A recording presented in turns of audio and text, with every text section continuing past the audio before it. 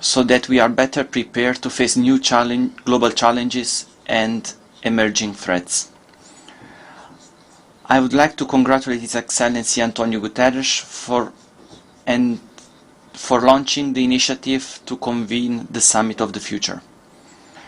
I take this opportunity to highlight with appreciation the exemplary work carried out by the Republic of Namibia and the Federal Republic of Germany, who co-facilitated the negotiation process for the adoption of the Pact for the Future.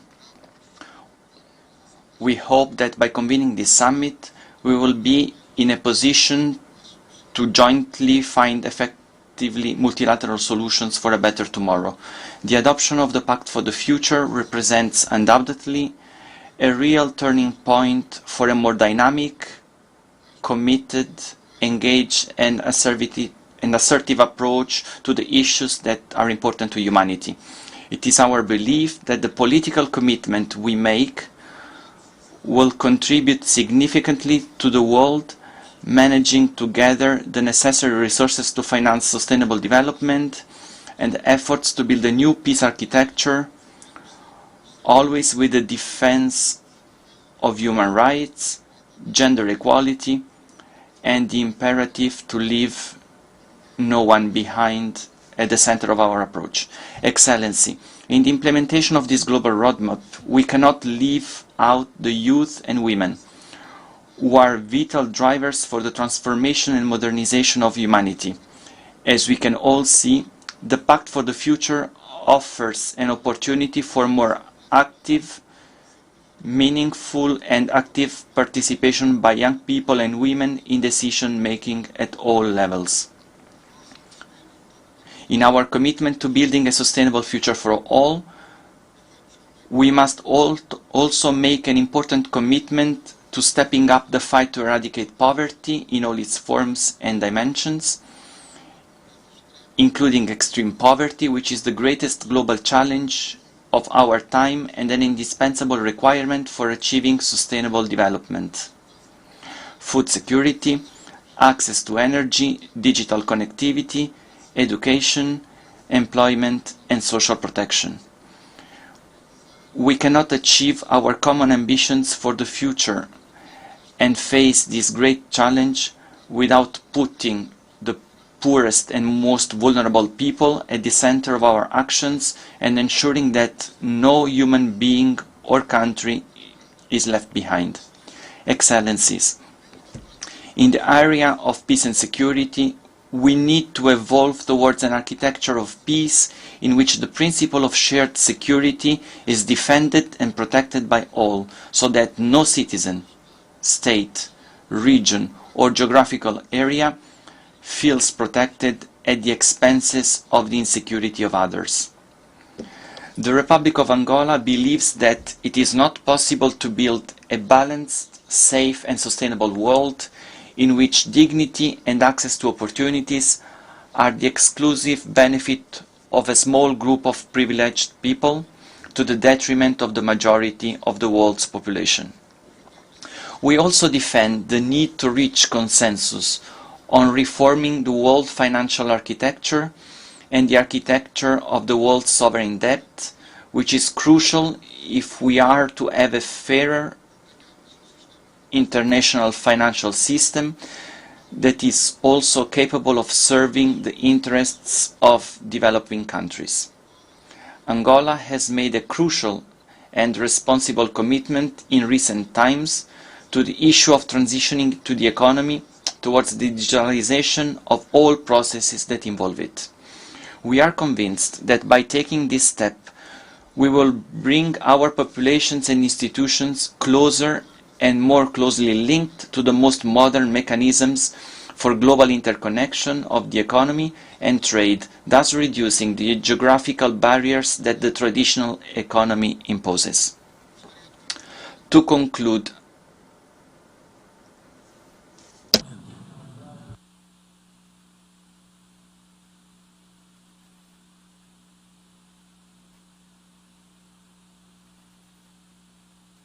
is not going anywhere.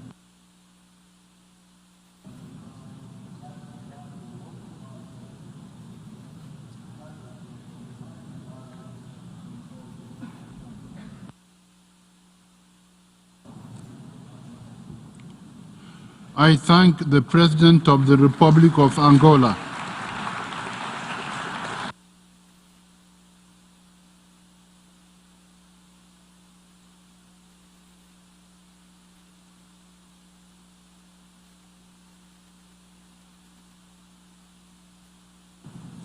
I invite His Excellency Pete Pavel, President of the Czech Republic, to address the Assembly.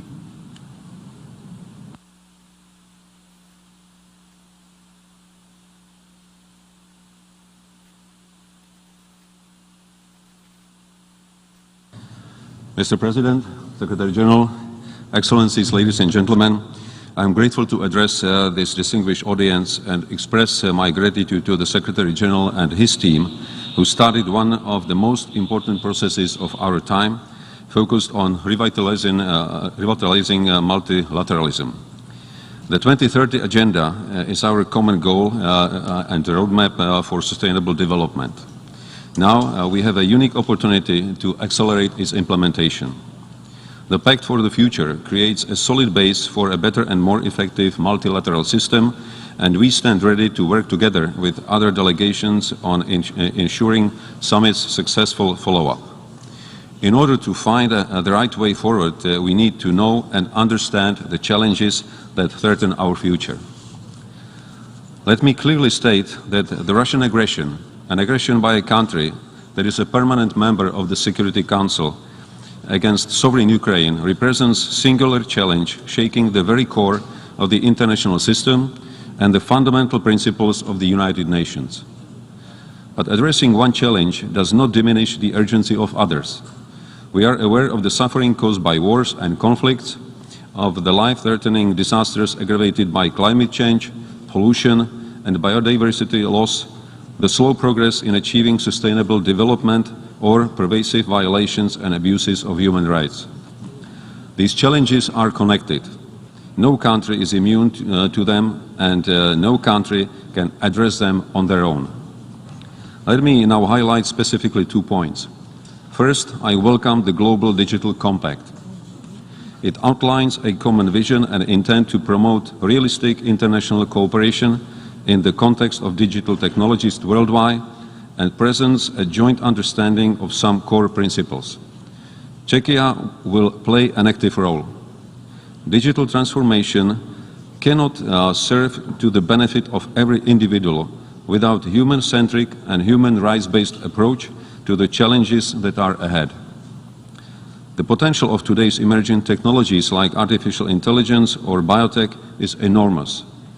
They will surely contribute to finding solutions to many of today's challenges. At the same time, greater technological dependence creates greater vulnerabilities. Therefore, I recently co-sponsored the launch of the Prague Geotech Summit, to be held every year at the GlobeSec Forum. Its aim is to foster dialogue between business, academia, and government, to contribute to our shared understanding of how to handle technology safely on a daily basis and protect ourselves against its misuse by malign actors, being it individuals, groups, or states. My second point concerns climate change. The current climate crisis and its far-reaching implications must be addressed in a comprehensive and integrated way through enhanced and effective multilateralism. The recent floods in Central Europe, probably worst in decades, are a clear reminder of the growing threat of climate-induced weather events. Czechia will continue to advocate for a stronger global response. Addressing climate change is more than one of the 17 Sustainable Development Goals. It is a threat multiplier with the potential to worsen some of humanity's greatest challenges, such as poverty, hunger, or health. We are ready to work with all international partners to ensure successful outcome of the next UN Climate Conference, to be held in November in Baku. Through our bilateral and multilateral development assistance, we implement a wide range of climate-related projects to help partner countries to mitigate and adapt to the impacts of climate change. Ladies and gentlemen, the outcomes of the Summit of the Future will only become effective if we fully implement them. And our work begins at home. The Czech historical experience with transition from authoritarian to a democratic state, from a centrally planned to a market economy, taught us many lessons. Ever since then, we have been striving to build upon the benefits of participatory decision-making, particularly youth engagement, rule of law, and accountable institutions as catalysts for a sustainable future for all. That work never finishes. To end with, I wish to confirm that Czechia joins others in demanding a tangible reform of the UN system.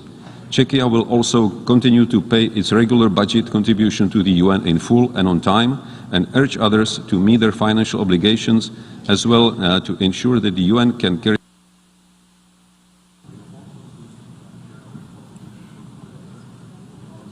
I thank the President of the Czech Republic.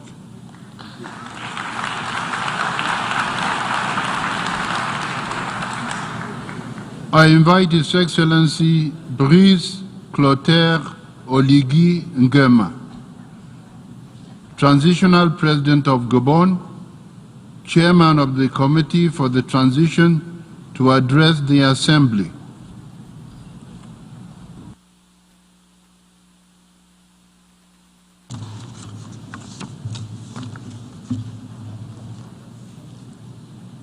Excellence. Excellencies, ladies and gentlemen, heads of state and government, Mr. President of the 79th session of the United Nations General Assembly, Mr. Secretary General of the United Nations, distinguished guests, ladies and gentlemen, on the occasion of this historic date, I wish to take this opportunity to voice my encouragement to the President of the 79th session of the General Assembly, His Excellency Philemon Yang, as well as all member states, on the convening of this important summit on the sidelines of the General Assembly. Like previous speakers, I wish to thank the co-chairs of the negotiations for their efforts. Since my assumption of office, the Committee for the Restoration of Institutions has demonstrated not just the desire to restore the fundamental rights of citizens, but also to implement meaningful reforms to improve people's living standards while upholding our international commitments. This process, an inclusive process, is a promise of hope through transparent and accountable governance, thereby enhancing trust between peoples and leaders. This spirit of national restoration is reflective of our commitment to multilateralism, which we view as a critical lever towards peace throughout the world. In terms of international peace and security, it appears evident to all that the United Nations Security Council needs to be reformed to reflect present-day realities and demands, and as well as challenges. Africa is an area where there are unfortunate conflicts taking place, needs to be proactively involved in these reforms. And to achieve this, there is a need for the reform of the international financial architecture with meaningful investments in the attainment of the Sustainable Development Goals. As we seek to leave no country behind, there's important need for all to have equitable access to financial resources. This requires the easing of debt and concessional financing opportunities, including concessions for the preservation of forests and the Debt for Nature initiative. International solidarity also requires scientific and technological innovations and cooperation to advance technological progress and to facilitate technology transfers.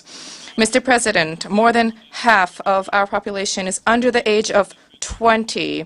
This is a challenge for our government in terms of planning for the future. For this reason, I warmly welcome our commitment towards the Pact for the Future to meaningfully enhance the participation of young people at the international level. Such a commitment requires meaningful investments in the development of international accessible educational systems, accessible to all, generating both entrepreneurship and jobs. Mr. President, ladies and gentlemen, I wish to emphasize that the Pact for the Future is a part of a solidarity, pragmatism, and cooperation.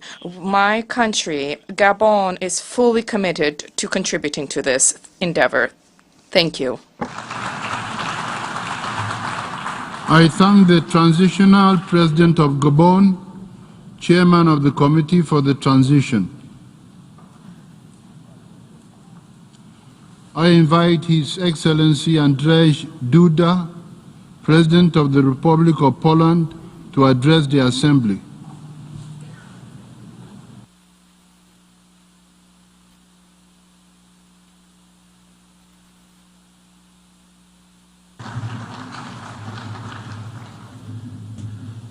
Mr. Secretary General, Your Excellencies, at the outset, let me thank the Secretary General for his initiative to convene this summit and all the countries facilitating the negotiations of its documents. We believe the summit provides a unique opportunity to reflect on the effectiveness of current structures in addressing key global challenges. We all can see significant shifts in international relations. The order based on international law and solidarity enshrined in the UN Charter is under serious threat. The global multilateral system has become in many ways dysfunctional and needs to be reformed. We cannot accept that those who challenge the order based on the UN Charter are gaining strength. Russia's aggression against Ukraine is a striking example. As a permanent member of the Security Council, Russia should uphold the UN Charter and the international law. However, by attacking a sovereign state, it has relinquished its responsibility. Consequently, Russia can no longer claim to be safeguarding the security of the international system and that of other nations. We must strive to improve the efficiency of the UN system. In order to restore faith in multilateralism and maintain peace and security, it is necessary to strengthen international law. Despite many reservations about the UN system, there is no better alternative to multilateralism. Today's global challenges are complex and require collective action, as individual states cannot address them alone. Commitment to multilateralism with the UN at its core is a cornerstone of Polish foreign policy. We are determined to defend the UN Charter and its principles. We advocate for fair global governance and the reinforcement of transnational organized criminal activities. In Ecuador, we are creating tangible and genuine opportunities for our youth so that they have alternatives to dignity and to improve their living conditions, the living conditions of their families and of all of Ecuadorian society through comprehensive public policy, scholarships, and financial incentives. We've taken decisions that have given us hope because that is the way to build an environment of safety and peace. In so doing, we are ensuring that every young person will contribute to the economic, social, and environmental development, a better future for our society. If we do not give our youth a country at peace, what future can we speak of? And therefore, I reaffirm at this global forum Ecuador's commitment to peace. We must promote multilateral and UN mechanisms to address the multidimensional crises, new global threats, destabilizing regions, eroding democracy and the rule of law, and reducing the opportunities for the well-being of our young citizens. There is an inseparable link between peace and development.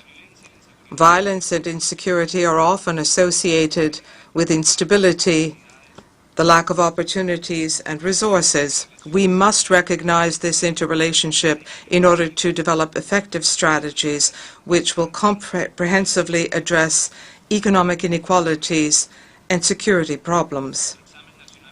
Our voluntary national review introduced 2 months ago at this UN revealed that 6 targets of SDG 16, peace, justice, and strong institutions, have synergies and interlink with 125 targets in the other SDGs.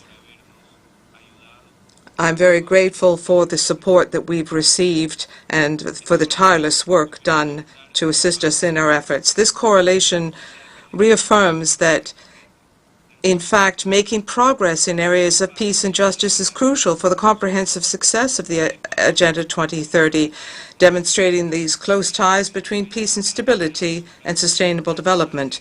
Ecuador is committed to accelerating implementation of Agenda 2030, and we have aligned our national development plan with the SDGs. We have achieved significant achievement in reducing poverty, combating child malnutrition, and contributing to care of the environment. Today, Ecuador reaffirms its commitment to continue to work closely with all countries of the world in order to make the Pact for the Future, adopted yesterday, a reality. I would also make a particular comment. I understand what is happening in our countries. What's happening in Latin American countries is happening in Africa. 40% of our people in our country are between the ages of 14 and 35. If we do not meet their basic needs, if we do not address the basic needs and concerns of our young people, we will not achieve Agenda 2030. If we do not think about educating our young people, ensuring jobs for them, it will be impossible for us to achieve this agenda. We have to have a clear vision. Our young people are not just the future, they are our tool for arriving at that future, ensuring balance and justice. The microphone has been cut off. I thank the Constitutional President of the Republic of Ecuador. I invite His Excellency Peter Pellegrini, President of the Slovak Republic, to address the Assembly.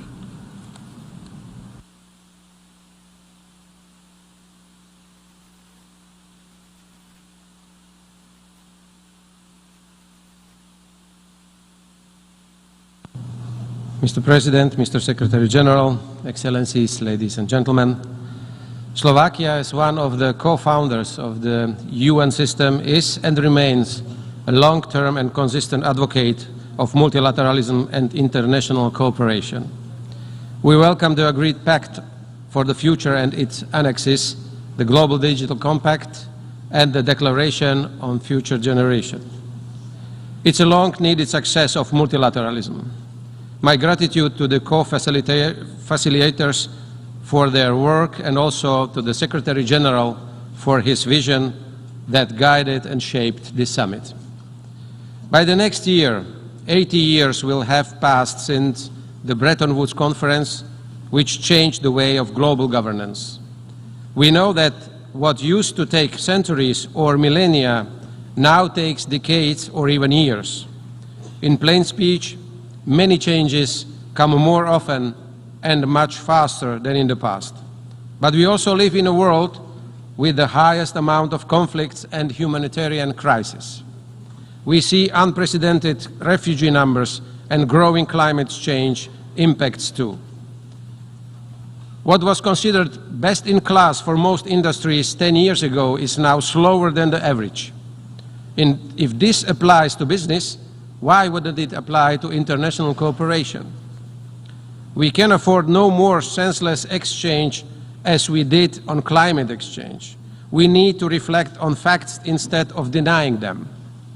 One of the most positive features of our time is huge data collection. Together with the rising AI technology, it gives us the power to see and do things based on facts and science. The flip side is the spread of disinformation and lies. Our policies have to reflect that our lives are increasingly transferred to the digital space. Our online identities become equally important as our physical identities.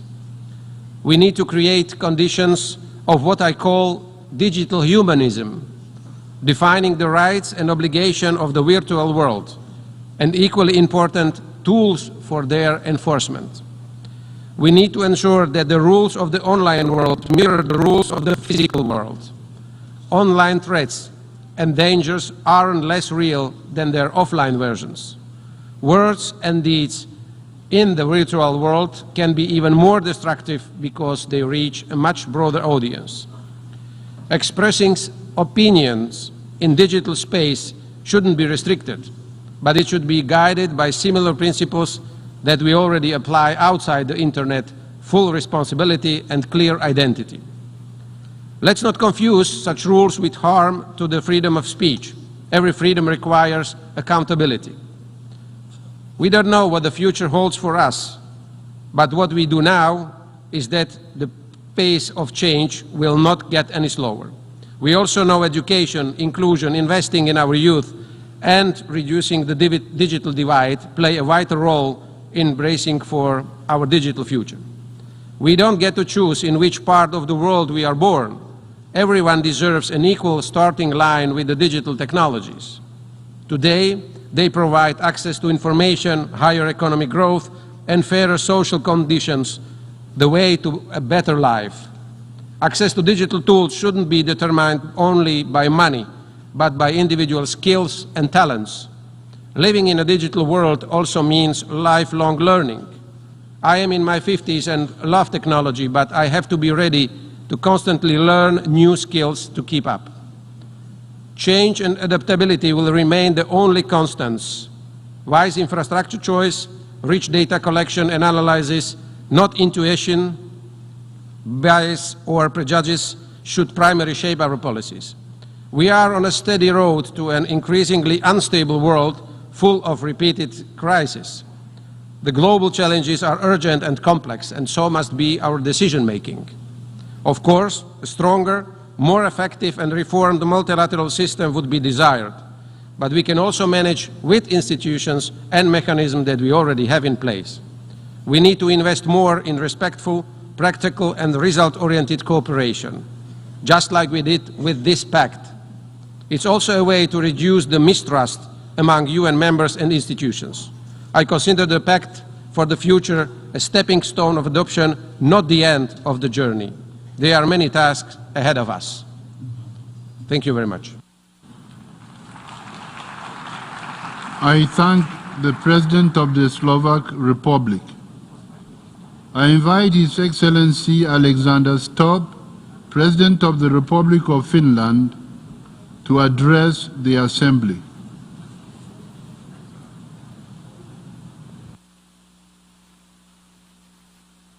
Chairman, ladies and gentlemen, you know, there are a lot of cynics outside of this room who are probably thinking, what's this pact on the future? I actually disagree with them. I think this is an extremely good pact. Why? Because in many ways it shows the difference between multilateralism and compromise and cooperation versus multipolarity and disorder. And in many ways I think we are witnessing the 1920, 1945 or 1989 moment of history. And do you remember in 1920 the League of Nations was a good idea, but it wasn't able to sustain peace at the end of the day. In 1945, 79 years ago when the UN was founded, it was a success. Why? Because we pooled sovereignty and tried to find common solutions to common problems. And I think that yesterday's pact shows that the UN works. I have two questions today. The first one is, what's the paradox of our times?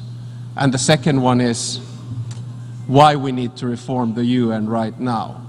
Now, the paradox of our time is that precisely at the moment when we need multilateral cooperation, we are reverting to multipolar, transactional disorder. And look where it's taking us. We're not achieving our sustainable development goals. We're not achieving our targets in the climate crisis. And we're witnessing 4 major wars simultaneously in Ukraine, Palestine, Sudan, and of course Syria. Now, I'm really worried. The problem is that we have a whole bunch of global goods, such as climate change, technology, sustainable development, immigration, and conflicts, which we cannot solve without the United Nations. And I actually think that the Pact on the Future gives us a lot of answers. My second question is, why do we need reform now? Now, a lot of those people who bash the United Nations, they often bash us here in New York because we're not achieving political results. And to a certain extent, they're right. But they forget that there's a part of the UN that works, and that's the agencies in Geneva. Now, of course, the main task of the UN Security Council is to preserve peace. And let's be honest, it has failed to do so.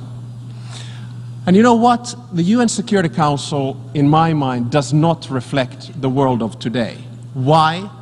Because there's no representation from Latin America, there's no representation from Africa, and there's only one country from Asia. And the thing is that if you want an institution to work, if you want to work within that institution, you need to feel that you have agency, that you work with it. So on Wednesday, I guess repetition is the mother of all wisdom, I will make 3 proposals for the reform of the UN Security Council. The first one is to expand it by 5 members, 1 from Latin America, 2 from Africa, and 2 from Asia. My second proposal is that the veto power of all permanent and non-permanent members of the Security Council should be scrapped.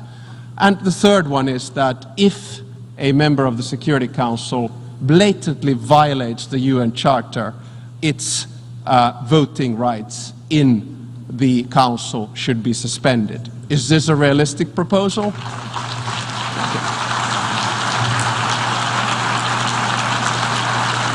I hope the chairman gives me extra time because of the applause. I much appreciate that. So I will then conclude. I come from a very small country, Finland. We lost 10% of our territory to the Soviet Union in World War II, but our success as a country, coming from one of the poorest countries in Europe, now managing quite well, is linked to the United Nations. So I understand the meaning of the United Nations and multilateral cooperation. This pact on the future gives us many good answers. Let's start implementing it. Thank you very much.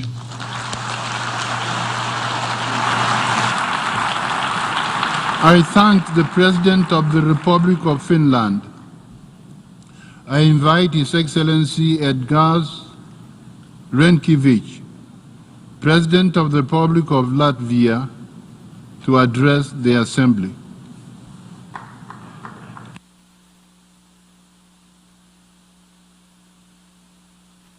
Your Excellency, President of the General Assembly, Excellencies, the world is changing, bringing along new opportunities and challenges for our societies. We need to be ready to adapt to the new realities. That is why we are all here, for our joint commitment to effective global cooperation, for our roadmap to collective action, the Pact for the Future. I would like to use this opportunity and thank Germany and Namibia for their leadership in steering the negotiations towards this ambitious outcome. Effective multilateralism is essential in an increasingly interconnected world. Global challenges, from climate change and pandemics to conflict and inequality, go far beyond national borders. The United Nations has a key role in tackling these challenges. Increase of threats to international peace and security are of particular concern. Building on the Secretary General's new agenda for peace, we need a new approach to the evolving security landscape. Achieving sustainable development for all and leaving no one behind are commitments we made back in 2015. The overall progress towards Agenda 2030 is too slow. We must be more decisive and bolder in our commitment to these goals. Allow me to highlight a few points. Digital and emerging technologies can help to reach our goal of sustainable future. The Global Digital Compact is our path to inclusive digital transformation, where human rights are the center. Our commitment to combat climate change and sea level rise must be carried out. For some countries, it is a matter of peace and security. For others, a question of their existence. Gender equality and empowerment of women is a requirement for sustainable development. Latvia is a strong advocate for the women, peace and security agenda, especially focusing on the elimination of war-related sexual violence. Full and meaningful participation of the youth in decision-making is very important. We must listen to the youth and deliver on our commitment to protect the generations to come. The United Nations is the core of multilateral system uniting all sovereign states. It has an essential role to maintain international peace and security. But the frameworks we have built need urgent revision. International institutions must become more representative. They must reflect today's political and economic realities. Latvia strongly supports the strive to improve the working methods of the Security Council. The permanent members of the Security Council must uphold their responsibility to protect peace and security, especially Russia, which continues to wage its brutal war of aggression against Ukraine. Ladies and gentlemen, if we deliver on these commitments and the Pact for the Future, it will echo through generations. Latvia is prepared to work towards safe, equal and sustainable future. Our commitment to the international rules-based order is driving also our bid for a non-permanent seat on the United Nations Security Council at the 2025 elections. Thank you. I thank the President of the Republic of Latvia. I invite His Excellency Emomali Rahmon, President of the Republic of Tajikistan, to address the Assembly.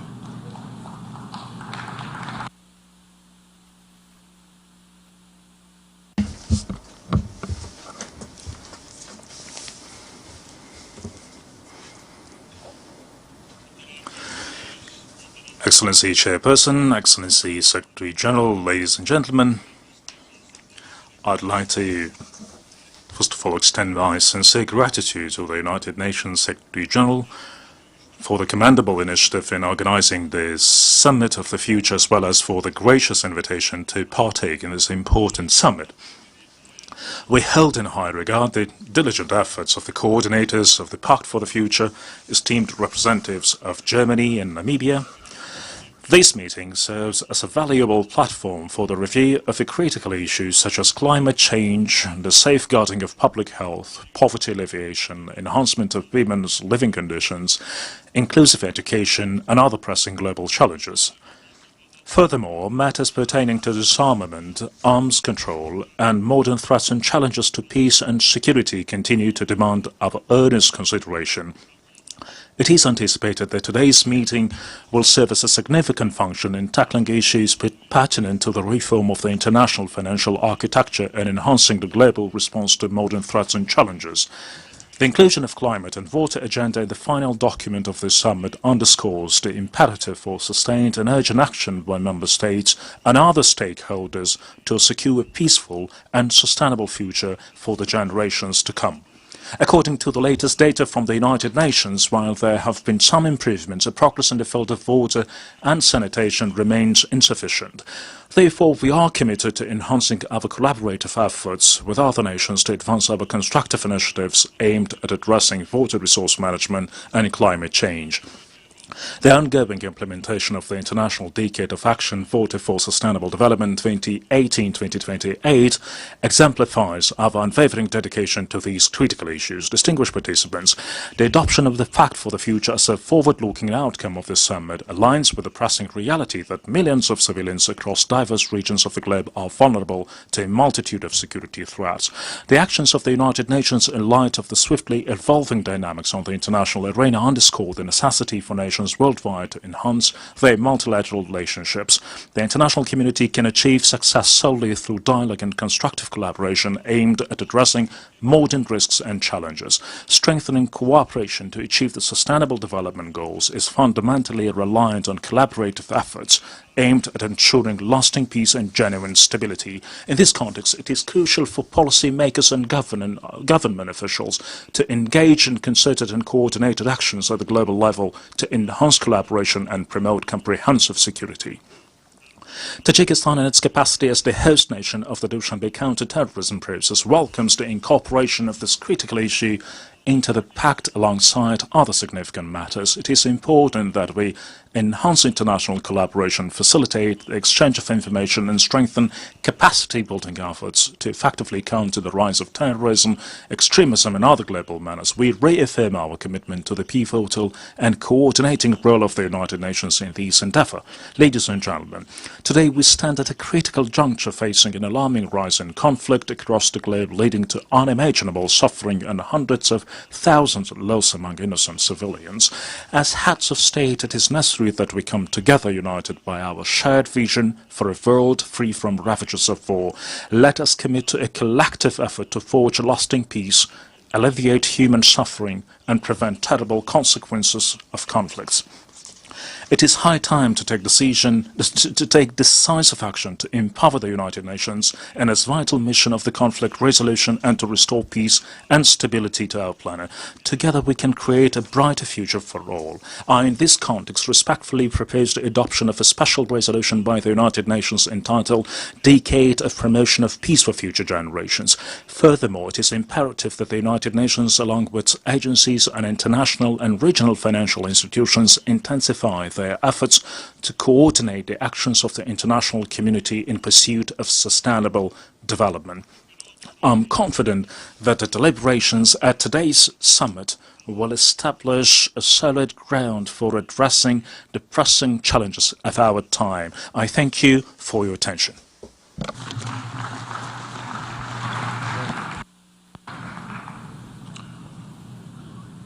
I thank the President of the Republic of Tajikistan.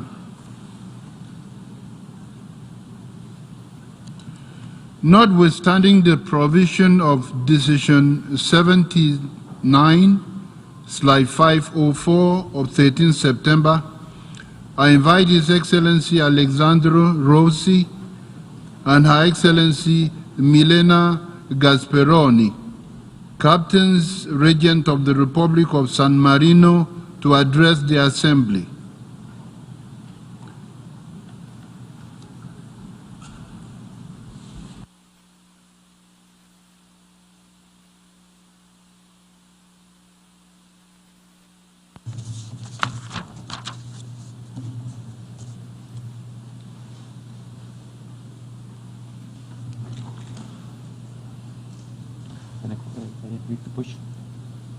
Okay.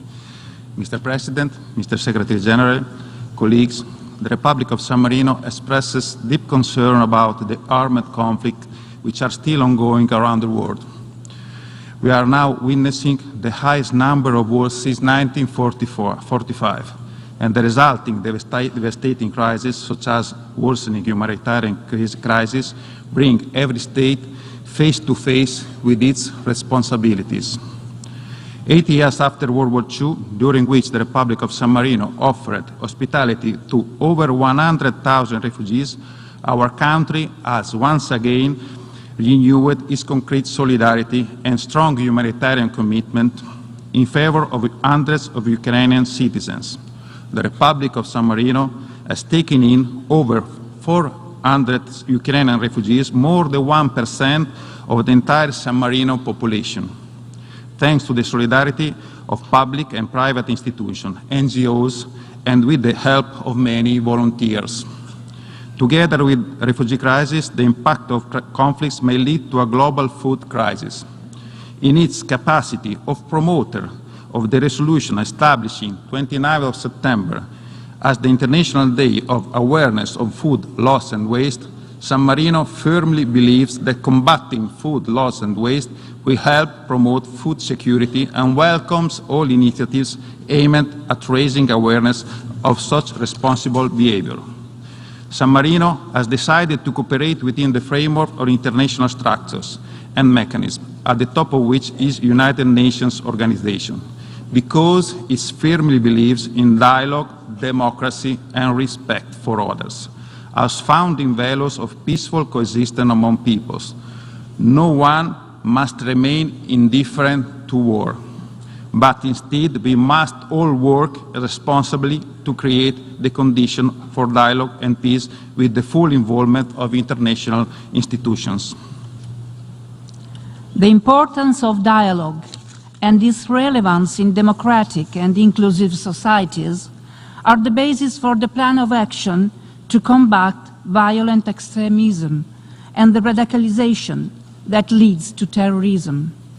The Republic of San Marino still remembers the outstanding work carried out by the late diplomat Guido Bellati Ceccoli with regard to the religious dimension of intercultural dialogue, which made our country an important point of reference on this subject and led to the opening in the Republic of a place of prayer and meditation for different types of spirituality.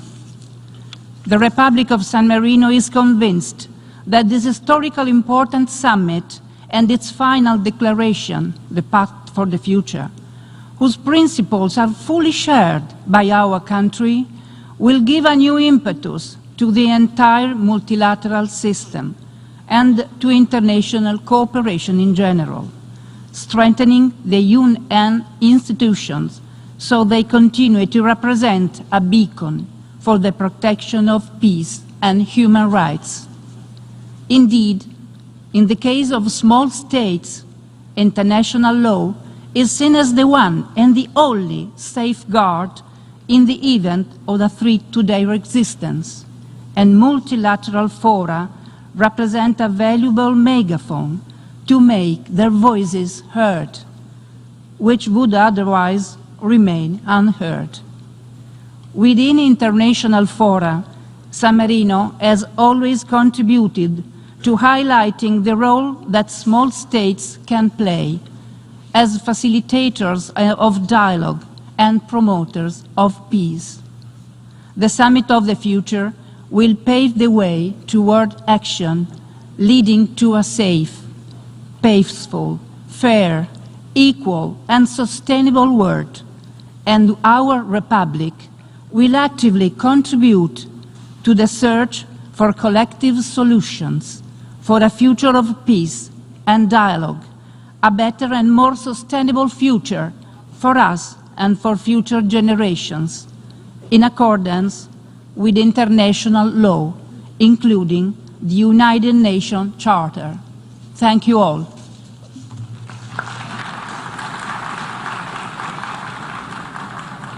I thank Captains Regent of the Republic of San Marino.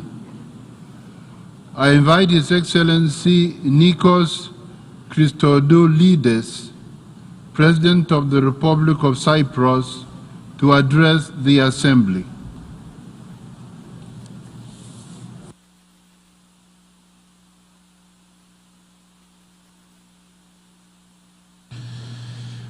Excellencies, distinguished colleagues, last year's summit marked the beginning of a new phase as we collectively committed to accelerating progress towards achieving the Sustainable Development Goals.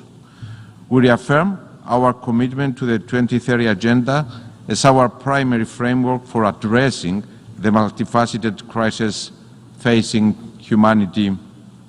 This year is another pivotal moment as we should reinvigorate global efforts to success a sustainable future for all. Climate change, inequality, and conflict are only some of the multiple challenges the world faces today.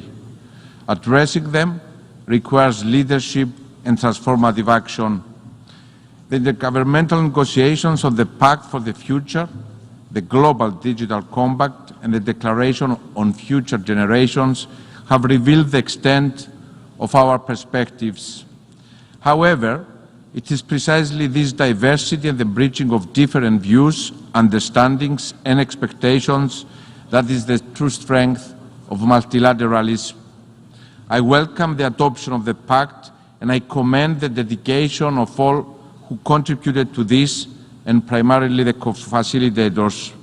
I truly believe that we can shape the future that reflects our shared values, even in complex negotiations. But our work does not end here. Ladies and gentlemen, as we move beyond this summit, Cyprus is ready to work alongside our partners in fostering collaboration between governments, intergovernmental organizations, civil society, and the private sector. In this interconnected world, networked multilateralism is essential. As a member of the European Union and the Asia-Pacific Group, and with strong ties to the small island developing states, Cyprus has a unique position, stands as a bridge between regions and perspectives. This vantage point equips us to better understand and address the concerns of our counterparts in Europe, Asia, the Pacific, and beyond. For Cyprus, climate change is not a distant threat. It is a reality. Droughts, rising sea levels, and extreme weather events affect our livelihoods and communities daily. Hence, we welcome the growing global commitment to addressing these urgent issues as reflected in the Pact for the Future. Dear colleagues, as a small island state, we are committed to working together alongside all UN member states to ensure the full enjoyment of human rights on equal footing. In this spirit of commitment, Cyprus has put forward its candidacy for the UN Human Rights Council for 2025-2027. Our focus will be on advancing the human rights of all, with particular attention to children, women, persons with disabilities, and other vulnerable groups. We will also promote cultural dialogue to bridge divides and combat discrimination. My country stands ready to continue collaborating with all UN member states, not only to defend human rights, but also to take concrete actions toward achieving the Sustainable Development Goals. Together, we have the power and the responsibility to turn these ambitions to reality and ensure future generations inherit a world defined by justice, sustainability, and peace. Thank you very much.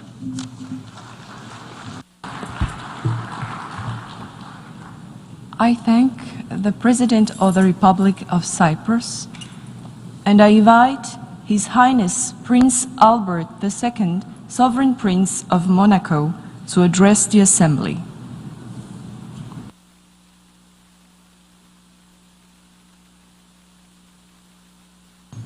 Excellences, Excellencies, I thank the Secretary-General, Mr. Antonio Guterres, for having convened this summit, which affords us a unique opportunity to consider the future which we want for our children, but also for our planet, our only home.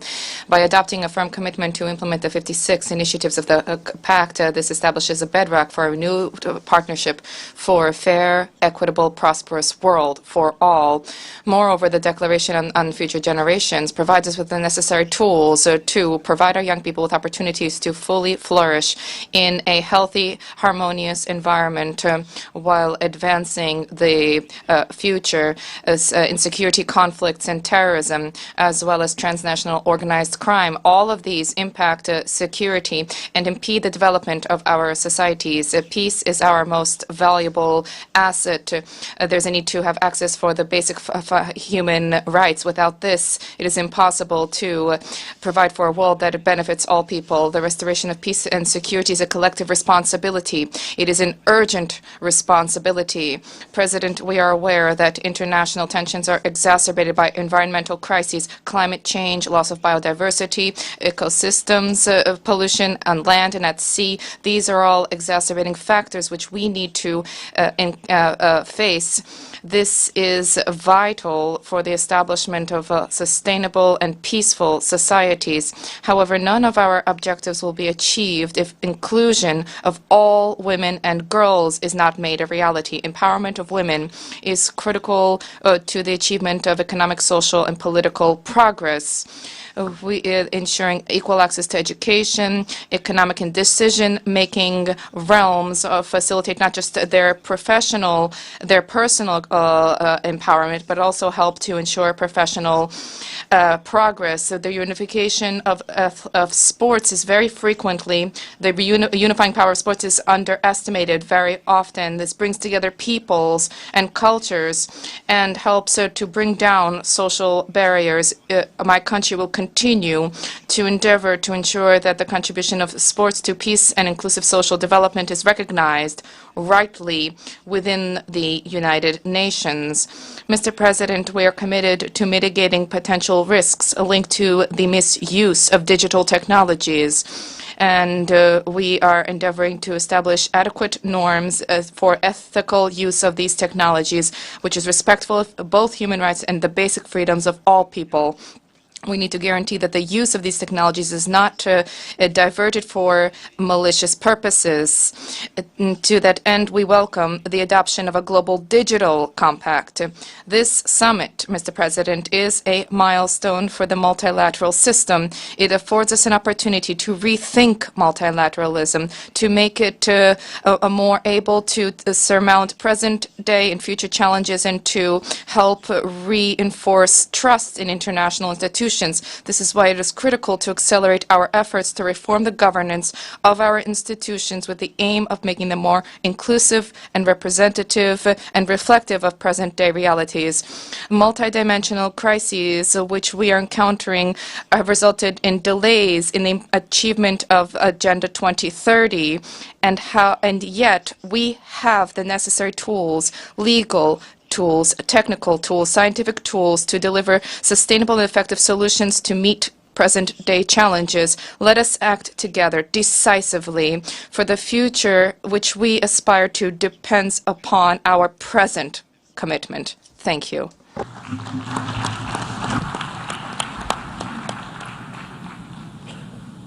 I thank the Sovereign Prince of Monaco, and I now invite His Excellency Wesley W. Semina, President and Head of Government of the Federated States of Micronesia, to address the Assembly.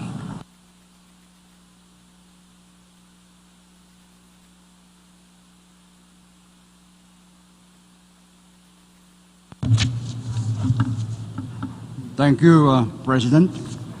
Ladies and gentlemen, esteemed colleagues, distinguished guests, I bring warm greetings from the people of the Federated States of Micronesia, as we say it back home, Kamorale. Micronesia has consistently voiced its concerns on the global stage, particularly in advocating for the reduction of greenhouse gas emissions in line with the 1.5 degrees Celsius pathway. We also championed initiatives to eliminate fossil fuel subsidies and transition away from the use of fossil fuels.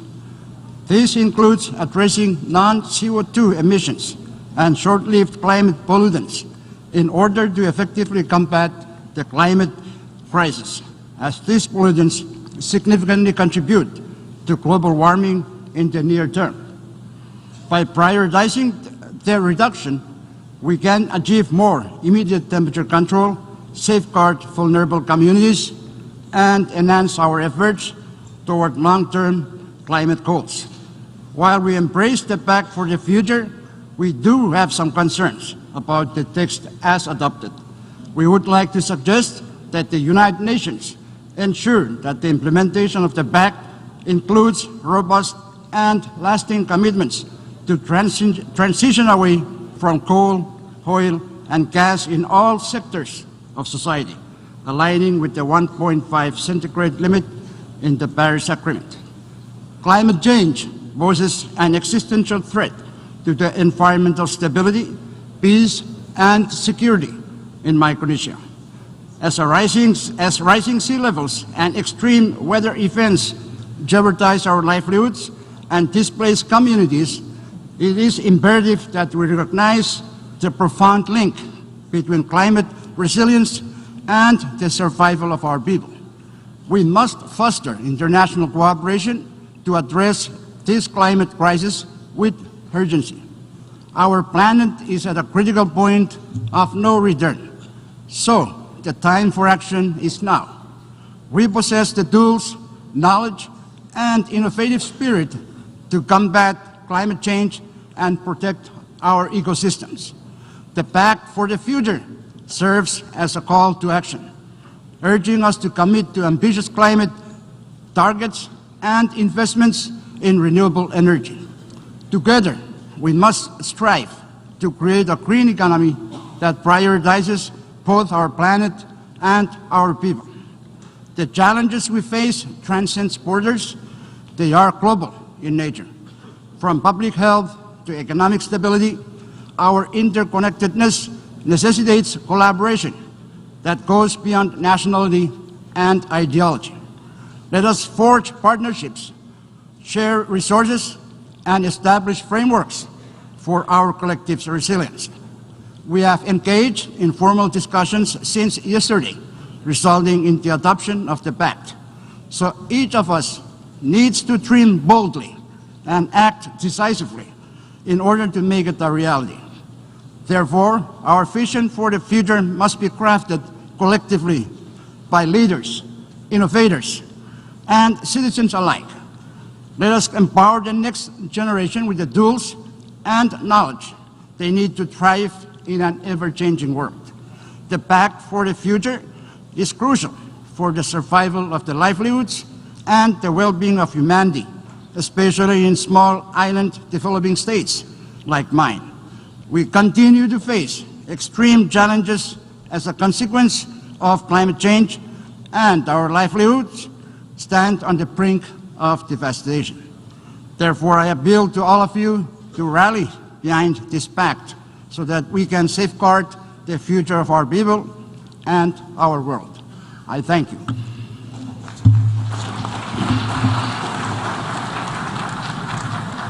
I thank the President and Head of Government of the Federated States of Micronesia. I invite His Excellency David Ranibok Adeyang, President and Head of State of the Republic of Nauru, to address the Assembly.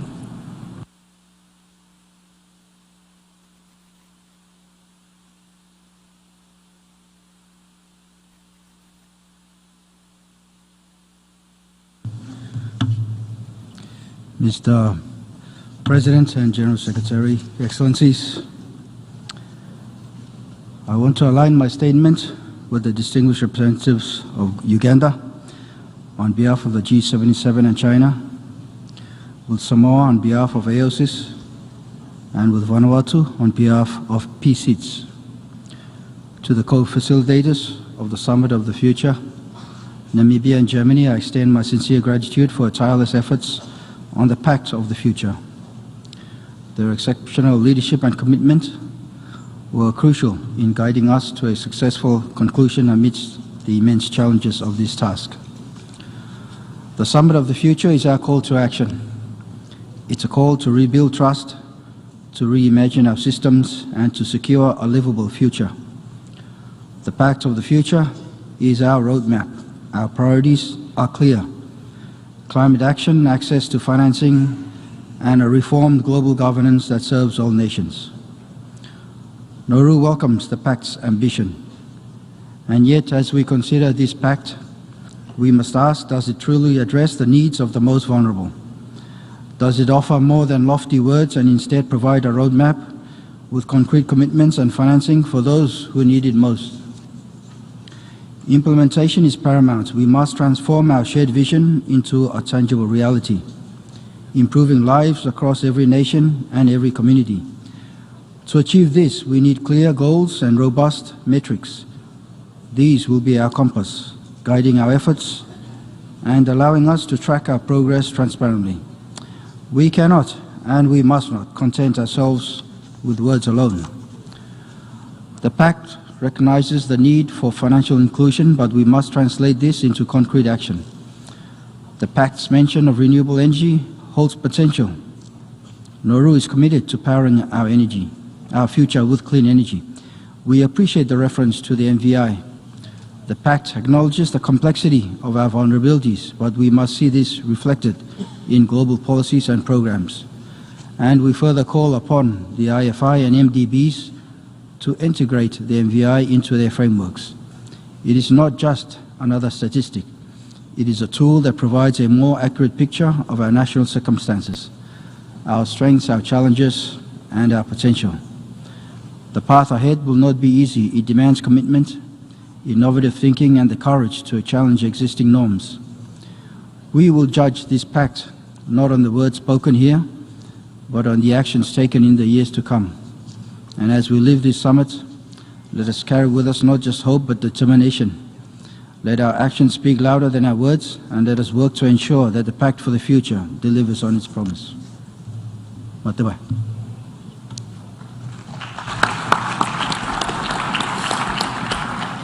I thank the President and Head of State of the Republic of Nauru,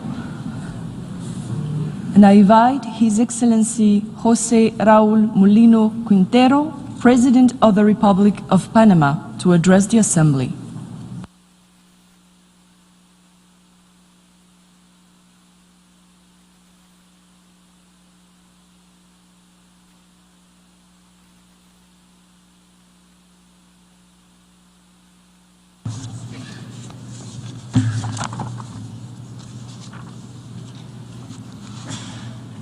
Muy buenos días. Good morning. Madam President, distinguished Secretary General, Excellencies. Today, I am addressing you on behalf of the Republic of Panama, a country of great strategic value located in the heart of the Western Hemisphere.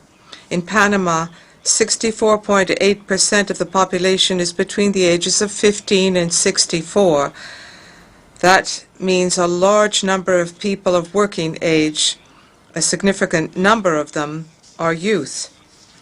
At the 75th anniversary of the United Nations, countries requested Secretary General Antonio Guterres to provide a report with recommendations to advance our common agenda. Many suggestions were made. However, there is one constant, according to the Secretary General.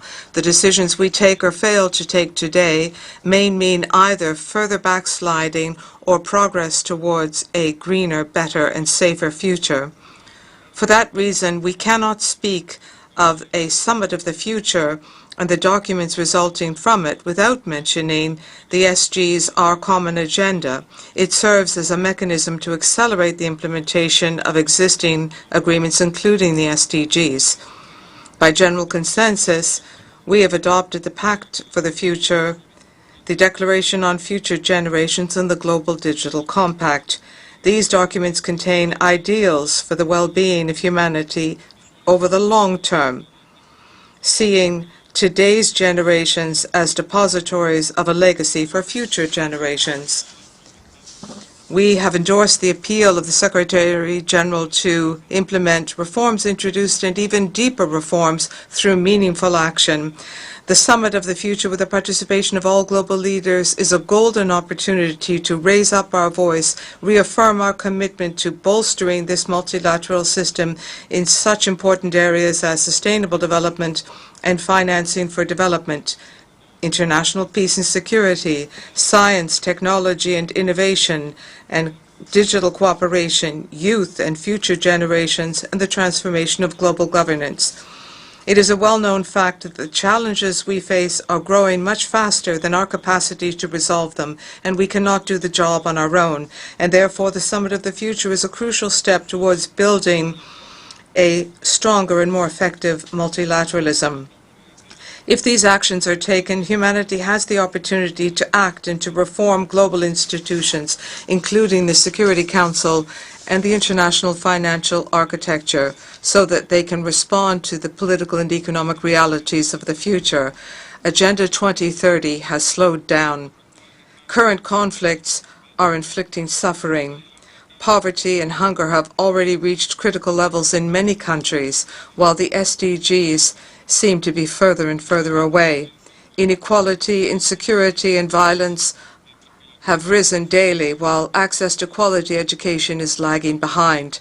Moreover, the growing fear of the use of nuclear weapons resulting from open conflicts is yet one more source of concern. We must not leave future generations a world of inequality, injustice, discrimination, misogyny, and racism in all its new forms. These attitudes erode good faith and trust of mankind. President, I cannot conclude without welcoming the proposals put forward in an effort to ensure greater political representation, transformative education, professional training, and continuous learning for our young people. The creation, the establishment of a UN Futures Lab, as well as the appointment of a UN Special Envoy to guarantee that budget and political decisions take account of repercussions on future generations are imperative. Panama is a country which has cemented its international relations in dialogue, peace, and multilateralism, is committed to strive to comply with these actions stemming from the Pact for the Future. Our young people, our children, are important to us, and we listen to them always. They are the ones who will shoulder this responsibility to fulfill these actions, and that is why we have met here, to take the first step. Thank you. I thank the President of the Republic of Panama, and I invite Her Excellency Hilda Heine, President of the Republic of the Marshall Islands, to address the Assembly.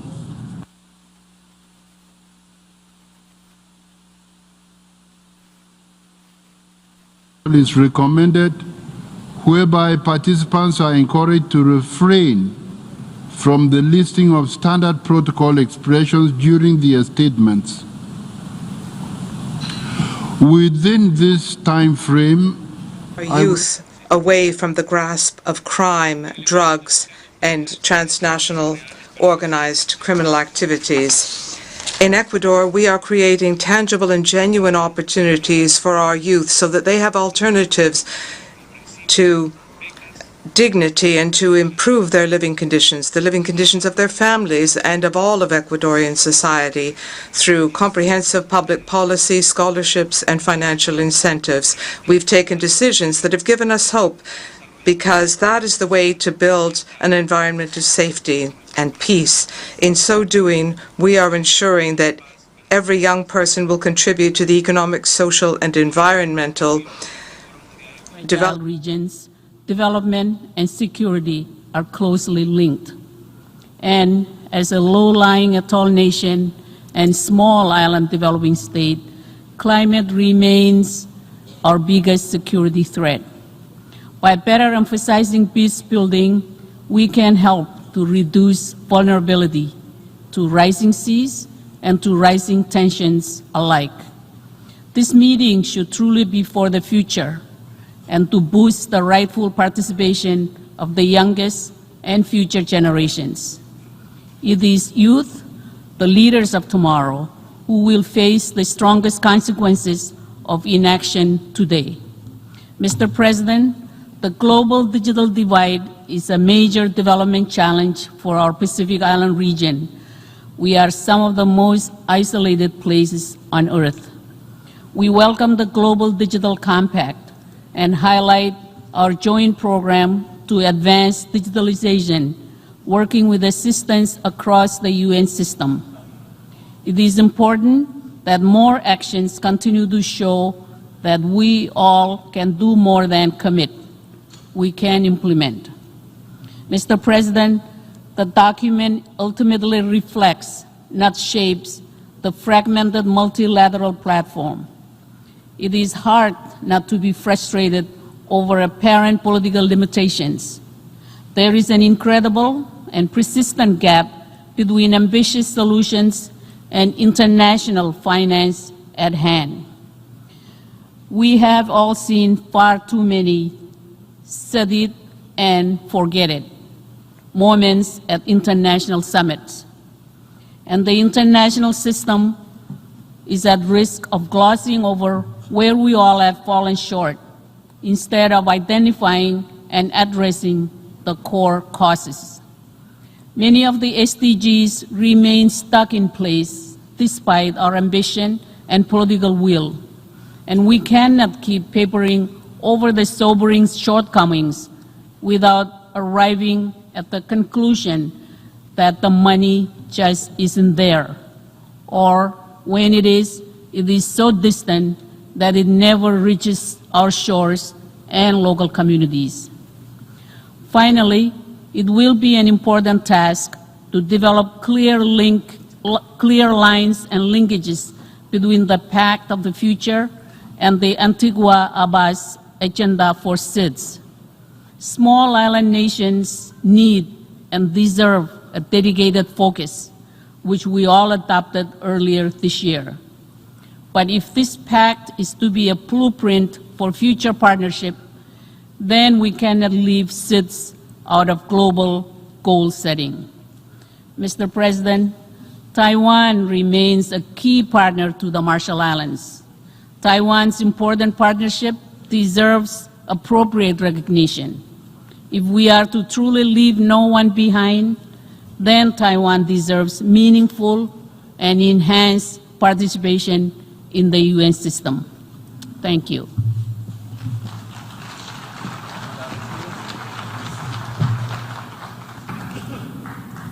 I thank the President of the Republic of the Marshall Islands, and I invite His Excellency Surendra Semo Whips, President of the Republic of Palau, to address the Assembly.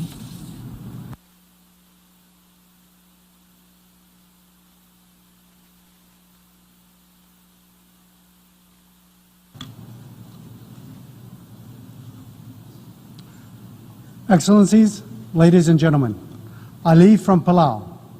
Our tradition of BULL, a sustainable resource management practices rooted in conservation and social order, has guided us toward sustainability for centuries, protecting our natural resources for future generations. As the least contributors to climate change, we face its harshest effects. Rising sea levels and extreme weather threaten our hospitals, schools, and food security, putting our children's future at risk.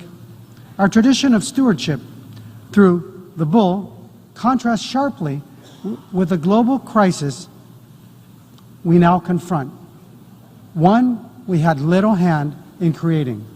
The fossil fuel addiction has worsened inequality and poverty. By returning to our traditions of the BULL, sustainable ocean resource management, coupled with science and technology, we can lift our people out of poverty, restore balance to our ecosystems, and effectively combat climate change. We appreciate international funding for climate resilience. However, the burdensome requirements make it inaccessible. Financing tailored to special circumstances of SIDS is critical for effective climate action. The SDGs represent our vision of a world free from poverty and conflict. However, global progress is falling short, with only 15% of the targets on track and 37% regressing. The reality is particularly challenging for small island states with limited resources. World leaders need to take decisive action, and corporate leaders need to integrate sustainability into their business practices. Despite our challenges, we have made significant strides in accelerating sustainable development, and education has always been a top priority, and we have successfully improved access to education and vocational training by implementing online learning options for students in rural areas and expanding vocational programs. To address food security and combat NCDs, we have launched Kailangan Alet, Our Food is Our Responsibility, the initiative which aims to boost domestic food production and reduce food imports from 80 to 60% by 2030. Additionally, we are building a national fishing port to support fisheries, maximize the value of our tuna fisheries, and foster a thriving, sustainable blue economy. Building our protected areas network and our Palau National Marine Sanctuary, we are implementing a multi-sectoral marine spatial planning approach to achieve 100% effective ocean management, prioritizing conservation of domestic fishing zones and tourism sites based on science, data, and traditional knowledge. Aligning with the goal of 30 by 30, we are collaborating with other Pacific islands and partners to discuss a regional ocean protection and production measures, recognizing the power of collective action, the Unlocking Blue Pacific Prosperity, which was launched at COP28, which aims to create a regional movement that promotes 100% effective ocean management, resilient food systems, and sustainable financing for development. Investments are underway, and we call for even greater investments to ensure its full potential is realized. As a big ocean state, we are deeply connected to the ocean. A healthy ocean means a healthy planet. And now more than ever, we must resist the temptation to rush into deep seabed mining, which threatens irreparable harm to our ocean, and the technologies heralded as part of the green transition must not turn our largest carbon sink, the ocean, into a casualty of short-sighted greed. If we can send people to space, surely we can innovate to meet our energy needs without exploiting the seabed and engaging in other destructive practices. We acknowledge Taiwan's valuable contribution to global sustainable development and technical cooperation. The irony of this year's UN General Assembly's theme, leaving no one behind, is starkly evident.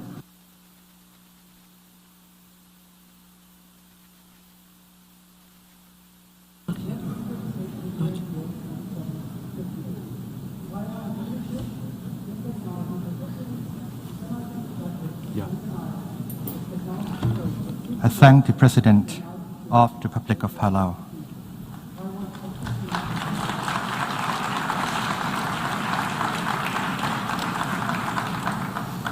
I invite His Excellency Fare Esonsina Nasinka, President of the Tongolese Republic, to address the Assembly.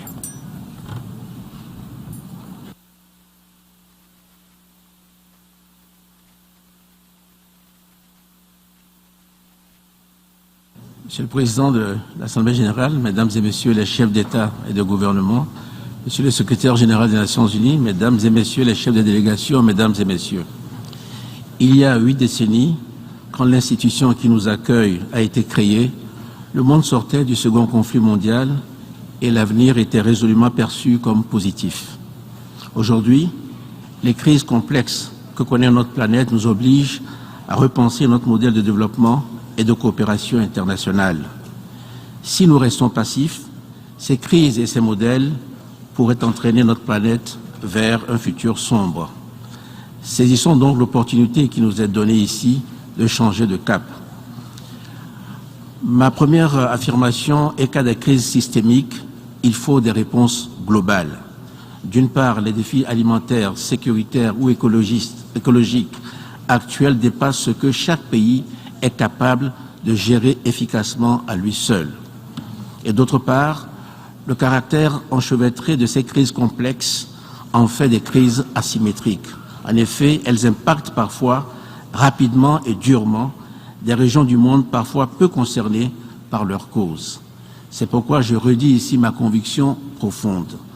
Face à ces menaces globales, il n'y a d'avenir meilleur que pour les générations actuelles et futures que dans l'action collective et coordonnée de nos États. Et cette action collective doit se mener à l'intérieur de cadres politiques mondiaux rénovés. Car le multilatéralisme lui-même doit être repensé. La gouvernance de nos institutions mondiales est à de nombreux égards obsolète.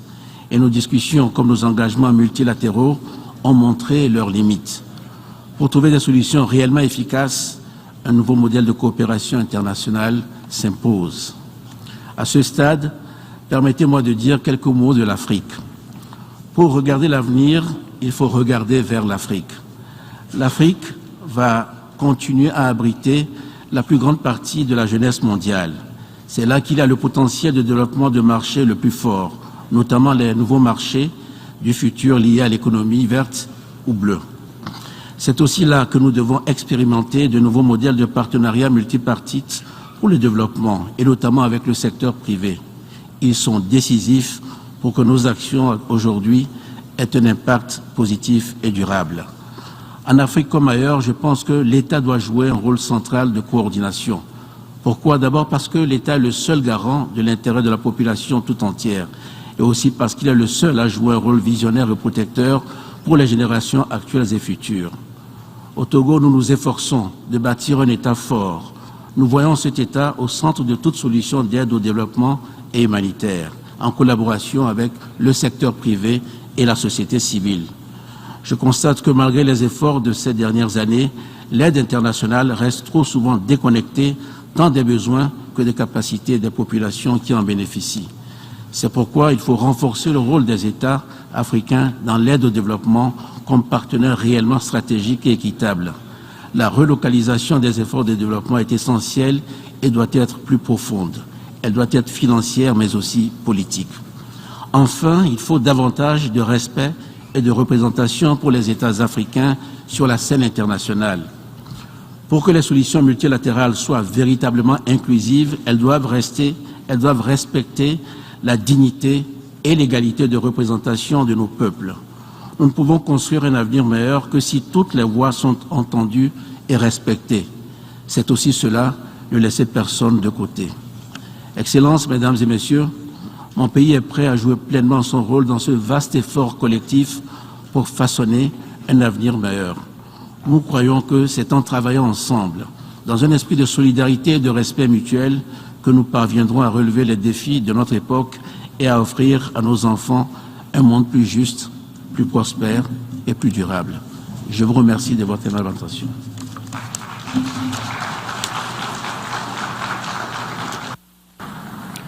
I thank the President of the Togolese Republic. I invite His Excellency Tiemoko Melie Kone, Vice President of the Republic of Côte d'Ivoire, to address.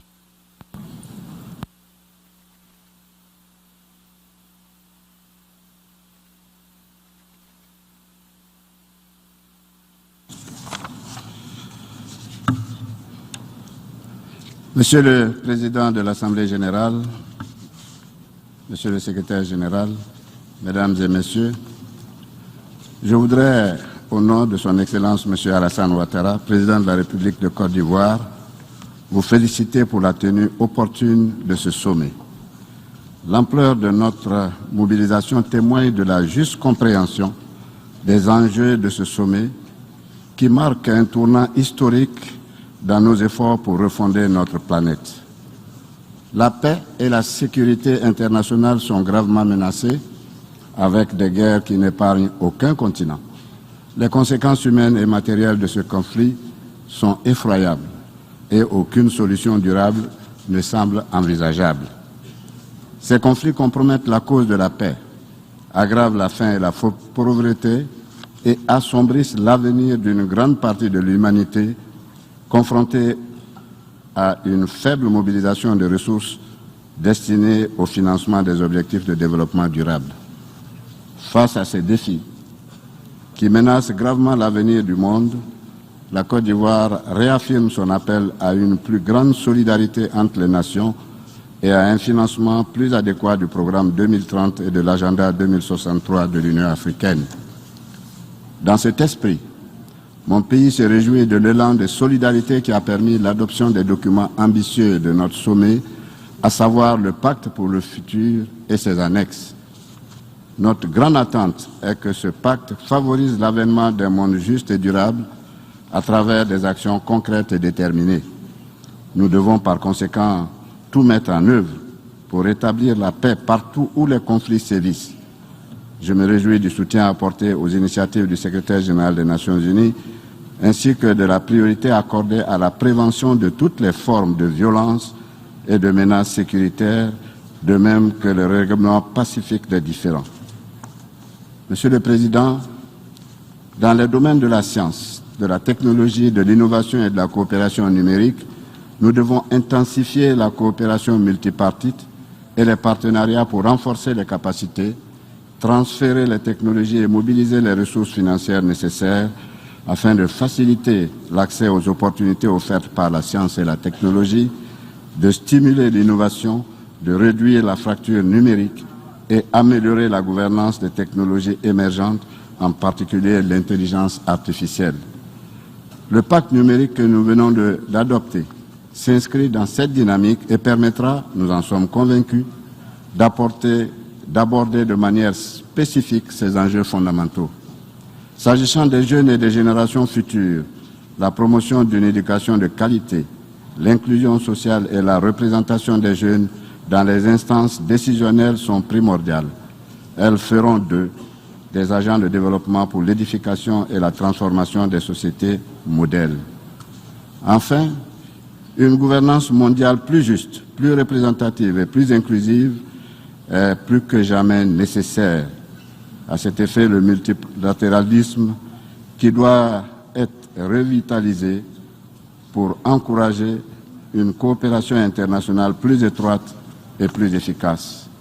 L'heure est donc venue d'adapter les institutions financières internationales et la gouvernance mondiale aux réalités actuelles, tout en veillant à accorder une attention particulière à la modernisation des Nations Unies, notamment à la réforme du Conseil de sécurité. Monsieur le Président, la Côte d'Ivoire fonde un réel espoir à la mise en œuvre effective des recommandations de ce sommet, dans l'intérêt des jeunes générations et pour un avenir de paix et de prospérité pour tous. Je vous remercie de votre attention. Thank the President. As the Vice President of the Republic of Cote d'Ivoire, I now invite His Excellency Teodoro Obiang Nguema Umbasoko, Vice President in charge of National Defense and State Security of the Republic of Equatorial Guinea, to address the Assembly. Muchas gracias, señor presidente. Toma la palabra en nombre y representación de Su Excelencia Obiang Nguema, presidente de la República de Guinea Ecuatorial. Para antes, felicitar al secretario general y al presidente de la Asamblea General por esta iniciativa de convocar esta cumbre del futuro, en la que vamos a adoptar el Pacto del Futuro. Tenemos hoy la oportunidad de reunirnos en un momento crucial de nuestra historia, en un momento en el que las decisiones que tomamos en el marco de este pacto definirán el futuro de nuestras naciones y de la comunidad internacional en general. Señor presidente, a nuestro entender, es poco probable alcanzar el futuro que todos aspiramos si no tomamos en cuenta el papel crucial de África, con su rica diversidad y vastos recursos. África representa tanto un desafío como una oportunidad en esta búsqueda de un futuro basado en la paz y seguridad. El silencio de las armas, el multilateralismo, la inclusividad, la financiación de un desarrollo sostenible, inclusivo e equitativo, asegurando que ningún país se quede detrás.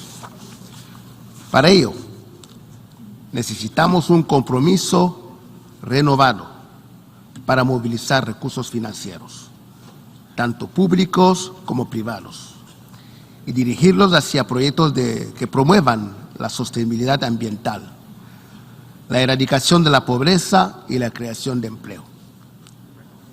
La cooperación internacional es esencial para construir infraestructuras resilientes y sostenibles que beneficien a todas las generaciones. No puede haber un futuro mejor si no combatimos las injerencias, las sanciones y demás medidas coercitivas unilaterales, el racismo, las tentativas de desestabilización, las actuaciones neocolonialistas y mecanismos similares, así como las presiones y bloqueos que no hacen más que obstaculizar el desarrollo de otros países y regiones, sobre todo el sur global. Señor Presidente, este pacto del futuro que vamos a adoptar debe descansar sobre los hombros de nuestros jóvenes. Ellos son el futuro de nuestras naciones y, por tanto, debemos invertir en su educación, salud y bienestar, empoderándolos para que sean agentes del cambio. En conclusión, la cumbre del futuro es una oportunidad para renovar nuestros compromisos con los principios de la Carta de las Naciones Unidas y para trabajar juntos hacia un mundo más pacífico, próspero y seguro. Guinea Ecuatorial apela a todos los países, tanto del norte global como del sur global, para que unamos nuestras fuerzas y construyamos un futuro en el que cada persona, sin importar su origen, raza, género o credo, pueda vivir con dignidad y esperanza. Muchas gracias.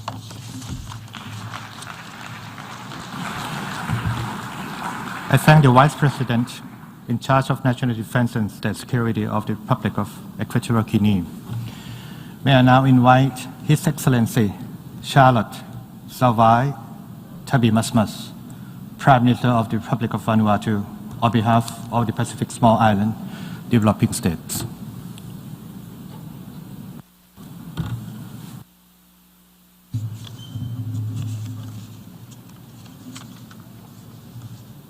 Mr. President, Excellencies, Head of the States and Governments, Mr. Secretary General, distinguished delegates, ladies and gentlemen, I have the honor to deliver this statement as the Chair of the Pacific Small Island Development States represented in New York. We align ourselves with the statement delivered by Uganda on behalf of the Group of 77 and China, Samoa on behalf of AOCs, and Tonga on behalf of the Pacific Island Forum. We are on the front line of the climate crisis. The lives, livelihoods, security and well-being of our people are threatened by the rising tides of inactions. We are here today to merely exchange words, but to forge a pact for the future, a pact that will determine the fate of our planet and the lives of the generation yet unborn. Excellencies, proceeds endorse the intended outcomes of this summit. We understand that the pact for the future, the Declaration on Future Generations, and the Global Digital Compact are more than just a document. They are a blueprint for a world which is equitable, sustainable, and resilient. These frameworks demand transformative multilateralism, urgent climate actions, and the responsible use of digital technology. The stakes could not be higher. As a small island developing state, we confront the devastating impact of climate change every day.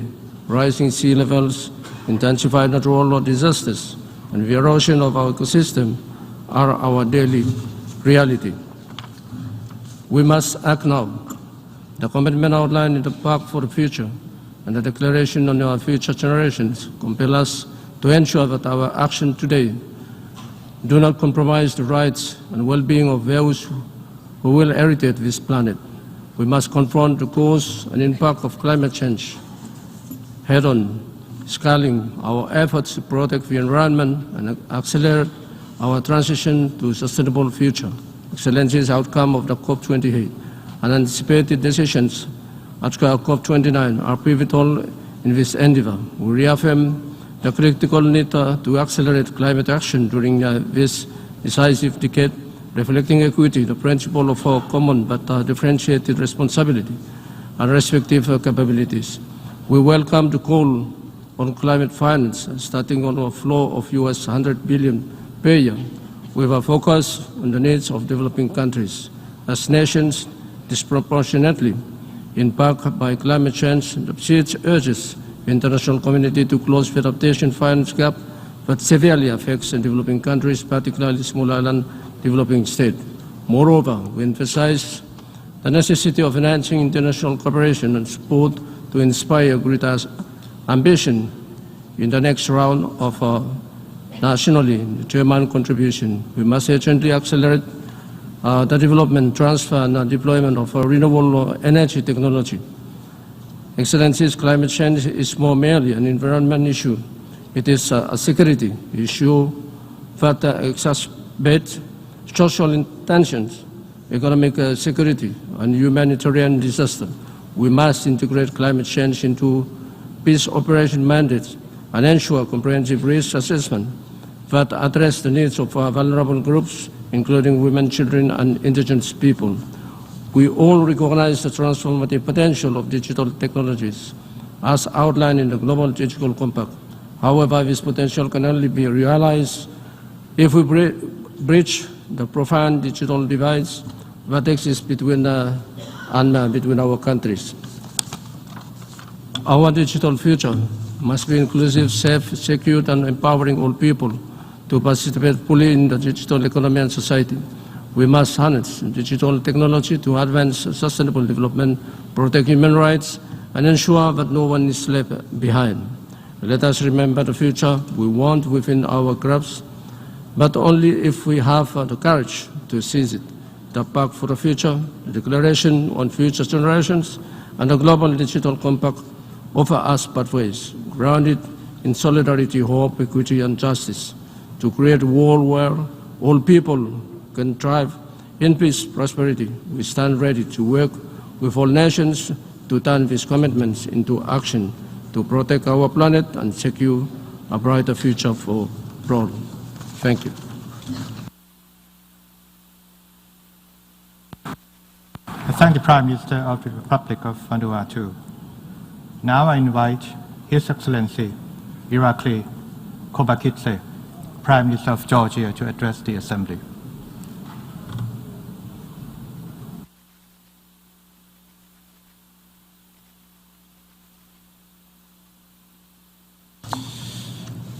Dear Mr. President, esteemed guests, 3 years ago, in our common agenda, the Secretary General proposed a summit of the future, aiming to promote a new global consensus on delivering a better present and safeguarding the future for generations to come. Today, that vision is realized as we gather, united in our commitment to rebuild trust and seek multilateral solutions for a better tomorrow. In today's increasingly complex and rapidly evolving world, achieving a fairer future is more pressing than ever. We face unprecedented challenges, from the lingering effects of the pandemic to persistent conflicts and deepening socioeconomic disparities, humanitarian crisis, and the escalating threat of climate change. As a result, the world is not on track to meet the goals we have set for ourselves. The Secretary General's recent report on progress towards the Sustainable Development Goals shows that only 17% of SDG targets are on course to be achieved. In the light of these overwhelming global issues, this summit presents a unique opportunity to demonstrate the power of effective global cooperation and multilateralism. Its outcomes will significantly advance the 2030 agenda, aligned with the declaration of the SDG Summit. At this crucial moment, Georgia stands ready to unite with the international community in this shared endeavor. The Pact of the Future offers us a chance to to transform the success of this summit into meaningful, lasting transformation. It sets out a more effective course leading to specific and sustainable progress for future generations. In this spirit, we welcome the adoption of the pact, including the Global Digital Compact and the Declaration on Future Generations annexed to the pact, and we look forward to its swift implementation. It is clear that peace and security are the foundations of human rights and sustainable development. In a world marred by conflicts, aggressions, and forced displacement, the pact represents a crucial path forward, promoting global peace and security through adherence to the UN Charter and international law, strengthening accountability, and ending impunity. By following this path, we will uphold human rights and achieve sustainable development. In our digitized world, where technology presents both tremendous opportunities and challenges, the Global Digital Compact should serve as a roadmap towards an open, secure, and inclusive digital future. Global digital cooperation is key to leveraging the advantages of cutting-edge technologies, promoting human rights online and offline, and eliminating the risks posed by the misuse of technology. We believe it's essential to incorporate the viewpoints of future generations into our policy frameworks, ensuring that the long-term impacts of our actions are considered.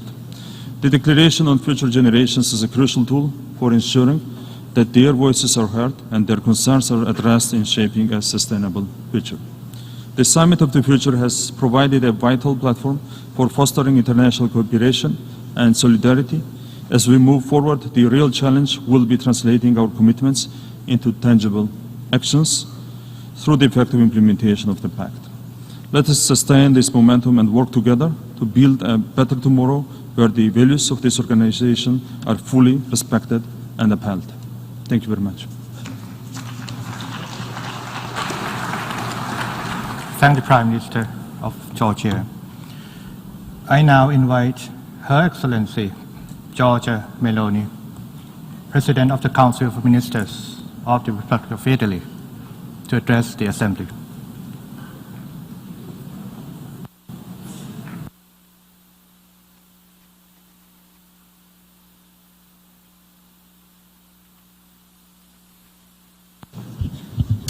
Signor Segretario Generale, cari colleghi delegati, il patto che abbiamo sottoscritto è il frutto di un articolato processo negoziale per il quale ci tengo a ringraziare il Presidente dell'Assemblea Generale, i negoziatori e ovviamente tutti gli Stati membri. E la fase che si apre ora, quella dell'attuazione, è chiaramente più complessa ma decisamente più decisiva. Le sfide che la storia ci ha messo di fronte sono sfide numerose e multiformi: il cambiamento climatico, le disuguaglianze sociali ed economiche, le crisi umanitarie e sanitarie, la criminalità transnazionale, i conflitti armati a partire dalla inaccettabile guerra di aggressione russa nei confronti di una nazione sovrana come l'Ucraina, che rendono sempre più precaria la sicurezza internazionale. Di fronte a uno scenario così complesso noi non abbiamo altra scelta che quella di agire. Penso che sia evidente a tutti che viviamo in un tempo di crisi. Però le crisi nascondono sempre anche un'opportunità. Del resto la parola crisi deriva dal greco krisis, che significa scelta, decisione. Le crisi costringono a mettersi in discussione, costringono a schierarsi, non consentono di tentennare. Sappiamo tutti che nessuno Stato può efficacemente governare da solo le sfide di questo tempo. Per questo l'Italia è una convinta sostenitrice del multilateralismo e della sua istituzione più rappresentativa, che sono le Nazioni Unite, il luogo nel quale ogni voce viene ascoltata, il luogo nel quale siamo chiamati a imparare, a capirci e a rispettarci. Chiaramente ogni organizzazione è efficace se le sue regole sono regole giuste e condivise. Per questo noi siamo convinti che qualsiasi revisione della governance delle Nazioni Unite, particolarmente per quello che riguarda il Consiglio di sicurezza, non possa prescindere dai principi di eguaglianza, democraticità, rappresentatività. La riforma ha un senso se viene fatta per tutti e non solamente per alcuni. Non ci interessa creare nuove gerarchie e non crediamo che esistano nazioni di serie A e nazioni di serie B. Esistono le nazioni, con le loro storie, con le loro peculiarità e con i loro cittadini che hanno tutti gli stessi diritti, perché gli individui nascono tutti liberi e uguali. Significa anche che dobbiamo pensare in modo nuovo la cooperazione tra le nazioni. L'Italia lo ha fatto, per esempio, con il piano Mattei per l'Africa, un piano di investimenti pensato per cooperare con le nazioni africane attraverso un approccio che non è né paternalistico, né caritatevole, né predatorio, ma basato sul rispetto e sul diritto per ciascuno di poter competere ad armi pari.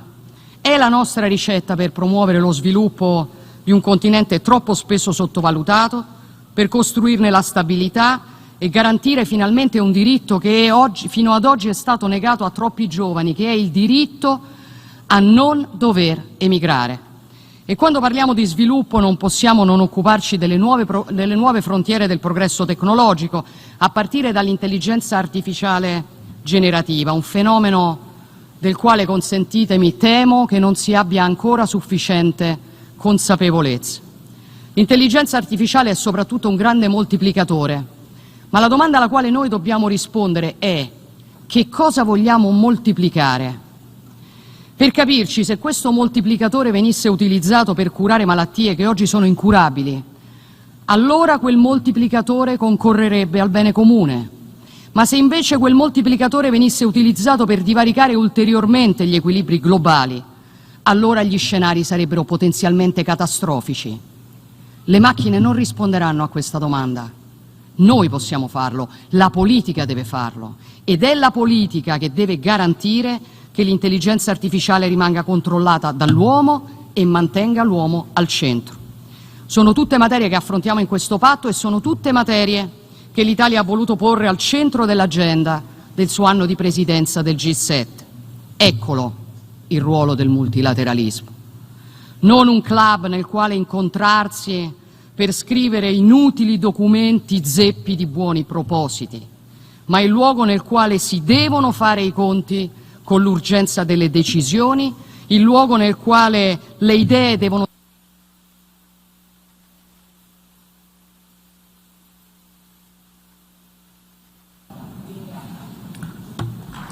I thank the President of the Council of Ministers of the Republic of Italy. I now invite His Excellency Andrej Plenković, Prime Minister of the Republic of Croatia, to address the Assembly.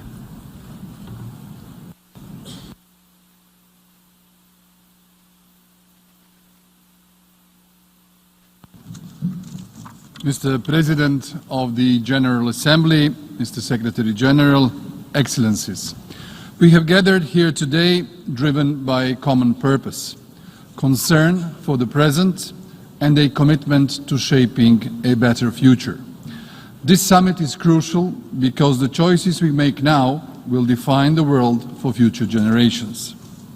I thank Germany and Namibia, alongside Sweden, Zambia, Jamaica and the Netherlands, for their leadership in guiding this essential global dialogue. Today, the world faces an alarming surge in conflicts. The cooperative spirit that has long underpinned international relations, embodied by the United Nations, is under severe strain. The Russian aggression against Ukraine, the ongoing conflict between Israel and Hamas in Gaza and wider, as well as other global hostilities, are existential threats to global peace, security and humanity. These challenges do not affect just one region. They endanger us all. In these turbulent times, restoring trust and solidarity among nations is not merely desirable, it is imperative. Croatia understands this deeply.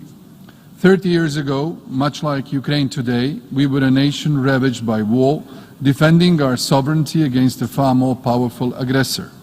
Today, Croatia stands as a proud member of both NATO and the European Union. Our painful history has shaped Croatia's resilience and provided us with a unique understanding of the challenges that come with conflict.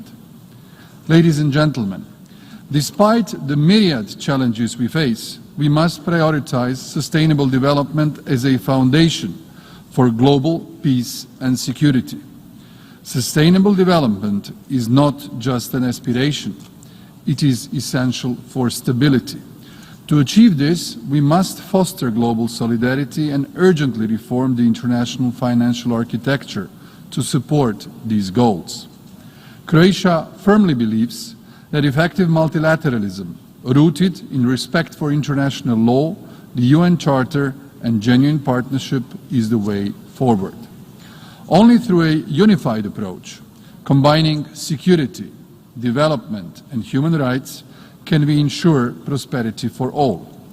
Croatia's experience as a chair of the Peacebuilding Commission last year and our efforts in peacebuilding are now integral to the global peace framework.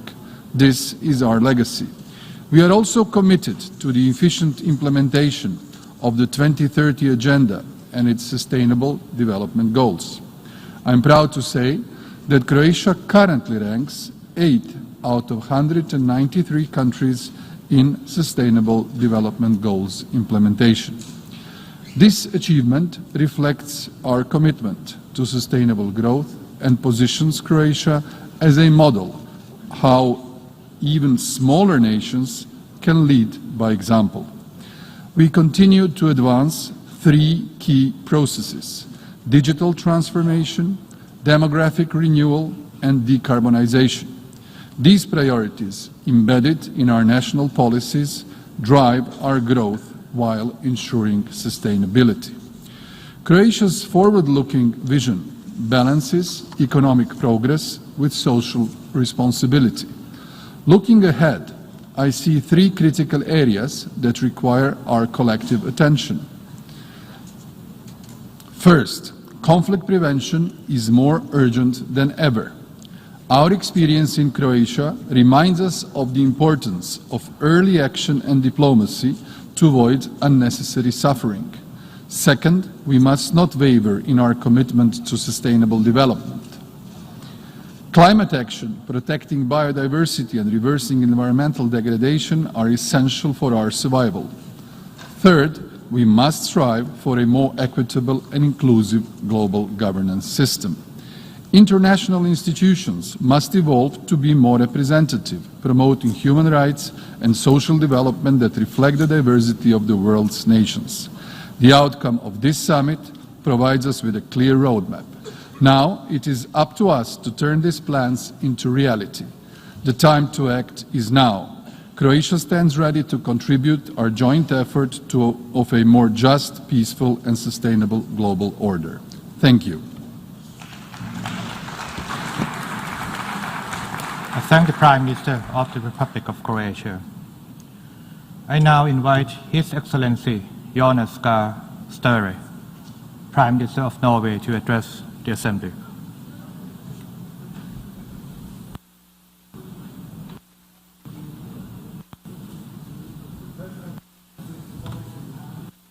With so much dividing us and with so many wars going on, I think we can salute yesterday's agreement and that we came together and be able to agree on ambitious targets. The Pact for the Future provides a vision for this across all the UN's 3 main pillars. That should be saluted.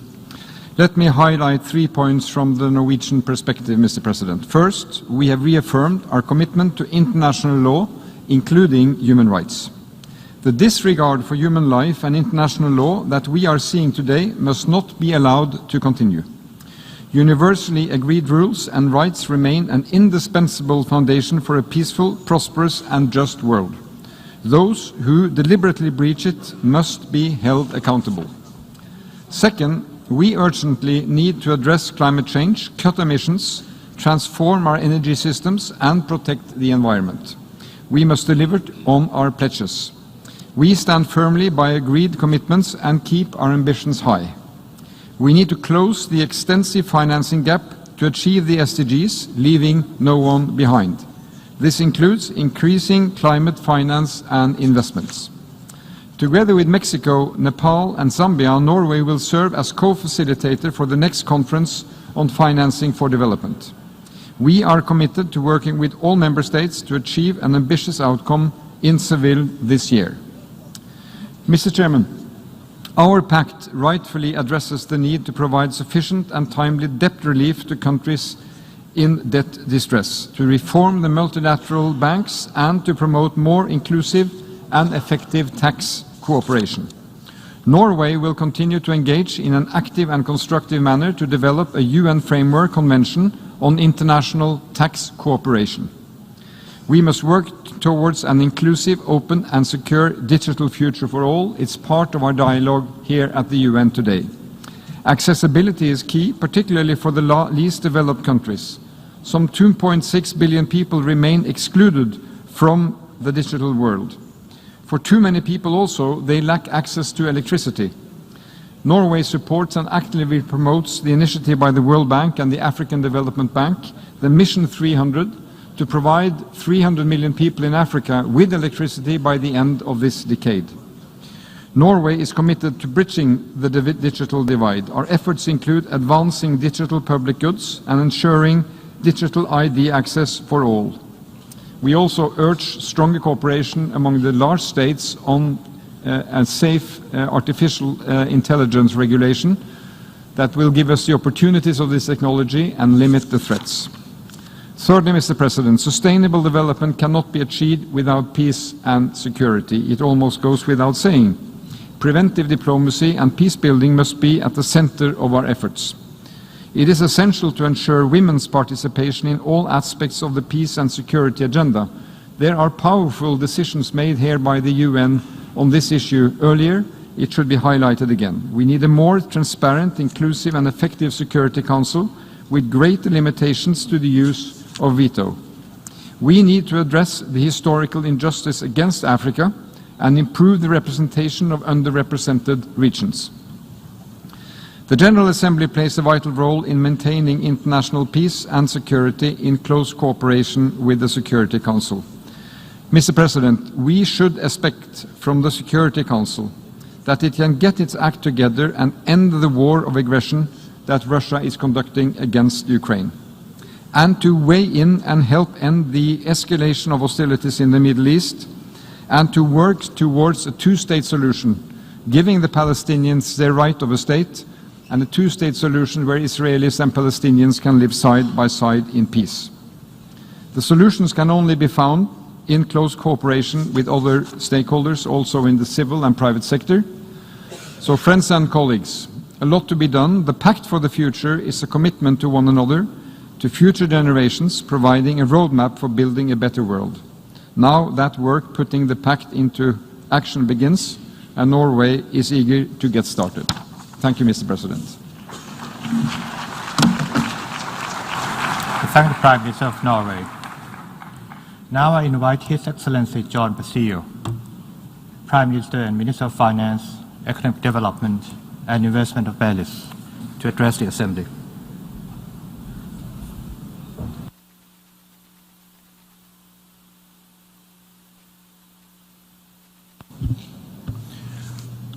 Excellencies, Mr. President, ladies and gentlemen, the adoption of the Pact for the Future, the Global Digital Compact, and the Declaration on Future Generations must not be seen as an end, but rather as a beginning. While these outcomes lay a foundation for action, they represent only a floor for a much greater ambition that is needed to transform our world for present and future generations. The world faces a triple planetary crisis and a development crisis.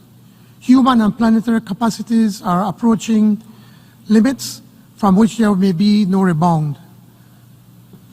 Our development and climate goals are slipping further away from our reach, and yet there has been no effective global response. To say we will do what we have failed to do will not suffice. Since the adoption of the Paris Agreement, every year has seen record-breaking climate impacts. For the first time over a 12-month period spanning February 2023 to January 2024, global warming exceeded 1.5 degrees Celsius above pre-industrial levels. If that trend persists, then Paris alone will not be enough, nor will our promise to accelerate the implementation of the 2030 Agenda. These are unprecedented times. They demand unprecedented action across whole systems at all levels and at all times, guided by values and principles we espouse as a United Nations. We must ensure the dignity of people. We need to reimagine and remake this world into one that is just, secure, and that will endure, one in which every voice matters. Bringing the voices from the margins to the center, the voices of young people, women, indigenous people, and the voices of countries like my own, the small island developing states. They should benchmark our collective ambition, because a better tomorrow can only be realized if solutions respond to the most urgent of needs, their needs. In Belize, the youth are calling for opportunities to harness individual and technological potential. They need sustained investment in good, decent education, comprehensive health care, and a greener and bluer economy that targets support for micro, small, and medium enterprises and startups. We can go faster with international support, but that support must be tailored to the unique characteristics of small island developing states. The Antigua and Barbuda Agenda for SIDS is a forward-looking blueprint for resilient prosperity. It defines our vision and what the international community can do to help us achieve that vision. My country, like other small island developing states, still lack representation where decisions are being made on our behalf. As a placebo, we may be given the privilege for a 5-minute intervention on a matter that will have consequential impacts on our future. Likewise, the international financial architecture, even in its current phase of reform, is built on a foundation of a bygone era. The dynamics of power are ever-changing. We need to build these institutions to be effective well into the future. Excellencies, today I affirm Belize's unwavering commitment to achieve the SDGs. They are the only ambitious, universally agreed blueprint to achieve a sustainable and equitable future for all. Let us then push harder for justice, go deeper for change, and make our actions meaningful for everyone. More than an opportunity, the Summit of the Future is a challenge. Let us rise up to that challenge, go beyond the confines of our present context, be bold in our vision, and embrace a much greater ambition for a better tomorrow. Thank you. I thank the Prime Minister and Minister of Finance, Economic Development and Investment of Belize. I now invite His Excellency Nikol Pashinyan, Prime Minister of the Republic of Armenia, to address the Assembly.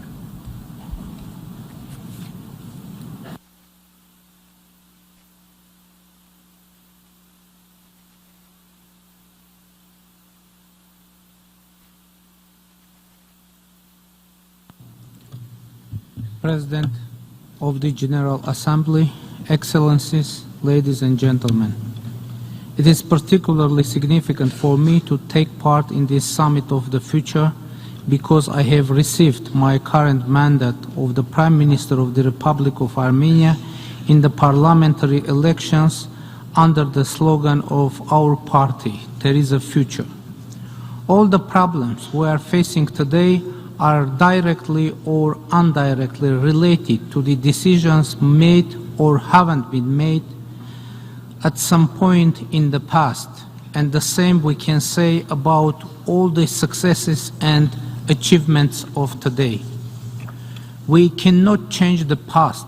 We cannot change a lot even today, because today is to some extent a part of the past, but shaping the future is today's most important task. The agenda of our actions is also known: peace, security, prosperity, freedom, justice, human rights, artificial intelligence, climate change. But what is of high importance is the concept that we should put in the basis of our vision of the future, and consequently how to build the future. It may sound strange, but the most important thing we can do for the future is to create positive narratives and focus on the possibilities of creating the foundations for them, regardless of whether they exist at the moment or not. One of the reasons for today's global crisis is that international formats have long become an arena for mutual accusations, threats, and the places where crises and deadlocks take place or being announced. I can hardly remember a positive speech on behalf either of myself or other leaders on international platforms, and there are objective reasons for this. There is little material for positive discourse, and maybe it's because in the past there was very little or there was no any positive narrative at all. We usually come to UN to declare how bad it is going to be, because the facts proving this are a lot and everywhere. So it doesn't require much effort to see them. Effort should be made to see the prerequisite of a good future and think about them, because what happens in reality first happens in our minds. My party adopted the slogan, "There is a future," under the conditions when it seemed that there was no hope for optimism in our region. Now this happens globally, and at the summit of the future, I want to voice that belief of there is a future, and by doing this, I want to have my portion of contribution. Unlike the previous 3 times, this year at the General Assembly, I will more concentrate on opportunities rather than accusing neighboring countries in my speech. And this will provide room for positive thinking and for talking about the possibilities. Yes, for now, let's only talk, since in the beginning was the Word, and the Word was with God, and the Word was God. Therefore, it is necessary to start with the good words. It is necessary to bring forward the slogan, "There is a future," as a theorem, and to work to prove it. Let's do it. Thank you for your attention. The Center Prime Minister of the Republic of Armenia. Now I invite His Excellency Luc Frieden, Prime Minister of the Grand Duchy of Luxembourg, to address the Assembly.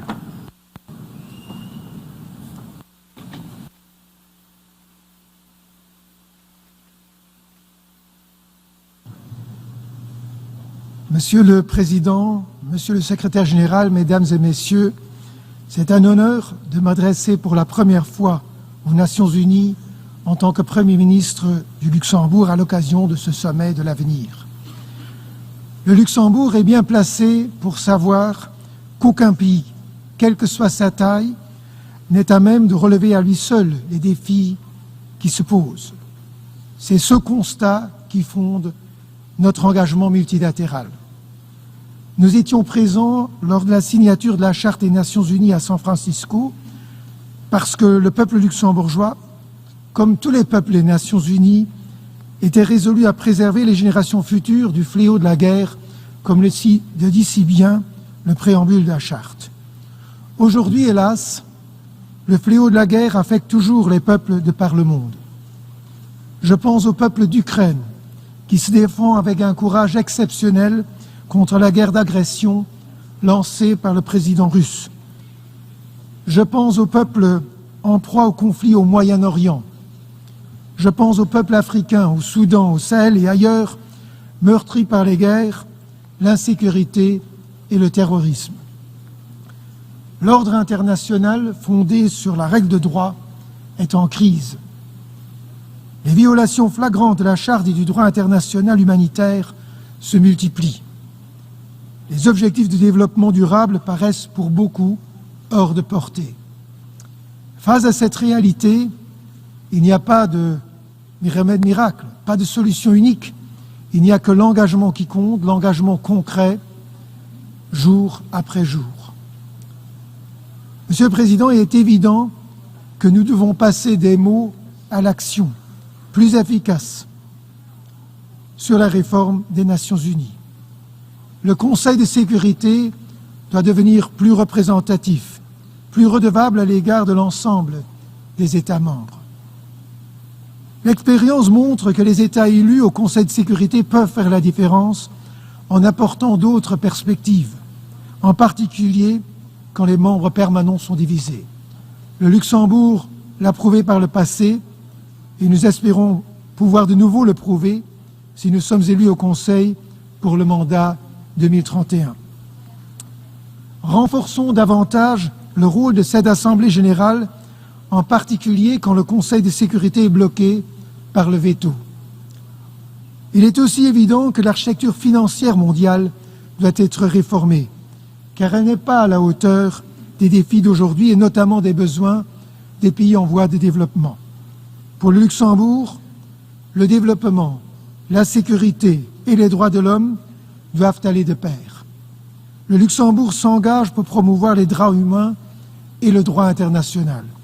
C'est aussi notre priorité en tant que membre du Conseil des droits de l'homme. Le Luxembourg continue aussi de tenir son engagement en matière d'aide publique au développement en y consacrant chaque année 1% de son revenu national brut. Nous continuons de tenir notre engagement aussi en matière de financement climatique qui pour nous s'ajoute à notre aide publique au développement. Nous continuons de soutenir la mobilisation des financements privés grâce à l'expertise de notre place financière et notamment de la Bourse du Luxembourg. Monsieur le Président, le Luxembourg salue l'adoption du pacte pour l'avenir hier matin et félicite l'Allemagne et la Namibie pour avoir facilité les négociations avec succès.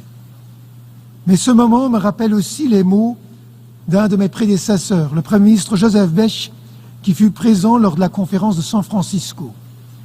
En ces mots, ce n'est pas la révision de telle ou telle disposition de la charte, mais bien la révision de l'esprit dont nous l'animons qui nous sauvera. Plus que les mots sur lesquels nous avons trouvé un accord, à San Francisco ou hier, c'est le sentiment de confiance mutuelle qui devra animer nos actions dans les années à venir. Je vous remercie.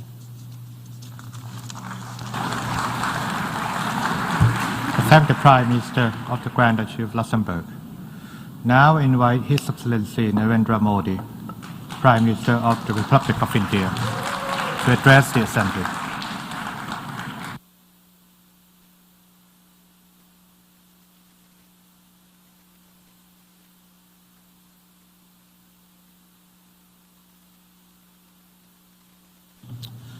Excellencies, विश्व के सबसे बड़े लोकतंत्र भारत की ओर से और 140 करोड़ भारतवासियों की ओर से आप सभी को नमस्कार। जून में अभी मानव इतिहास के सबसे बड़े चुनावों में भारत के लोगों ने मुझे लगातार तीसरी बार सेवा का अवसर दिया है और आज मैं इसी 1/6 ऑफ ह्यूमैनिटी की आवाज आप तक पहुंचाने यहां आया हूं। फ्रेंड्स, जब हम ग्लोबल फ्यूचर की बात कर रहे हैं तो ह्यूमन सेंट्रिक अप्रोच सर्वप्रथम होनी चाहिए। सस्टेनेबल डेवलपमेंट को प्राथमिकता देते हुए हमें मानव कल्याण, फूड, हेल्थ सिक्योरिटी यह भी सुनिश्चित करनी होगी। भारत में 250 मिलियन लोगों को गरीबी से बाहर निकालकर हमने यह दिखाया है कि sustainable development can be successful. Success का हमारा यह अनुभव हम ग्लोबल साउथ के साथ साझा करने के लिए तैयार है। Friends, success of humanity lies in our collective strength, not in the battlefield। और वैश्विक शांति एवं विकास के लिए ग्लोबल संस्थाओं में रिफॉर्म्स आवश्यक है। Reform is the key to relevance. African union को नई दिल्ली समिट में G20 की स्थायी सदस्यता इसी दिशा में एक महत्वपूर्ण कदम था। वैश्विक शांति और सुरक्षा के लिए एक तरफ आतंकवाद जैसा बड़ा खतरा है, तो दूसरी तरफ साइबर, मैरीटाइम, स्पेस जैसे अनेक संघर्ष के नए नए मैदान भी बन रहे हैं। इन सभी विषयों पर मैं जोर देकर कहूंगा कि global action must match global ambition. Friends, technology के सेफ और रिस्पॉन्सिबल यूज के लिए बैलेंस रेगुलेशन की आवश्यकता है। हमें ऐसी ग्लोबल डिजिटल गवर्नेंस चाहिए जिसमें राष्ट्रीय संप्रभुता और अखंडता अक्षुण्ण रहे। Digital public infrastructure should be A bridge, not a barrier. Global good के लिए भारत अपना डिजिटल पब्लिक इंफ्रास्ट्रक्चर पूरे विश्व से साझा करने के लिए तैयार है। फ्रेंड्स, भारत के लिए one earth, one family, one future एक कमिटमेंट है। यही कमिटमेंट हमारे वन अर्थ, वन हेल्थ और वन सन, वन वर्ल्ड, वन ग्रिड जैसे इनिशिएटिव्स में भी दिखाई देता है। पूरी मानवता के हितों की रक्षा और वैश्विक समृद्धि के लिए भारत मनसा वाचा कर्मणा से काम करता रहेगा। बहुत बहुत धन्यवाद।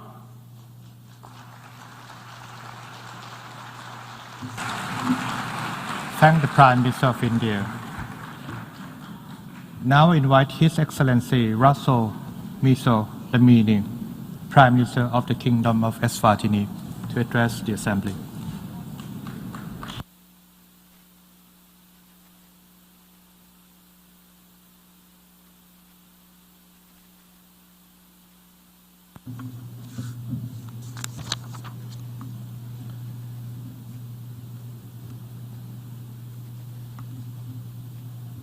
Co-chairs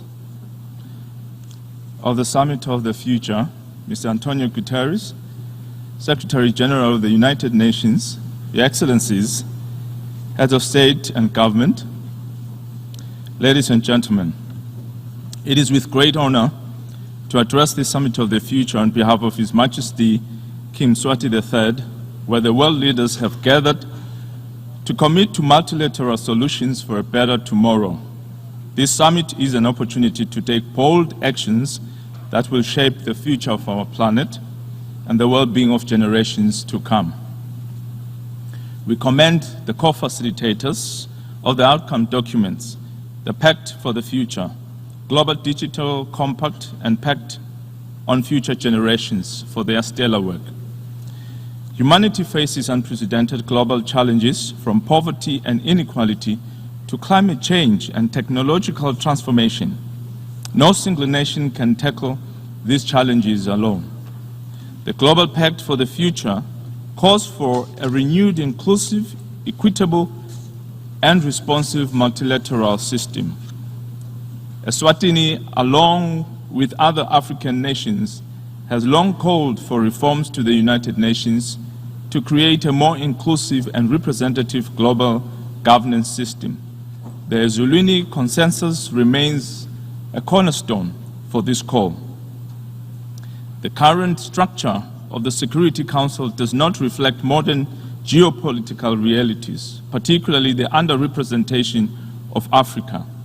Expanding the Security Council to include permanent representation for Africa and other marginalized regions is essential for maintaining its legitimacy and addressing global security challenges. This reform is critical to building trust in global institutions. Eswatini believes Taiwan must be included in the international system. Taiwan contributes significantly to global public health, economic development, and technological innovation. Excluding Taiwan limits global cooperation when it is most needed. We call for Taiwan's meaningful participation in international organizations. The COVID-19 pandemic, economic shocks, and the climate crisis have exposed vulnerabilities in the international financial system. Many developing nations face unsustainable debt, limiting their investment in critical areas like healthcare, education, and infrastructure. Eswatini calls for comprehensive debt restructuring and reforms to international financial institutions like the IMF and the World Bank, ensuring that they respond to the needs of developing nations. Fairer access to financing for climate resilience and development is also crucial. Although Eswatini, like other developing countries, contributes little to the climate crisis, it is heavily impacted. While we have made significant improvements in disaster risk governance, urgent climate finance from developed nations is crucial to help mitigate and adapt to these effects. As we work to reduce emissions and meet our commitments, developing nations must continue to prioritize industrialization and energy security to achieve their development goals. Technological advancements create opportunities for development, but have also widened the digital divide.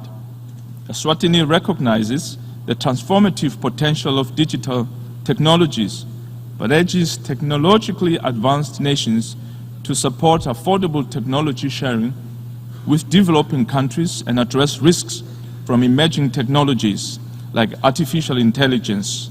We must ensure technology becomes a tool for inclusion, not inequality. This summit presents a unique opportunity to rebuild trust in multilateral system. The crises we face require urgent coordination, international cooperation. In conclusion, the Summit of the Future offers an unparalleled opportunity to reshape the global system.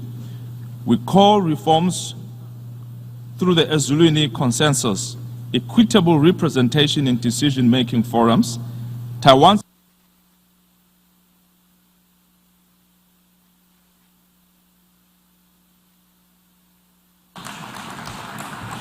Thank you, the Prime Minister of the Kingdom of Eswatini. I now invite His Excellency Gaston Alfonso Brown, Prime Minister and Minister of Finance, Corporate Governance, and Public-Private Partnerships of Antigua and Barbuda to address the Assembly.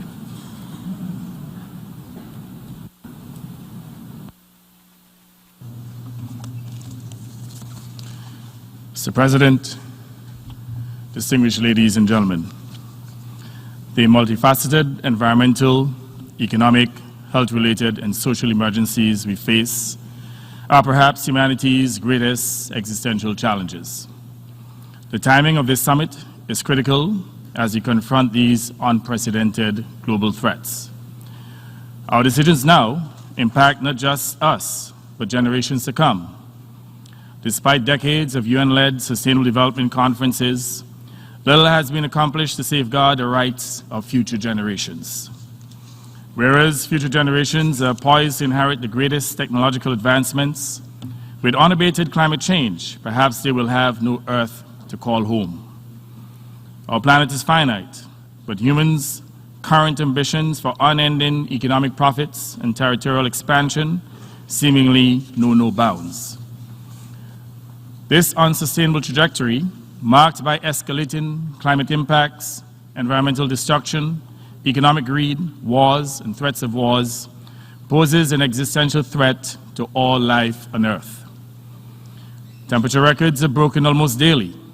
Hurricanes, floods, and droughts ravage our lands, while mangroves and tropical forests, crucial to our planetary biodiversity and balance, are being obliterated. By making infinite demands on a finite planet, we are transforming our once hospitable home into a hostile environment. This is our moment to change course, to future-proof our burning planet from ultimate destruction. Who will compensate future generations for selfish acts? The principle that the polluters pay is meant to guide us, but in reality, it is the future that bears the greatest cost.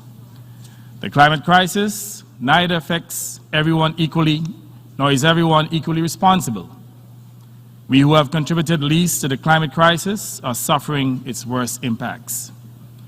To add insult to injury, the large polluters are paying themselves hundreds of billions of dollars for carbon credits to protract their profligate use of fossil fuels at the expense of SIDS and other developing countries. Wealthy nations, disproportionately responsible for the climate crisis, must face the indisputable truth. They owe a debt to the world. The time for excuses is over. They must pay for their polluting, ecocidal thoughts against our planet and human civilization, and take immediate steps to slash emissions aggressively. These nations must aid in healing our environment, rebuilding homes, and transitioning from fossil fuel to cleaner, green energy alternatives.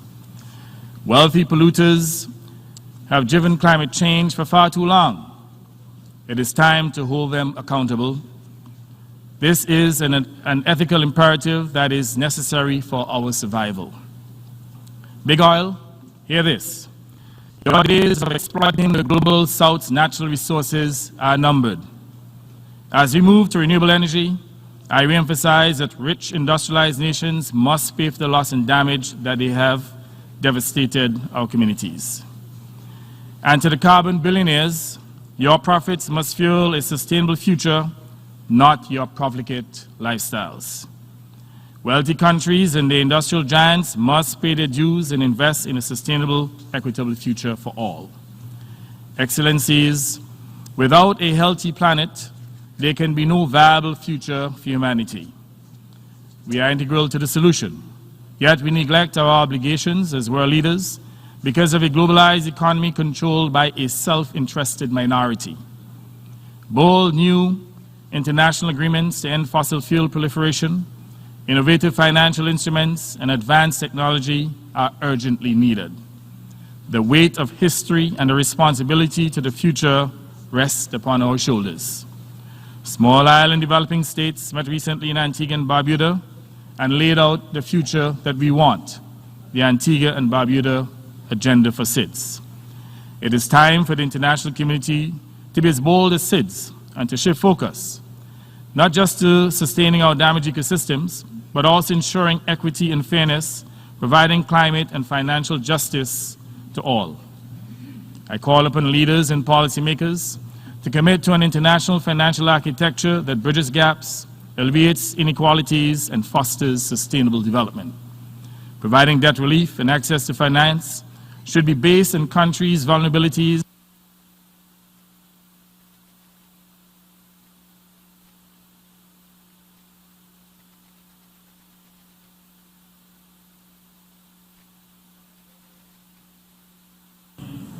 thank the Prime Minister, Minister of Finance, Corporate Governance, and Public-Private Partnership of Antigua and Barbados.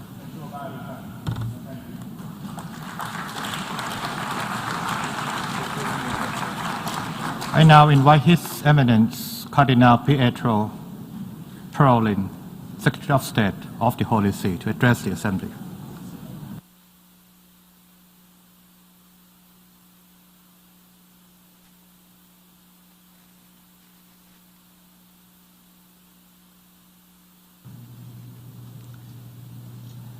Mr. President, the current summit being convened against a backdrop of apparent crisis in the multilateral system should be a source and a reason for hope, in line with Pope Francis' assertion that hopeful does not mean to be optimistically naive and ignore the tragedy humanity is facing.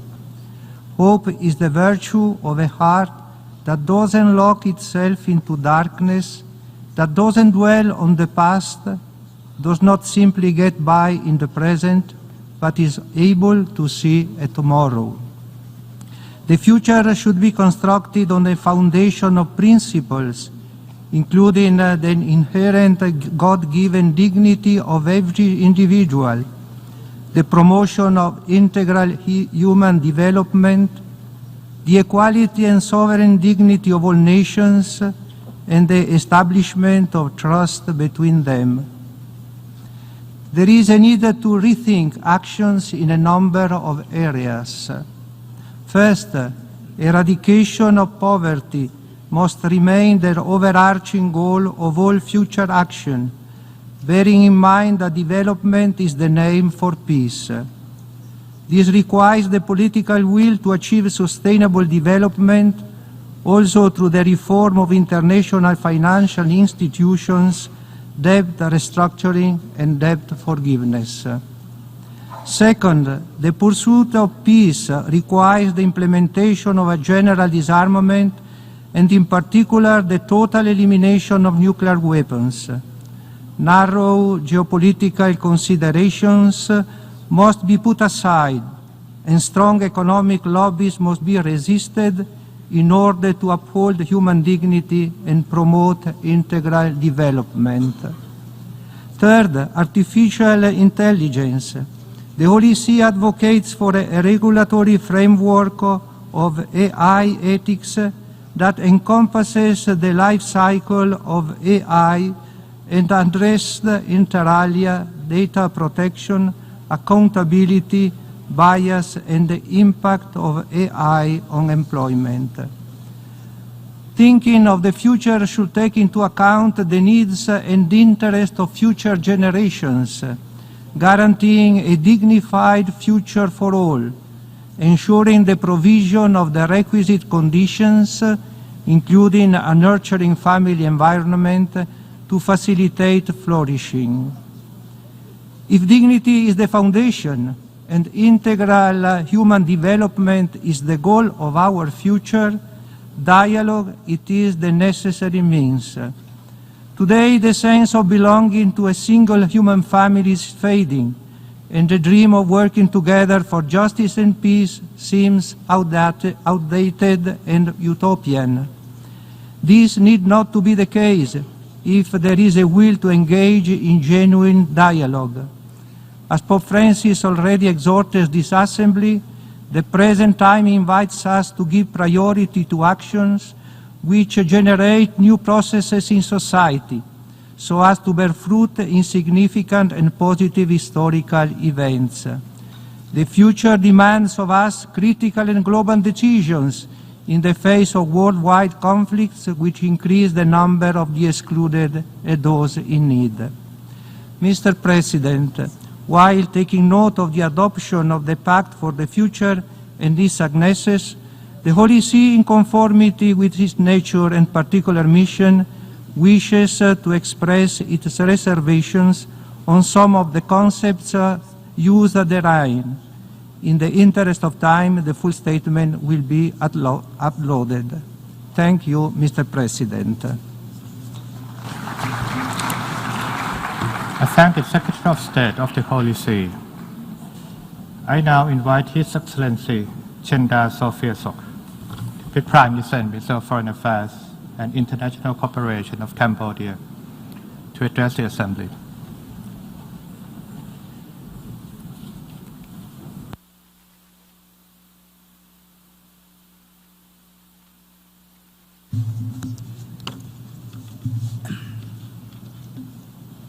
Mr. President, Excellencies, distinguished delegates, it is my great honor to address this gathering on behalf of the Royal Government of Cambodia. This is a crucial moment to consolidate our commitment to address together many deeply interconnected challenges: climate change, inequality, poverty, gaps in technology, and increasingly complicated violent conflicts. The Summit of the Future is an opportune occasion to adopt global governance to today's reality. It is time to rebuild trust in the multilateral system as we strive to build a prosperous, healthy, and harmonious world for our current and future generations. Allow me to elaborate on a few key points. First, international peace and security become more fragile with each passing day as geopolitical tensions continue to intensify. It is incumbent on us all to firmly uphold the principles of the United Nations Charter and international law. They are the backbone of the international order and global cooperation. The use of diplomacy and mediation must be prioritized to resolve conflicts. Concerted efforts towards peace building should be enhanced. Cambodia sees great merit in the new agenda for peace presented by the UN Secretary General, and we are proud to have contributed nearly 9,000 men and women to support UN peacekeeping operations since 2006. Once a war-torn country, Cambodia understands that peace is the prerequisite for development and progress. Thanks to peace and stability, Cambodia now ranks among the best achievers on sustainable development goals, particularly when it comes to reducing poverty, providing quality education and health care, creating more jobs, and driving growth, addressing climate change. Second, sustainable development requires sufficient and efficient financing. Cambodia is currently investing in building up its human capital, targeting 1.5 million youths, diversifying its economic base, and intensifying its green transition. Cambodia strongly supports efforts to ensure a fair and rule-based multilateral trading system with the World Trade Organization as its core. Cambodia also joined the call to reform the international financial architecture and address financial gaps, particularly those that affect the least developed countries. Third, the advancement of science, digital technologies, and innovation presents both transformative solutions for human development and risks.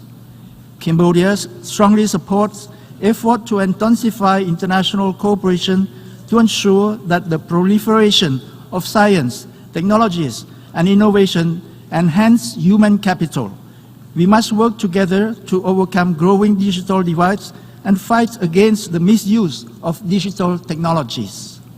To this end, Cambodia endorsed the Global Digital Compact as a common framework to build an inclusive, open, safe, and secure digital space that will drive the digital transformation of our economies and societies. Fourth, it is our shared responsibility to safeguard the needs and interests of our youth and future generations. Cambodia, fully recognizing the importance of intergenerational partnerships, commit to the letter and the spirit of the Declaration for Future Generations. Cambodia already has in place a long-term development plan called the Pentagonal Strategy. It is designed to ensure that our youth are engaged in and well prepared for long-term development that harmonize economic growth, social inclusion, and environmental protection. We also note the progress in mainstreaming youth into the UN-wide system. Finally, transforming global governance for today's challenges is crucial if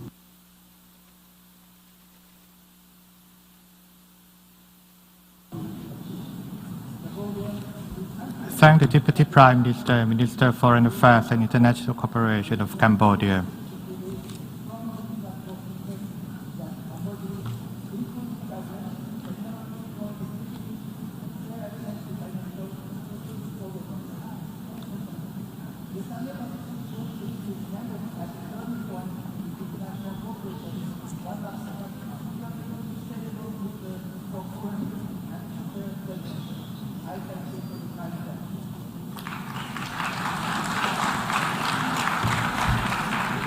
I now give the floor to His Excellency Murat Noliu, Deputy Prime Minister and Minister of Foreign Affairs of Kazakhstan, to address the Assembly.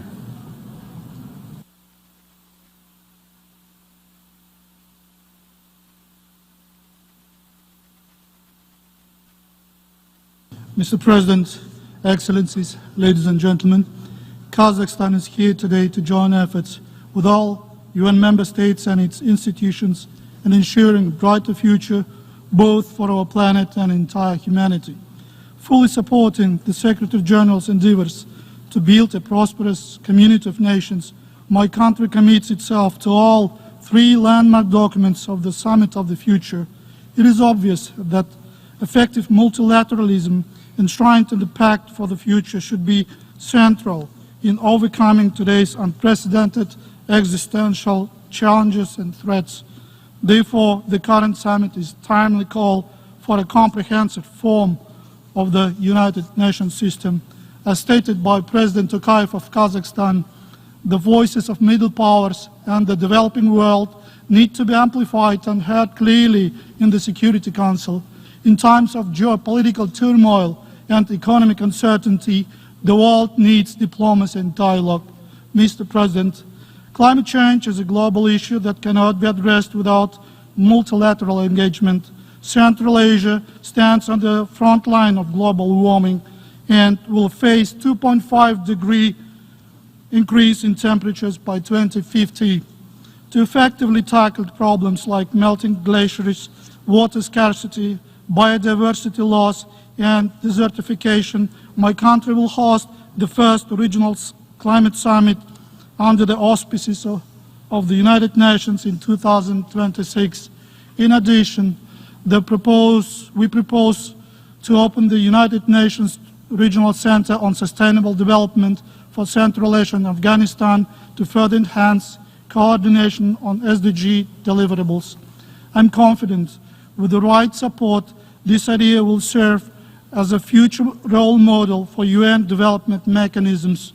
Furthermore, Kazakhstan calls on all technological advanced countries to eliminate barriers and commit necessary resources to assist climate-vulnerable communities.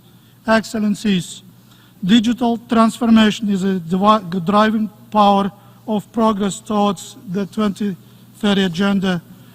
Within the next decade, about 70% of all global goods and services will be produced using digital platforms. The potential benefits of these changes depend on equitable access and cutting-edge technologies in all countries. To this end, being a regional IT powerhouse, Kazakhstan has initiated the establishment of the UNESCAP Digital Solution Center to bridge the digital divide in Asia-Pacific region. Emerging digital solutions, including artificial intelligence, should not pose a risk to international security. Mr. President, speaking about the future, we must not forget lessons of the past. Nuclear power, once invented for the good of humankind, is now the deadliest weapon of mass destruction. Kazakhstan, which directly suffered from nuclear tests, calls on the international community to join efforts in preventing any nuclear catastrophe in the future. We also encourage all states to set aside their political differences and focus on new global order based on mutual trust and respect.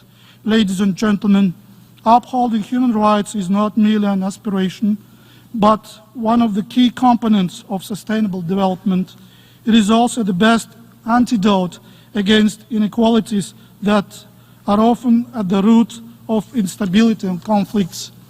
In accordance with our objective to build a just and fair Kazakhstan, my country has abolished the death penalty, instituted a zero-tolerance policy against torture and domestic violence, and strengthened its national preventive mechanisms.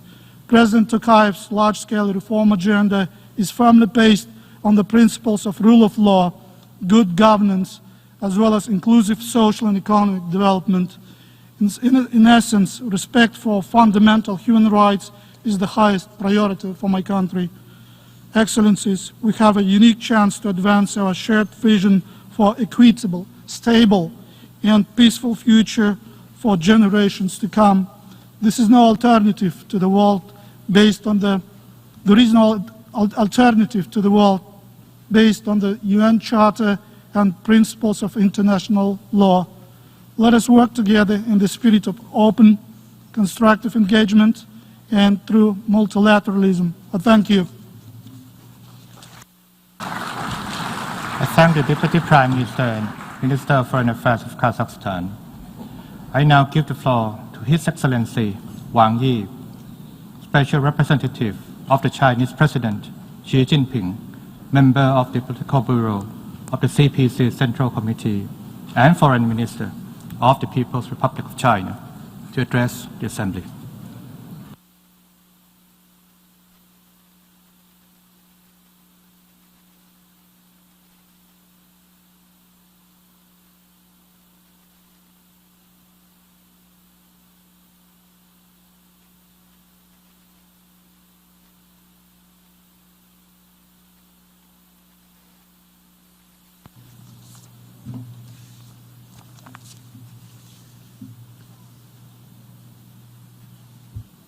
主席先生，各位同事，未来承载着人类发展的希望。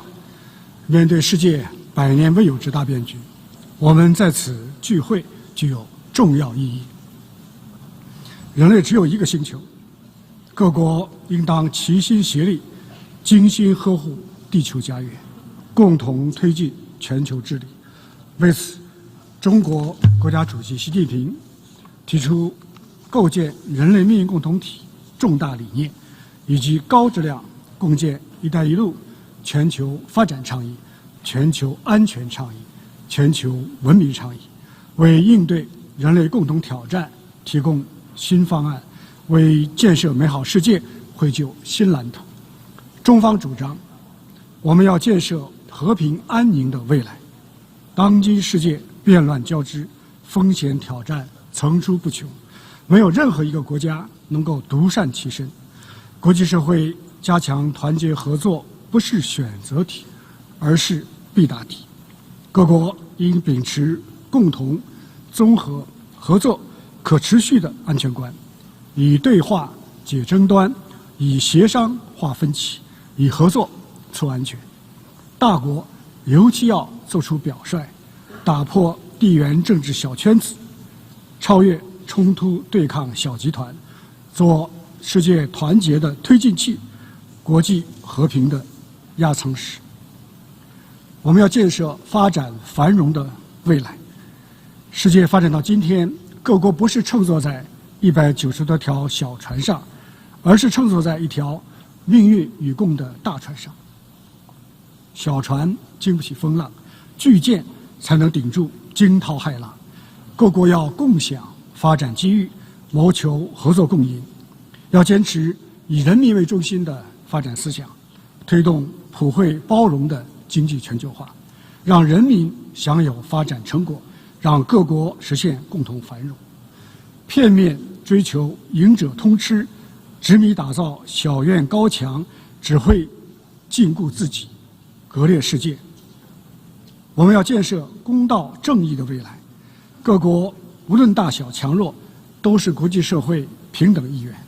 国际上的事情要由各国商量着办，要推动平等有序的世界多极化，维护以联合国为核心的国际体系，以国际法为基础的国际秩序，以联合国宪章宗旨和原则为基础的国际关系基本准则。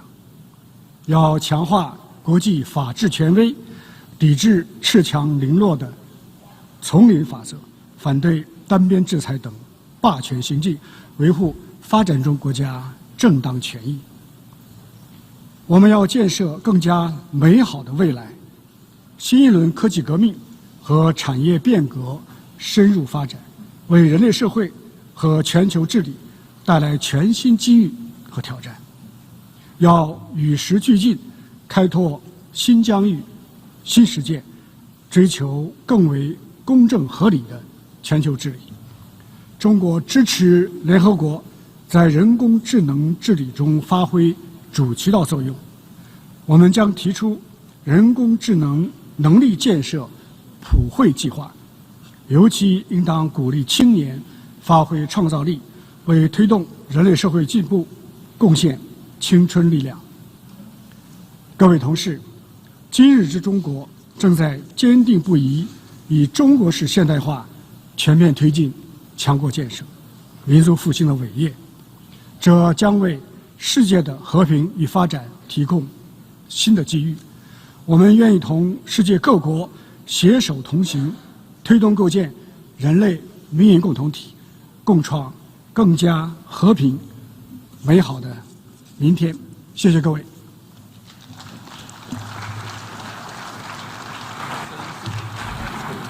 I thank the Special Representative of the Chinese President Xi Jinping, member of the Political Bureau of the CPC Central Committee, and Foreign Minister of China. I now give the floor to His Excellency Luc Mercelina, Prime Minister of Sint Maarten, the Netherlands.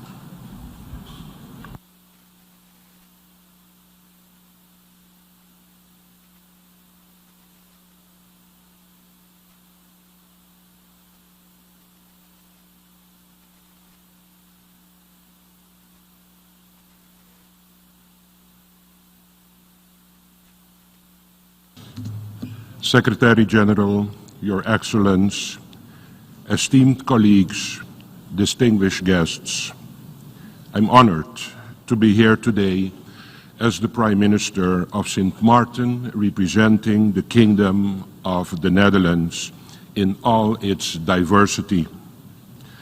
I thank the United Nations Secretary General Antonio Guterres for initiating this summit and spearheading efforts to forge a new international consensus on how we can deliver on a better present and safeguard the future.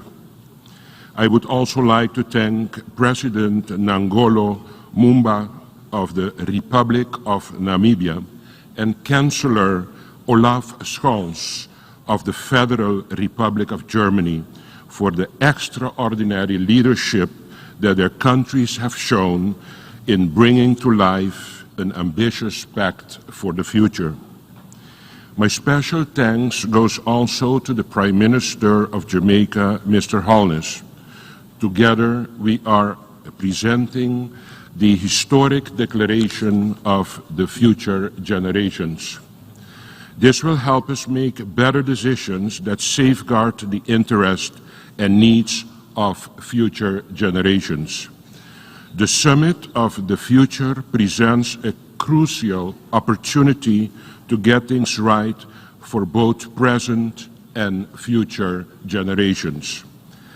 At a time of profound global change, we need to recommit to multilateral collaboration in tackling the world's most pressing issues, such as climate change, gender inequality, and poverty, and collectively maintain a laser-sharp focus on the long-term challenges that demand urgent action. This summit is a chance to commit to strengthening The multilateral system based on the international rule of law, while also pursuing necessary reforms to ensure it is fit for purpose, effective, responsive, inclusive, and able to withstand future challenges.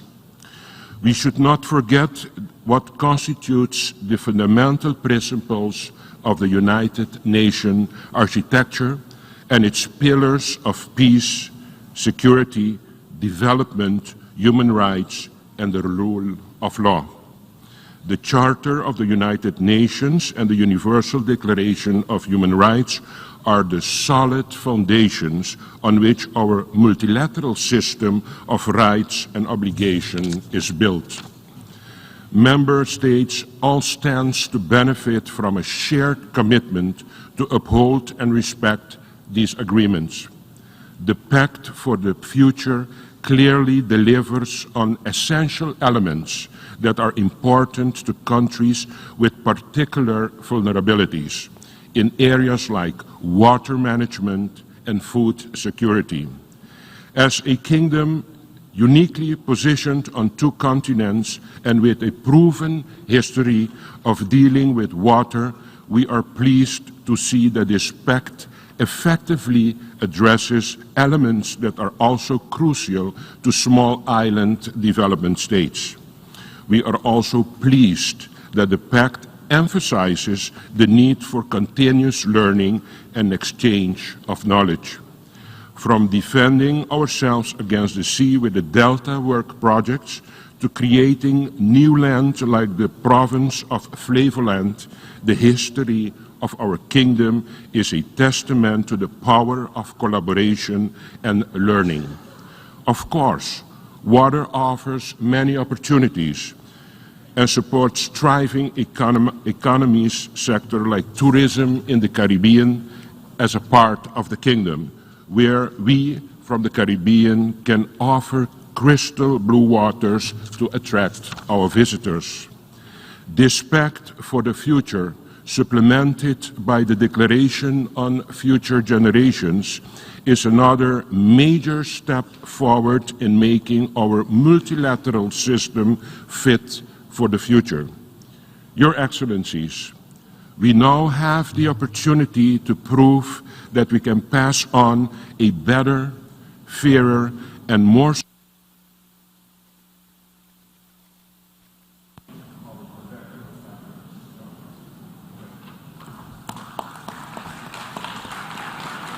I thank the Prime Minister of St. Martin, the Netherlands. I now give the floor to Her Excellency Retno Lestari Priyansari Marsudi, Minister for Foreign Affairs of Indonesia.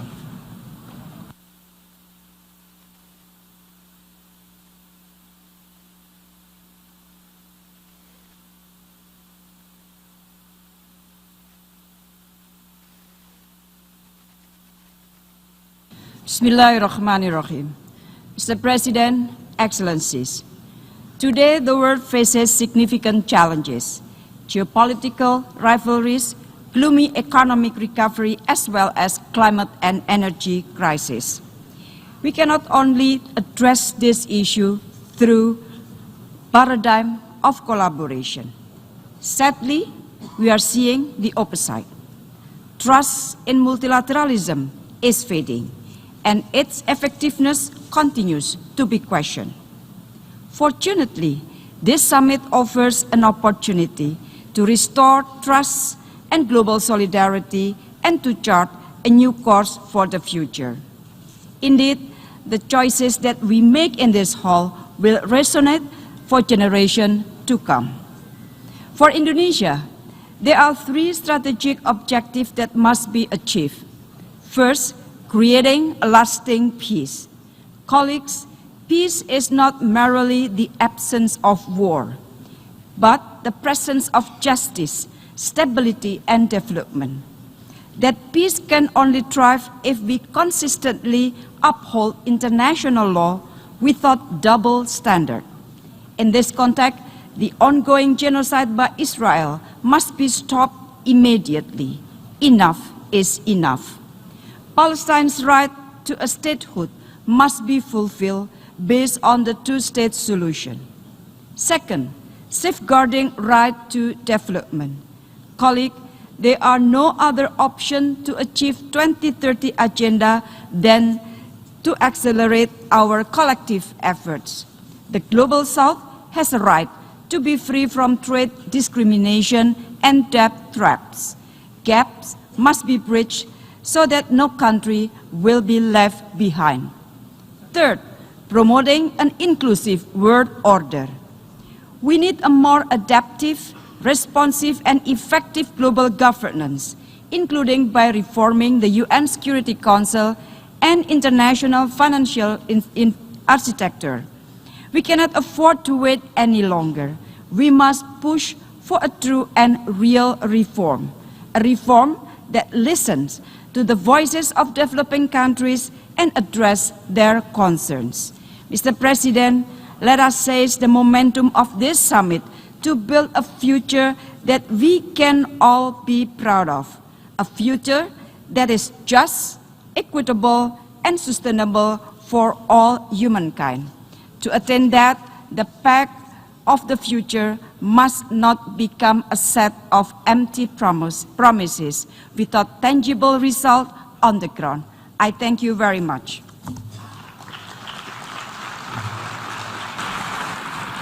I thank the Minister for Foreign Affairs of Indonesia.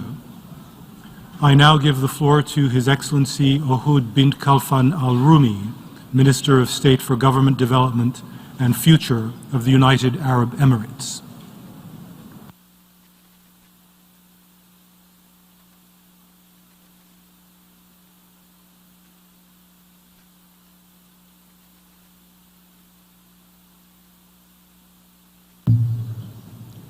السيد الرئيس، الحضور الكريم، يشرفني كوزير الدولة للتطوير الحكومي والمستقبل أن أمثل الإمارات العربية المتحدة في هذه القمة التاريخية.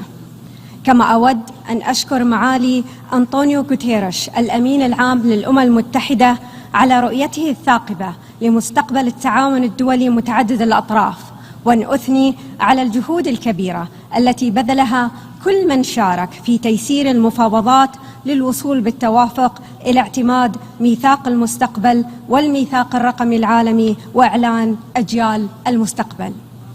إن دولة الإمارات تؤيد البيان الذي أدلت به معالي السيدة روبينا نبانجا رئيسة مجموعة ال77 والصين، ويسرني أن أدلي بهذا البيان بصفتنا الوطنية.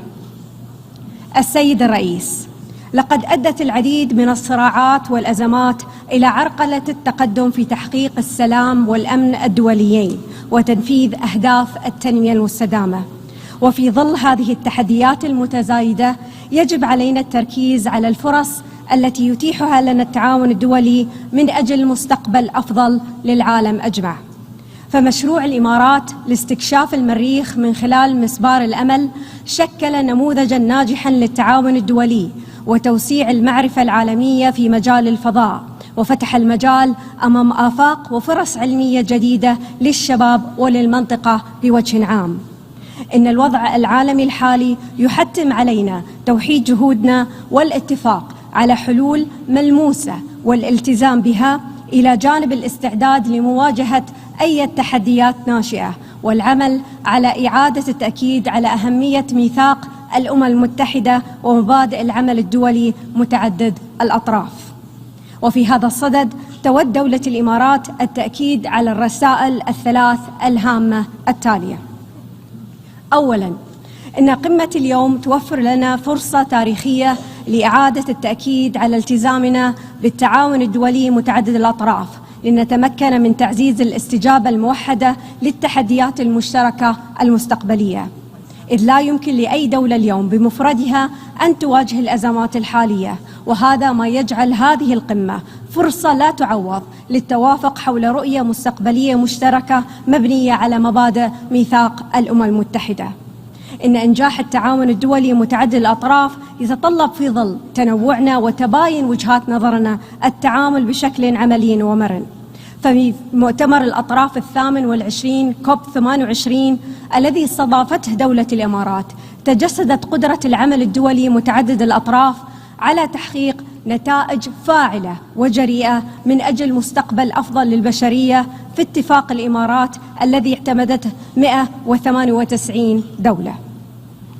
ثانياً، تؤمن الإمارات العربية المتحدة بأن الاستعداد من أجل المستقبل يتطلب توظيف التقنيات الناشئة بشكل آمن والاستفادة منها، وخاصة الذكاء الاصطناعي، وبطريقة تعزز من مبادئ التسامح والشمولية والتعاون. وفيما يتعلق بتحقيق أهداف التنمية المستدامة، يجب علينا الاستفادة من الإمكانات والفرص التي توفرها وسائل التكنولوجيا المتقدمة في تسريع تحقيق هذه الأهداف ومواجهة التحديات التي تعرقلها. كما يمكن الاستفادة من التقنيات الناشئة في تعميق الفهم المشترك وتعزيز التسامح والتصدي لخطاب الكراهية. وبالإضافة إلى ذلك، يساهم الابتكار والإبداع والتعاون في مجال التكنولوجيا الرقمية بين الحكومات والجهات والأطراف المعنية الرئيسية في بناء مستقبل رقمي آمن متاح للجميع ولا يترك أحدا خلف الركب. وفي هذا الصدد تؤكد دولة الإمارات على التزامها بتحقيق الرؤية المستقبلية للميثاق الرقمي العالمي. ثالثاً، يجب علينا كقادة عالميين أن نحافظ على الحياة بجميع أشكالها وصورها من أجل الأجيال المقبلة، ولذلك من المهم تنسيق استجابتنا لضمان السلام والأمن والازدهار. ونؤكد في هذا الصدد على أهمية الأخذ بأصوات الشباب والنساء وكافة فئات المجتمع في عمليات التخطيط وصنع القرارات، بما في ذلك في المناطق التي تعاني من أوضاع صعبة. لقد تبنت دولة الإمارات نهجاً عملياً يقوم على استشراف المستقبل والاستعداد له، وتمكنا من إنجاز خطوات مهمة في مجال التكنولوجيا والفضاء. ولضمان جاهزيتنا للمستقبل أنشأت I thank Her Excellency the Minister of State for Government Development and Future of the United Arab Emirates. I now give the floor to His Highness Faisal bin Farhan Al Saud, Minister for Foreign Affairs of Saudi Arabia.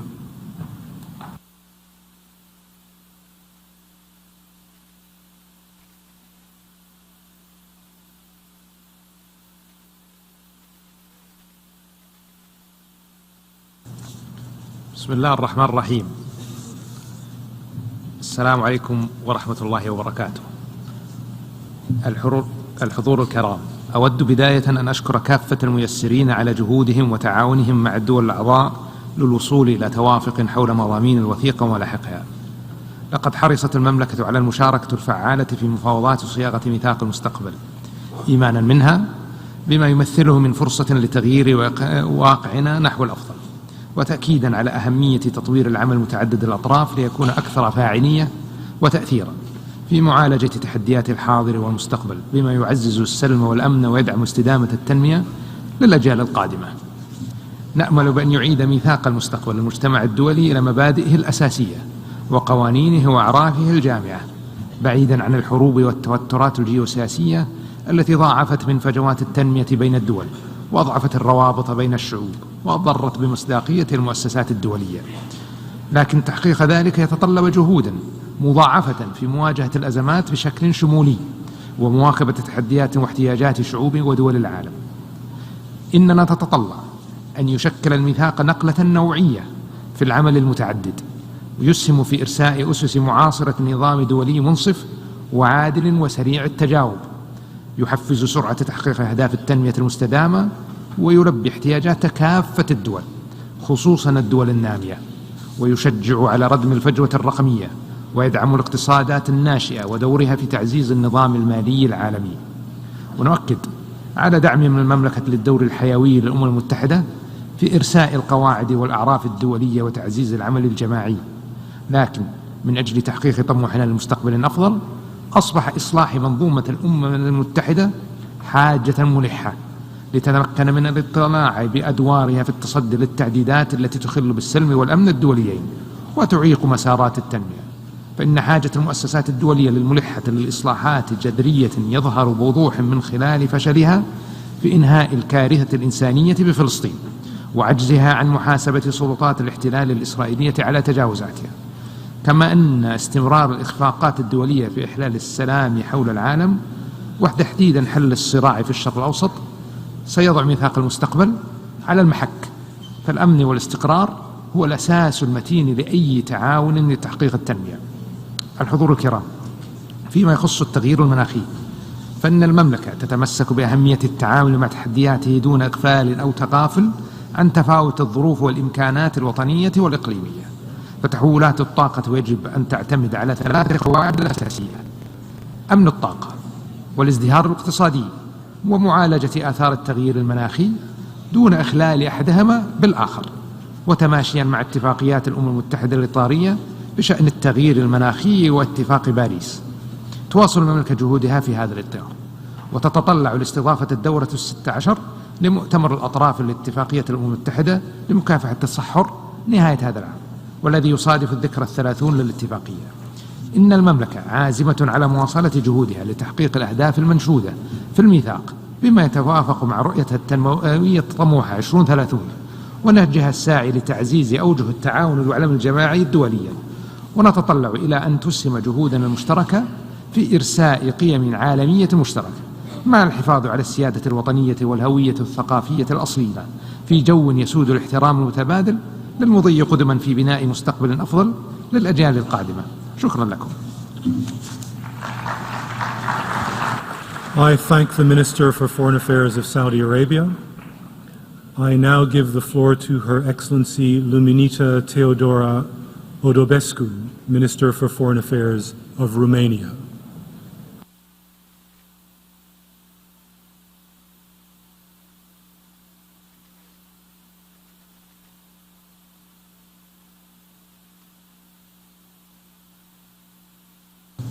Mr. President, Excellencies, ladies and gentlemen, it is always the right time to think about the future. Today, it is the right time to start working for it and to work on upgrading United Nations to this aim. Romania's vision is clear. The pillars of our work, peace, human rights, and 2030 Agenda implementation, they are more than needed and valid. International rules-based order, which is under attack, should be at the core of our actions. We need global solutions to global challenges: climate change, digital transformation, disinformation. Now, how can we together better serve the needs and aspirations of future generations?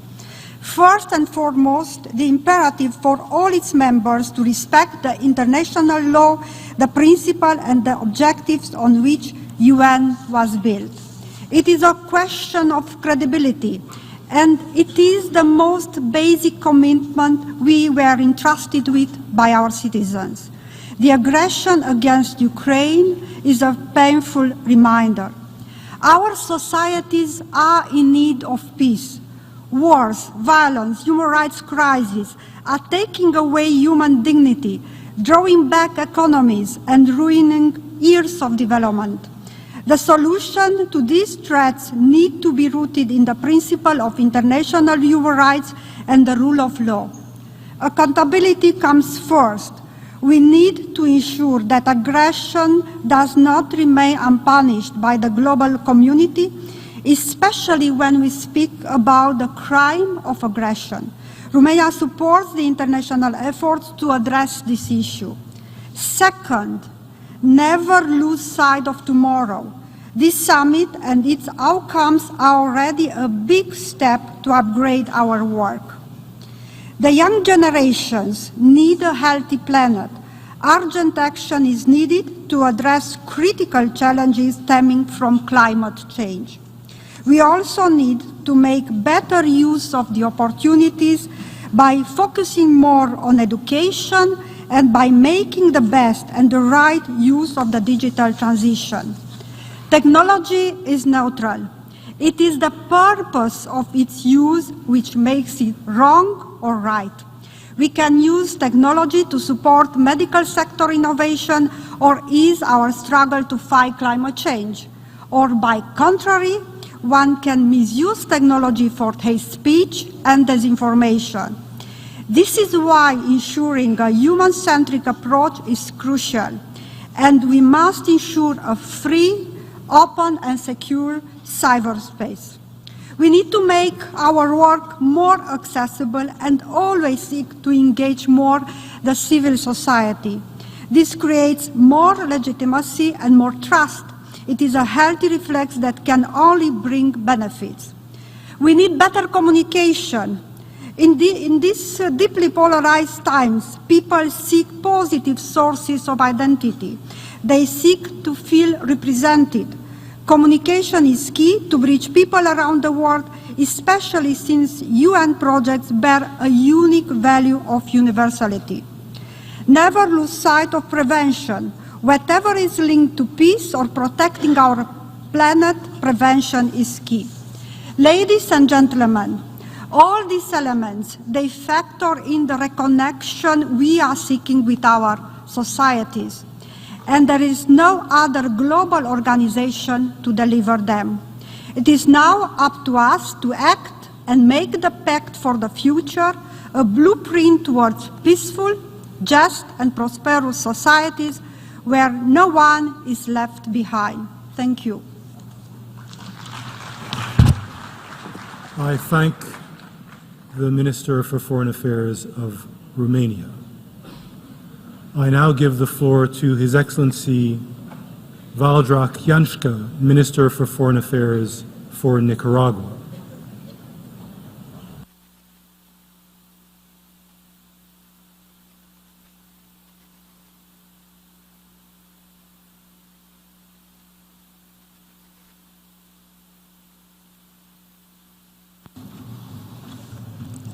Señor Presidente de la Asamblea General, es un honor transmitirle el saludo de nuestro presidente, comandante Daniel Ortega Saavedra, y nuestra vicepresidenta, compañera Rosario Murillo Zambrana, a usted y todos los presentes. Expresamos nuestras más calurosas felicitaciones por su elección como presidente de la 79ª Asamblea General. Su experiencia y conocido liderazgo garantiza el éxito de nuestras deliberaciones. Es un gran orgullo contar con un hermano del continente africano guiando este año nuestras labores. El gobierno de Nicaragua agradece la convocatoria a esta cumbre del futuro para discutir soluciones y crear un futuro mejor, en la búsqueda de acelerar los esfuerzos en la aplicación de la Agenda 2030 para el desarrollo sostenible y la erradicación de la pobreza. Los países en desarrollo continuamos trabajando en soluciones sostenibles e innovadoras para alcanzar los objetivos de desarrollo sostenible en medio de múltiples crisis económicas, impactos negativos del cambio climático, desequilibrio y desigualdad en el acceso a los avances tecnológicos y otros muchos retos emergentes. Es preocupante que nuestros países en desarrollo continúen enfrentando los estragos de las crisis producidas primordialmente por el modelo económico egoísta e inhumano que obstaculiza el desarrollo de nuestros pueblos, acrecentando así aún más la pobreza extrema, el hambre y las desigualdades en todo el planeta. Hasta hoy, los países que conformamos el sur global no hemos percibido ni recibido una respuesta adecuada ni justa por parte de los países desarrollados en relación con los compromisos adquiridos por ellos, y así comenzar a responder por sus responsabilidades históricas en la creación de las injustas condiciones que solo han generado y perpetuado las desigualdades y afectando a veces de manera irreversible al planeta. Comenzar por reconocer esas responsabilidades y establecer un camino claro hacia las justas reparaciones nos permitirá atender y erradicar secuelas como la pobreza extrema, la desigualdad, las tensiones políticas y por ende la consecución de los objetivos de desarrollo sostenible. Señor Presidente, mientras hablamos de obstáculos para alcanzar un futuro mejor para nuestros pueblos, más de 30 países, o sea, más de un tercio de la población mundial, sufrimos todos los días la imposición de ilegales medidas coercitivas unilaterales. Las consecuencias negativas de estas acciones arbitrarias e ilegales para el desarrollo de ese tercio de la población mundial son evidentes. Es imprescindible que se adopte un compromiso claro, inequívoco, sin condicionantes para impulsar el derecho al desarrollo de todos los pueblos en condiciones de igualdad. Debemos emprender urgentemente acciones colectivas para fortalecer la gobernanza internacional y un multilateralismo inclusivo, a fin de aumentar la cooperación hacia los países en desarrollo, incrementando el flujo de la asistencia oficial, la transferencia de tecnología y la creación de capacidades, entre otras. Estamos aquí hoy reunidos no solo para hablar del futuro, sino para construirlo colectivamente. Necesitamos un pacto político global para forjar ese futuro común, consolidando el mundo multipolar en construcción, basado en la cooperación y no en agresiones, en el respeto irrestricto al derecho internacional, a la soberanía y autodeterminación de los pueblos. Un mundo multipolar creador de paz y bienestar sin exclusiones ni imposiciones de ninguna índole. Un mundo que reconoce el derecho del pueblo palestino a un Estado libre, soberano e independiente. Muchas gracias. I thank the Minister for Foreign Affairs of Nicaragua. I now give the floor to His Excellency Vince Henderson, Minister for Foreign Affairs, International Business, Trade and Energy of Dominica.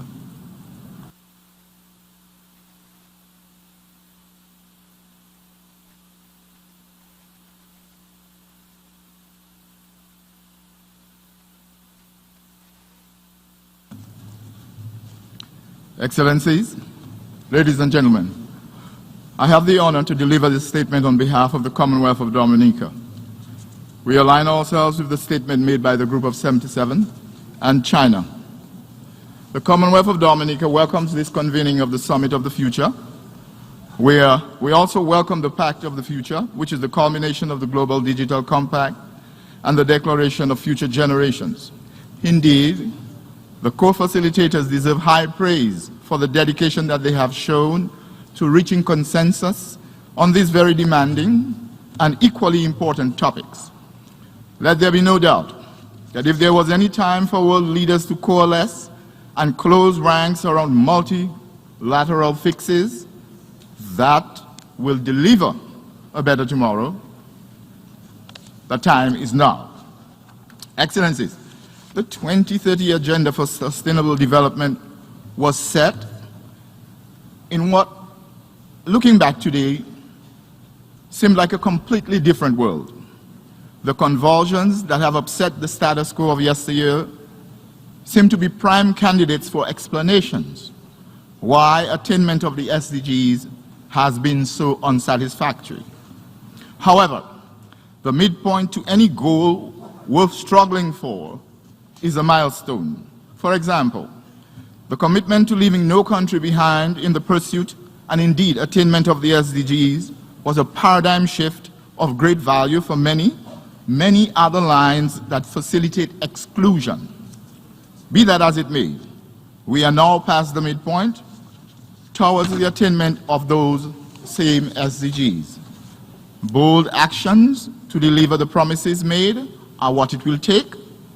Bold actions are therefore what must be taken.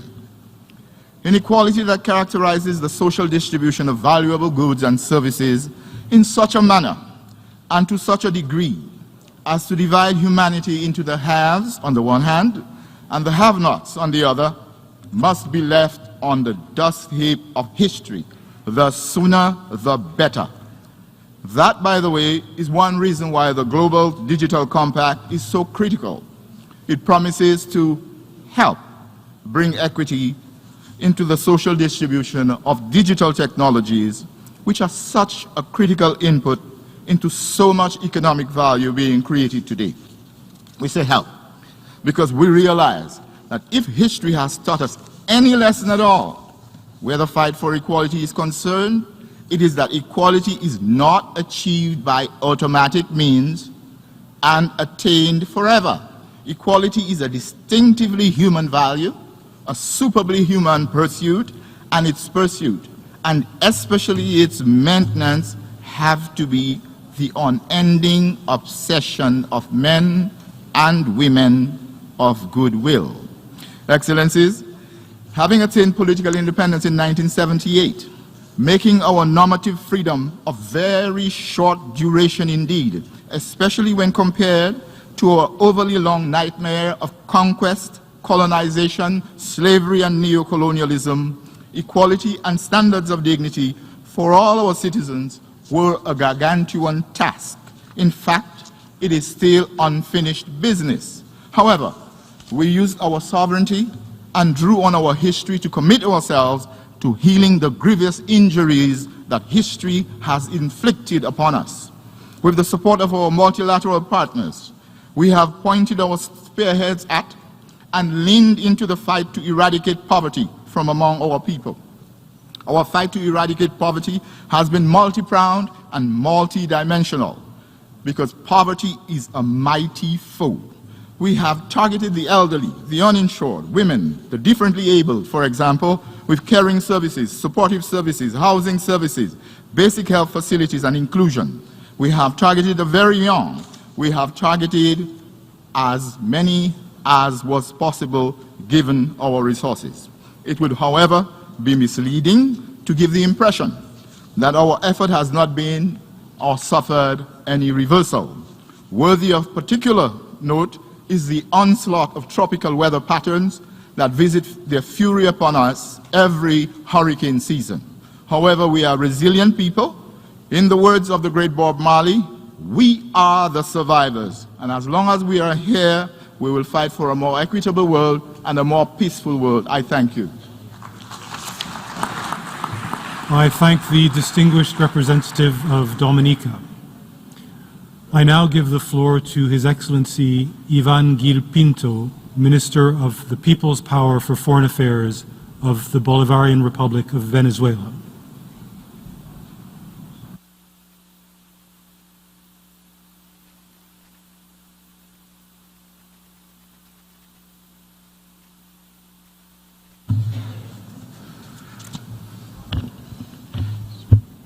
Señor Presidente, la República Bolivariana de Venezuela tiene el honor de hacer uso de la palabra en nombre del Grupo de Amigos en Defensa de la Carta de Naciones Unidas.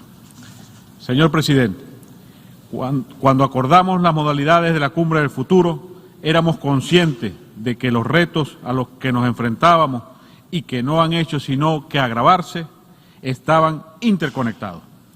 También reconocimos que, a través de una mayor solidaridad y cooperación internacionales y de un multilateralismo revigorizado y verdaderamente inclusivo, con las Naciones Unidas en su centro, tenemos el potencial no solo de afrontar, sino de superar los retos presentes y del futuro.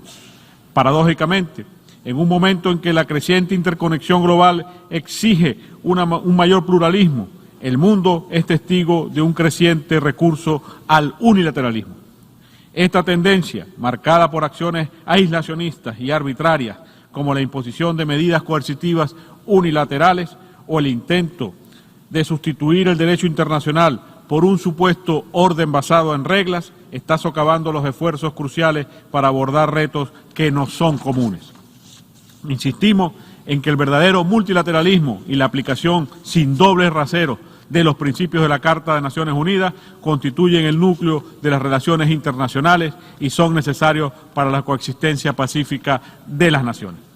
A lo largo de las negociaciones del Pacto del Futuro, enfatizamos la importancia de renovar nuestro compromiso tanto con la letra como con el espíritu de la Carta de la Organización de Naciones Unidas, en el entendimiento de que es crucial que nos comprometamos a fortalecer el multilateralismo, así como a preservar la naturaleza intergubernamental de nuestra organización, absteniéndonos de la creciente tendencia a sustituir, minimizar o equiparar el papel central de los Estados con el de actores no estatales que, en su mayoría, representan los intereses del norte.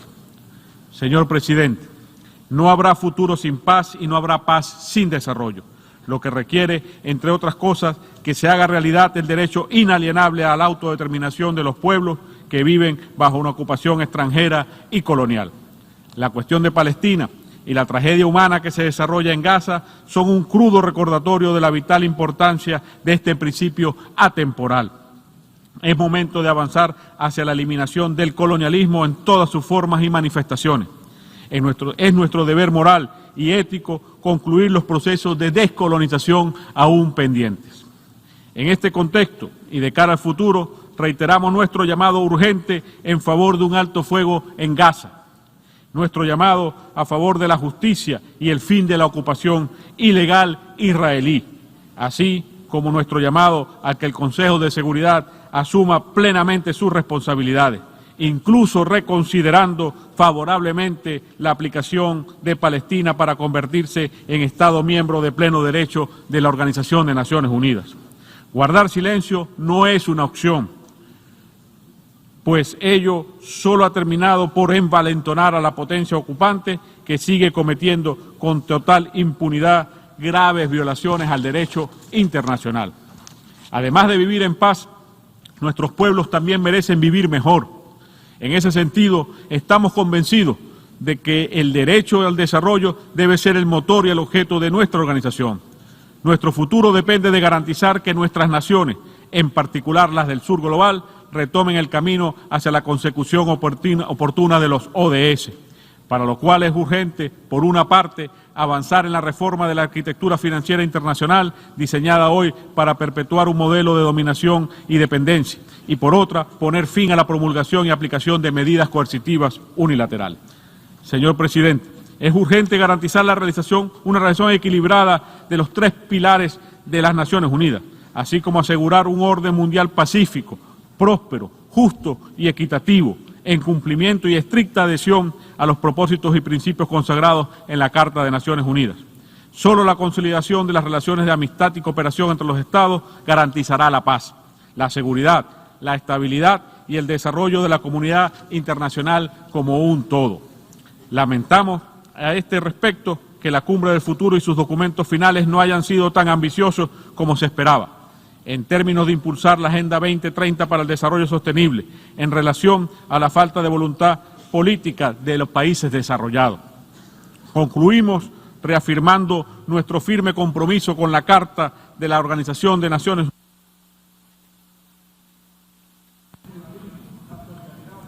I thank the Minister of the People's Power for Foreign Affairs of Venezuela.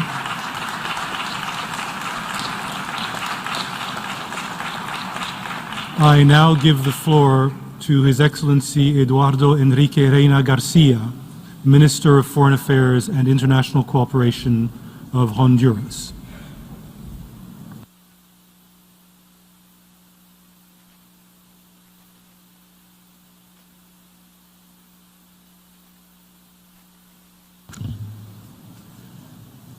Señor Presidente, distinguidos delegados. Desde su origen, los propósitos y principios de la Carta Fundacional de nuestra organización tuvieron como inspiración la posibilidad de lograr un futuro esperanzador para la humanidad que había sido en aquellos momentos abatidos por la guerra, la desolación y la muerte. Hoy Honduras está firmemente convencida por un mundo mejor, con oportunidades para todos, si es posible, y consecuente con nuestras aspiraciones seguimos convencidos que reafirmar la paz y la seguridad internacionales son indubitablemente normas necesarias para la convivencia pacífica entre las naciones. Honduras comparece a esta cumbre del futuro animada por su aspiración de contribuir al logro de postulados contemplados en el Pacto para el Futuro ya aprobado, ya que no solo los comparte plenamente, sino que también coinciden con los postulados del plan de gobierno del socialismo democrático de la presidenta Xiomara Castro Sarmiento. La presidenta Castro Sarmiento también ha advertido sobre el riesgo que representa para nuestros estados la deuda externa y ha señalado la necesidad de contribuir en una nueva arquitectura financiera internacional orientada al desarrollo productivo con inclusión social. De nuestra parte, consideramos que este es el momento idóneo para que el secretario general promueva una cumbre que tenga como objetivo reafirmar la paz y seguridad internacionales en el marco del Pacto para el Futuro, cuando se viven grandes tragedias como la que vive el pueblo palestino. Por consiguiente, es necesario reafirmar la necesidad para promover el diálogo constructivo y establecer una hoja de ruta que nos lleve a fortalecer ese diálogo y hacer posible la mayor estabilidad en el orden internacional. Por esta razón, estimamos urgente promover la edificación de una sociedad con igualdad de género para alcanzar una verdadera justicia social.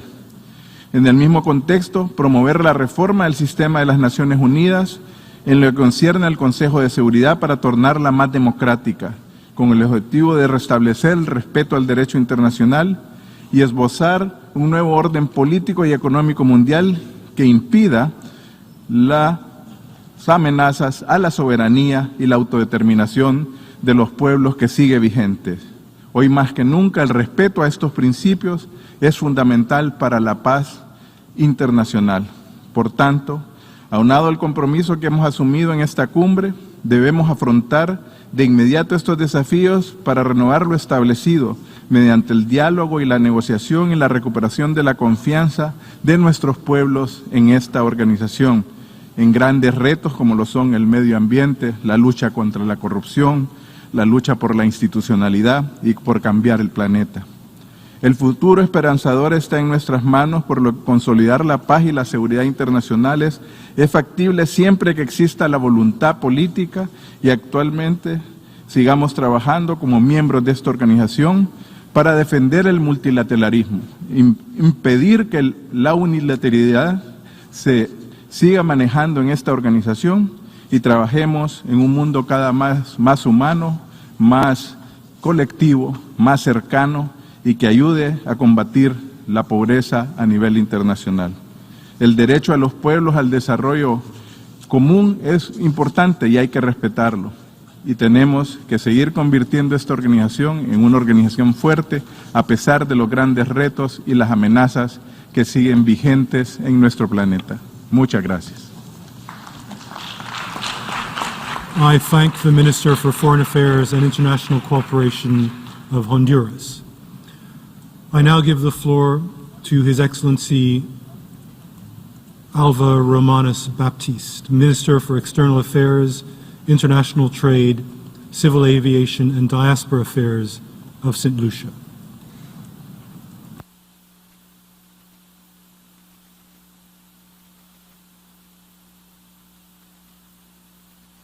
Mr. President, distinguished members of this august assembly, Victor Hugo said, and I quote, "There is nothing else in the world more powerful as an idea whose time has come," unquote. The idea that underpins the overarching purpose of this summit, multilateral solutions for better tomorrow, is one born not only out of the urgent demands of a cascading crisis of our time, but it is the core principle of this global assembly of nations. The idea that we must forge a new international consensus to deliver a better present and safeguard the future is a categorical imperative. Mr. President, the time has come. St. Lucia continues to diligently chart its sustainable development path at a time when the world faces many global risks and challenges as well as remarkable opportunities. We remain firm believers in the power of multilateralism and the hope it offers to deliver actions that address the critical priorities of our times.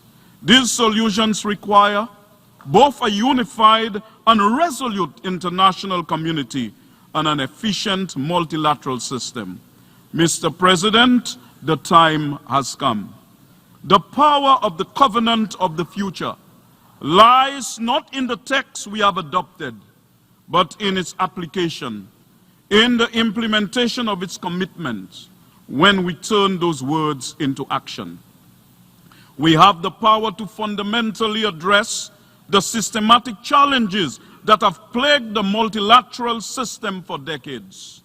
We have the power to transform global governance to respond to a rapidly changing global environment. Mr. President, the time has come. St. Lucia's aspirations for the future are focused on ensuring meaningful, sustainable development with a deliberate emphasis on people at the center of development and creating opportunities for the youth. A Ministry of the Youth Economy has been created to drive resilient prosperity in keeping with our development strategy, aimed at delivering economic growth, diversification, and decent work. We are committed to doing our part and look to the multilateral system for the necessary support. Mr. President, the time has come. Our most valiant national efforts and ambitions continue to be tempered by economic, social, environmental, as well as geopolitical threats that are so immense. They can only be ameliorated by a re-energized, enabling environment that gives meaningful effect to our sustainable development. Mr. President, the time has come. Despite our vulnerability to external shocks and our fragile land and marine ecosystems that continue to be ravaged by the impacts of the climate crisis, St. Lucia continues to be solutions focused. Small island developing states have provided the international community with a new 10-year action plan in the Antigua and Barbuda Agenda for Seeds, which provides an action-oriented blueprint to meet the global ambition of building more resilient economies and fostering prosperous and sustainable seeds societies. Mr. President, the time has come. In our interdependent world, no country can solve global issues alone. The time has come for all partners to consider ways in which the benefits and burdens of a globalized world can be more fairly shared across countries and populations. The time has come for us to truly reinvent not only the structures, but also restore the trust needed for effective global governance. The time has come for us to deepen partnerships and place solidarity at the center of international cooperation. Mr. President, I yield the floor. Thank you. I thank the Minister for External Affairs, International Trade, Civil Aviation, and Diaspora Affairs of St. Lucia. I now give the floor to His Excellency Mahmoud Ali Yusuf, Minister for Foreign Affairs and International Cooperation of Djibouti.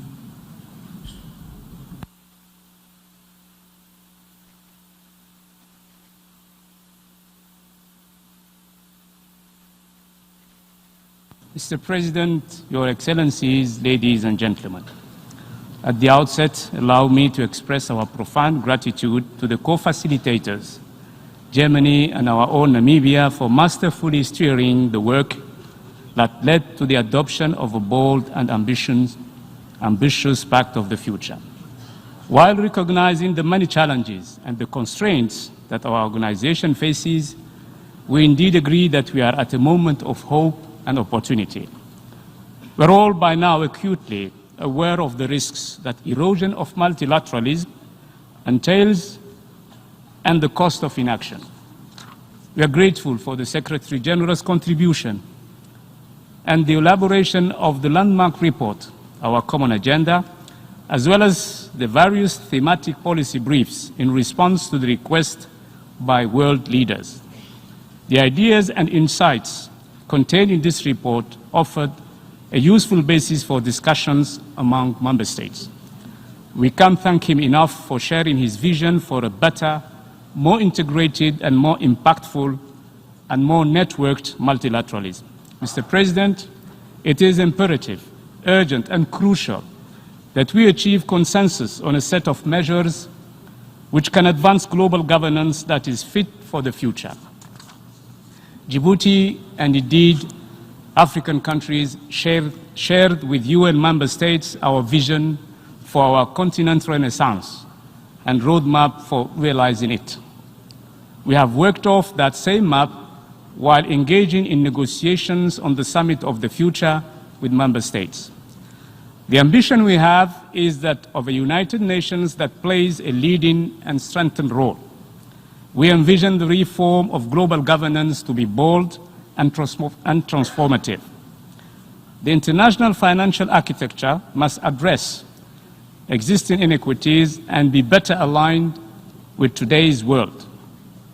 Le fardeau de la dette des pays africains augmente de façon insoutenable et aggravé par des régimes commerciaux injustes et des conditionnalités politiques, ce qui a imposé des restrictions énormes à la marge de manœuvre politique et budgétaire des États africains. La réponse aux multiples crises récentes a été terriblement inadéquate au regard de l'urgence et de l'ampleur des problèmes. Le système financier mondial, selon les termes du secrétaire général, M. Antonio Guterres, n'a pas réussi à fournir un filet de sécurité mondiale aux pays en développement. Les institutions financières internationales doivent mobiliser des financements adéquats pour atteindre les objectifs de développement durable, protéger équitablement les pays contre les chocs systémiques et rendre le système financier plus stable. Monsieur le Président, pour rétablir la confiance, nous devons repenser et redéfinir une gouvernance mondiale qui puisse servir de cadre à la création d'un système multilatéral plus équitable, plus juste et plus efficace. L'Afrique est toujours gravement sous-représentée dans de nombreuses organisations financières internationales. Elle compte le plus grand nombre de membres de programmes au FMI, mais ne contrôle que 6,5% des votes. À la Banque mondiale, elle ne contrôle que 11% des actions de la banque. Mr. President, the past decades have aggravated inequality between nations. We must collectively recommit to the Charter of the United Nations, in particular its purposes and principles, and reaffirm the primacy of conflict prevention and peaceful settlement of disputes. We must reject power politics and promote adherence to the Charter, specifically respect for sovereignty, territorial integrity, unity and political independence of UN member states in our efforts to maintain international peace and security. The concerns that have motivated the Charter remain salient today, over 7 decades later. The eruption of new crises in many places in the world, the challenges the world faces in the global arms control and non-proliferation, emerging threats, including the use of nuclear weapons, is today a reality. Mr. President, ladies and gentlemen, the reform of the UN Security Council must be accelerated. As part of the new order, we are aiming to make that body more representative and rectify the injustice done to Africa and other regional groups. I thank you for your attention. Minister for Foreign Affairs and Planning. Excuse me.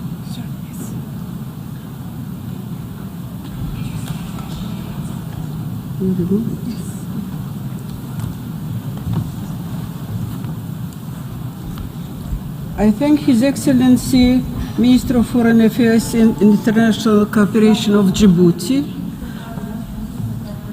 I now give the floor to Her Excellency, Minister of Planning and International Cooperation of Jordan. And the Global Digital Compact, the opportunity for us to galvanize international commitments and adopt a solid and clear roadmap that will help us work together effectively to accelerate SDGs, tackle critical challenges while preparing for a more resilient future for generations to come.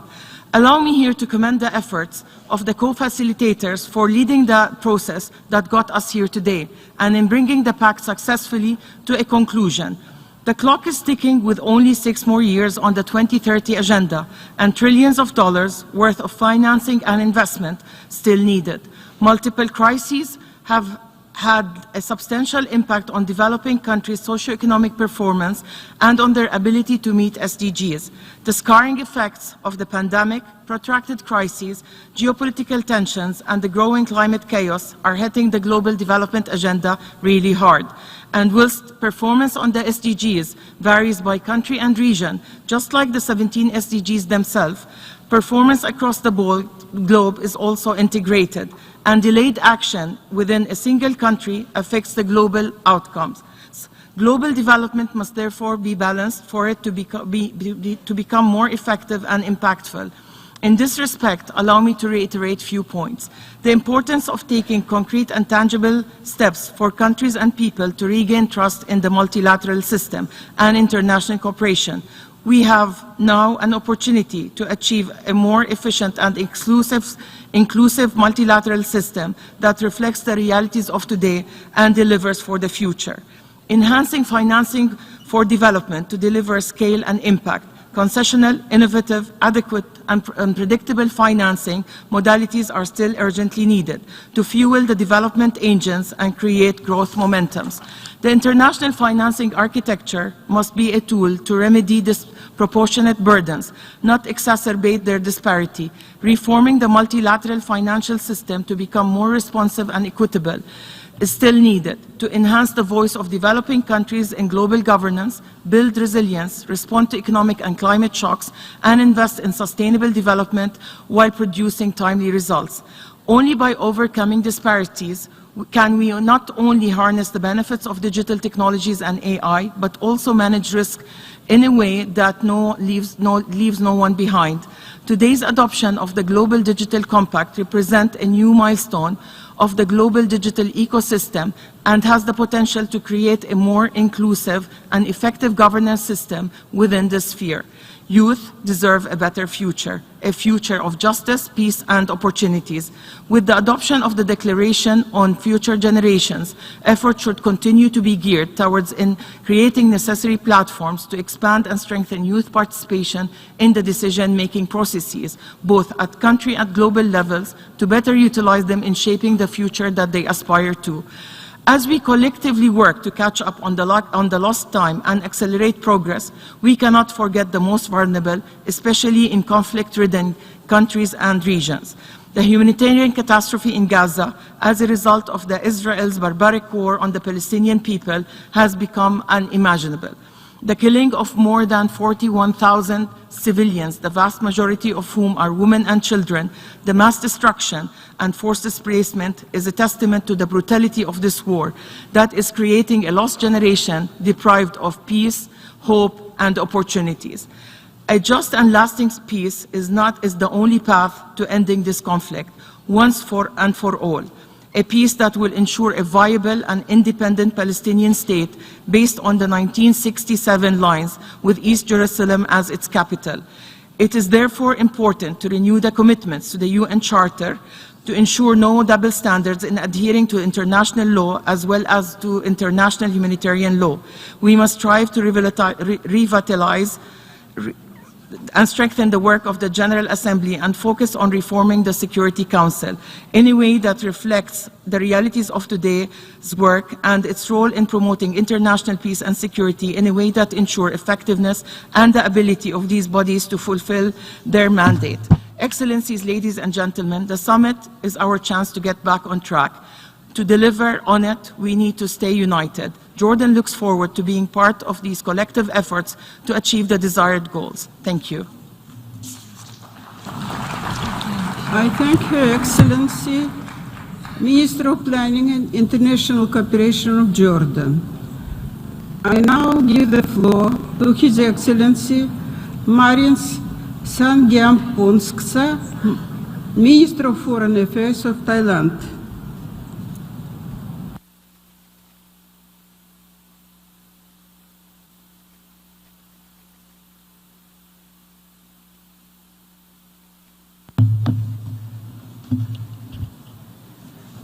Mr. President, Excellencies, distinguished delegates, humanity today stands at the inflection point, which is mainly of our own making.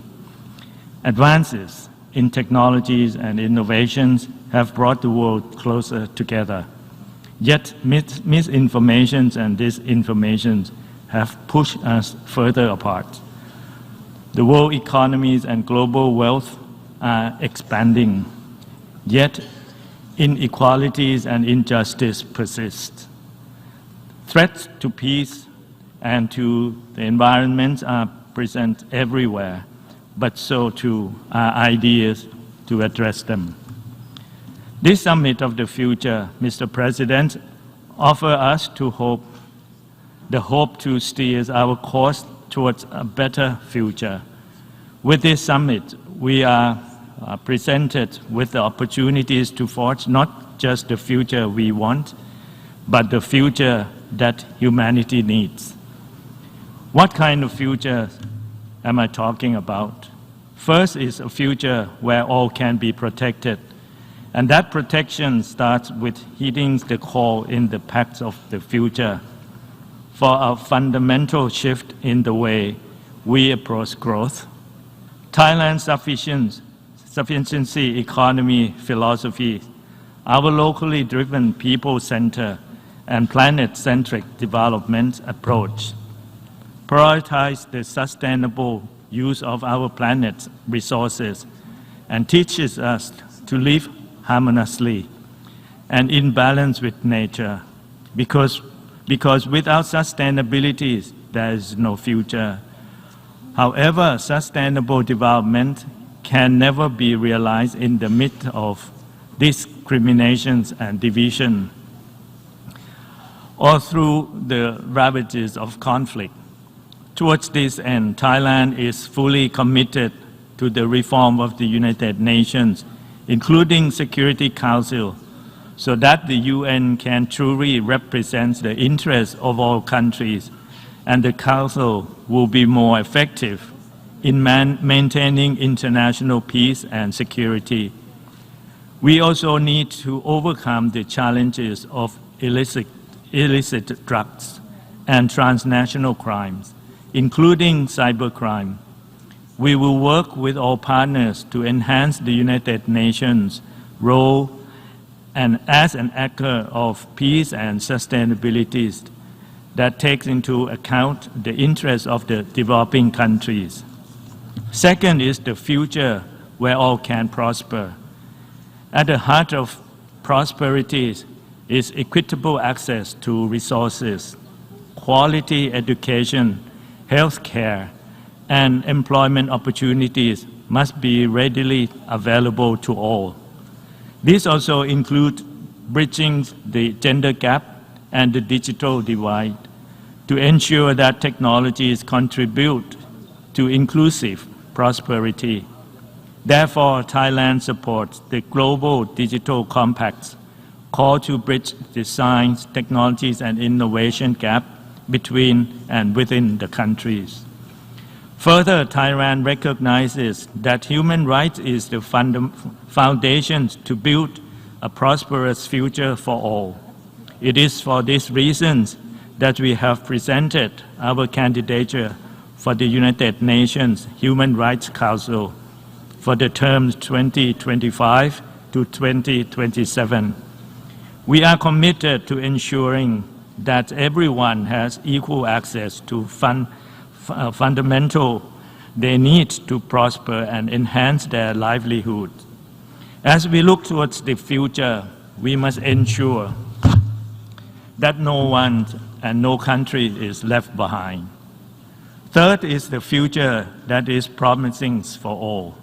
This begins with recognizing the role of youth, the true bearers of change. We must prioritize their engagement, empower their voices, and invest in their potential.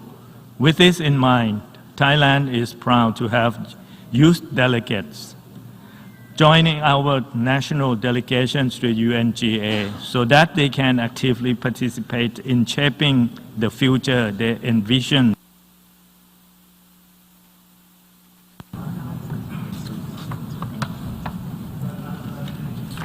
I thank Minister of Foreign Affairs of Thailand. I now give the floor to His Excellency Sergei Khomenko, Deputy Chairman of the Council of the Republic of the National Assembly of the Republic of Belarus.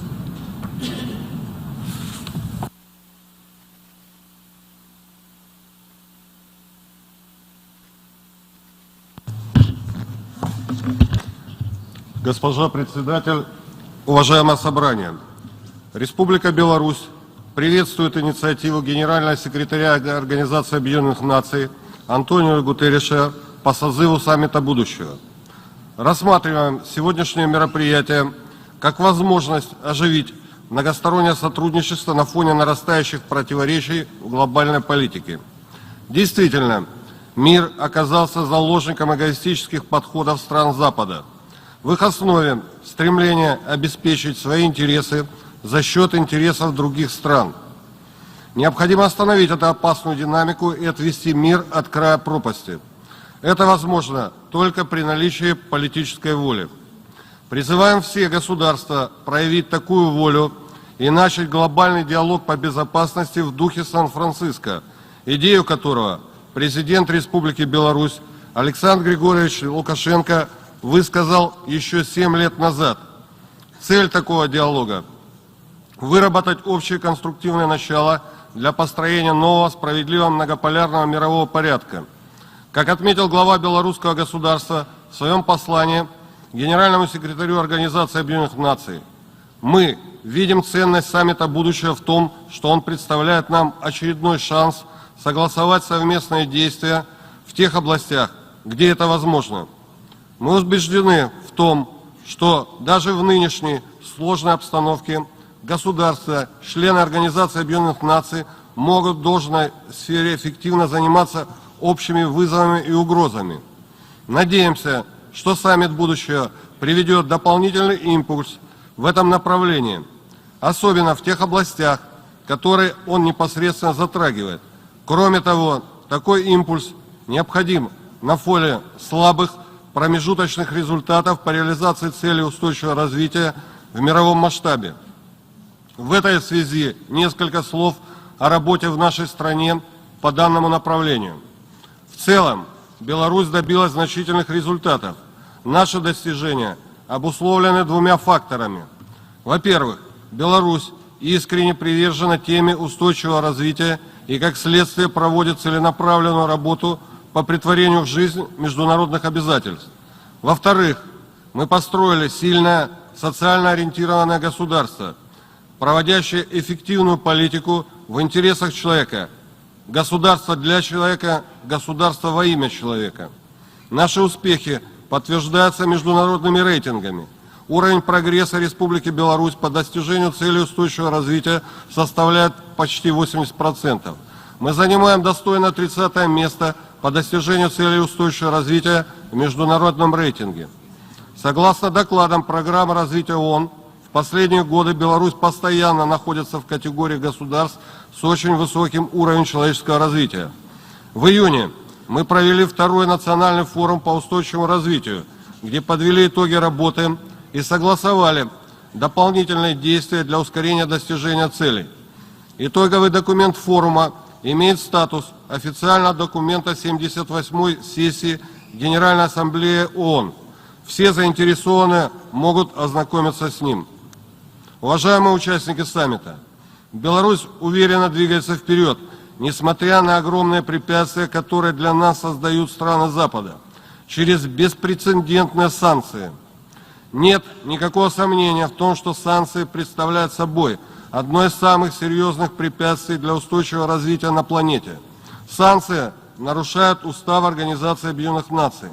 Санкции подрывают продовольственно-экологическую безопасность, особенно в наименее развитых странах.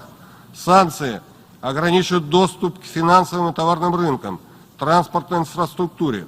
Санкции – это путь в тупик. Наконец, санкции противоречат здравому смыслу. В силу постоянно растущей взаимозависимости на планете санкции имеют глобальный негативный эффект, влияют на всех, включая и их инициаторов.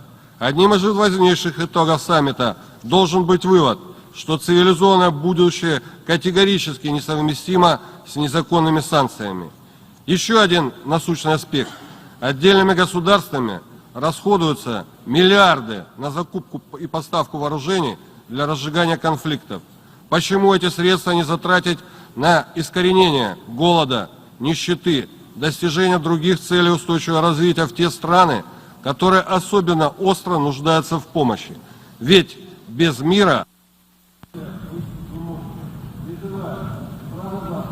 Микрофон.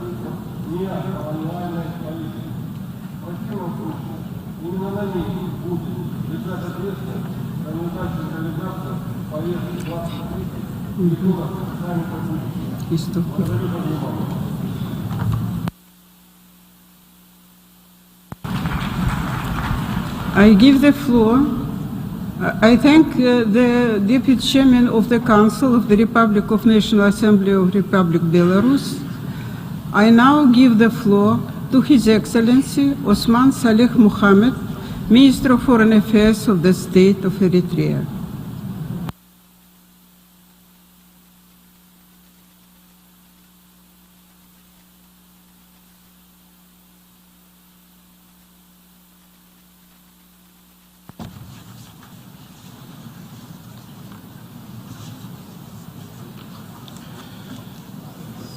Mr. President, ladies and gentlemen, Mr. President, at the onset, allow me to express our appreciation to the co-facilitators of the Pact of the Future, the Global Digital Compact, and the Declaration on Future Generations at this summit. I also extend my gratitude to His Excellency Antonio Guterres, Secretary General of the United Nations, for convening this crucial summit of the future. In an increasingly interconnected world, no nation can stand alone in the face of the shared challenges. This gathering is a testament of our collective commitment to addressing the profound challenges facing our world today, and to shaping a future that is just, sustainable, and inclusive for all.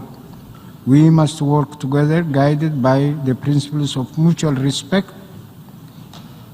equity, and international cooperation.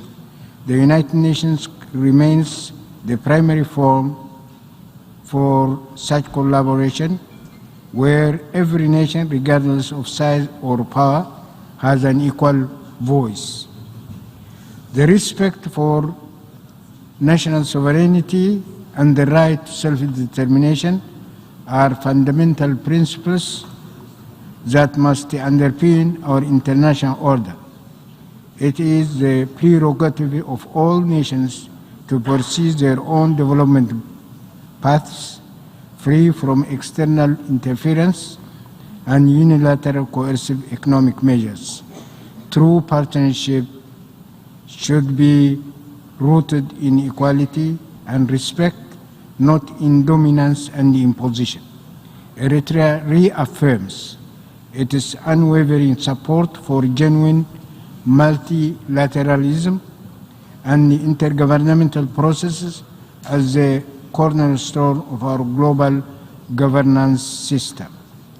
Mr. President, it cannot be emphasized enough that the importance of peace and security as prerequisites for sustainable development. At the global, regional, and sub-regional levels, we are witnessing firsthand the devastating impacts of conflicts and instabilities. The international community should resort to peaceful resolution, prioritizing diplomacy over force. To collectively address the global challenges, the international governance institutions must be referred to be more inclusive, representative, and accountable. This includes reforming the Security Council, democratizing international financial institutions, and ensuring that the voices of developing countries are heard and respected. We are utterly dismayed that the efforts of the member states, especially countries from the global world south, were not able to have a strong language on the much-needed reform of the current international financial architecture. In the age of digital transformation, the potential of technology to drive progress and innovation is immense. However, we must also be vigilant against its misuse and abuse for malicious purpose. An international legal framework must be put in place to ensure technology serves humanity and is shared equitably, and to protect against threats of cybercrime. Mr. President, Eritrea is strongly committed to the principles of sustainable development and to combating the existential threats posed by climate change.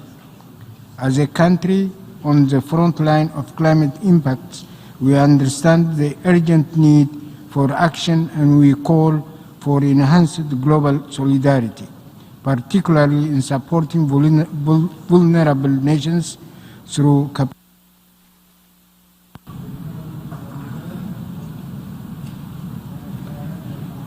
Thank the Speaker. As soon as the microphone is cut off, I thank the Minister of Foreign Affairs of Eritrea. I now give the floor to Her Excellency Penny Wong, Minister of Foreign Affairs of Australia.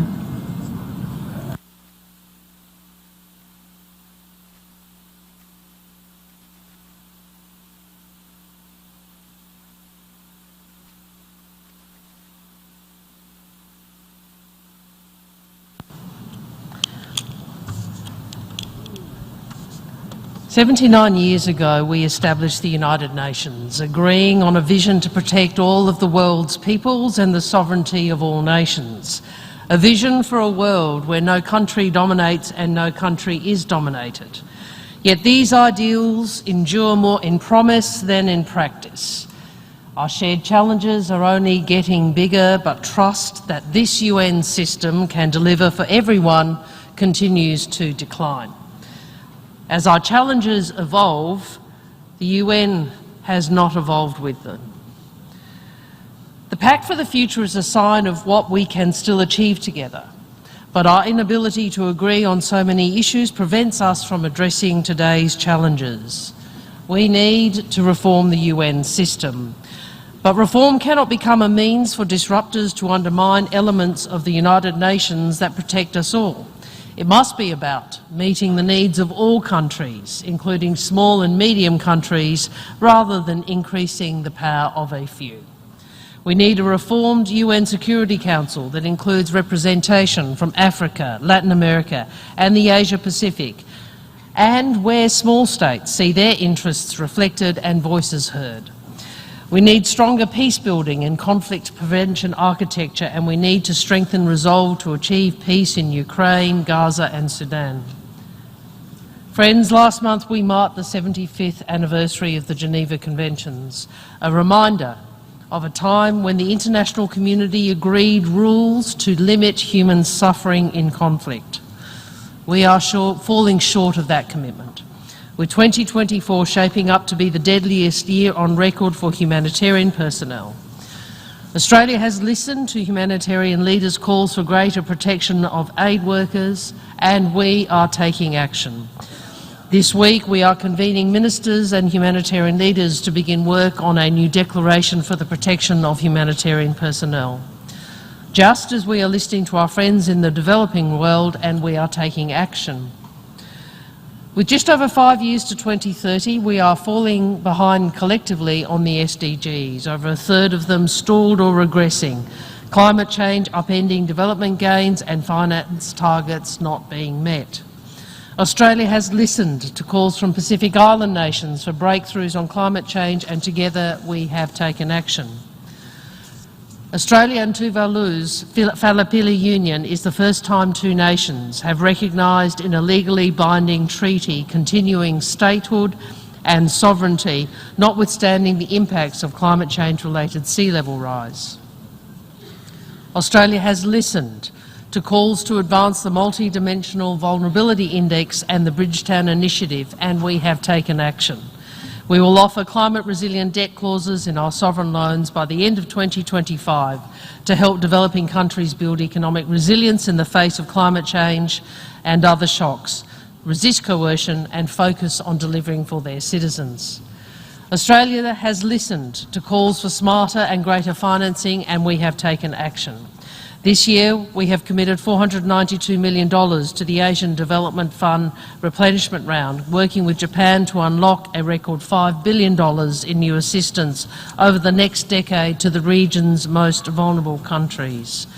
Australia has listened to calls to lessen the digital divide, and we have taken action. We are building sustainable south-south connectivity via submarine cables across the Pacific and Timor-Leste. So in this and in many other ways, Australia is working to deliver on the pact for the future.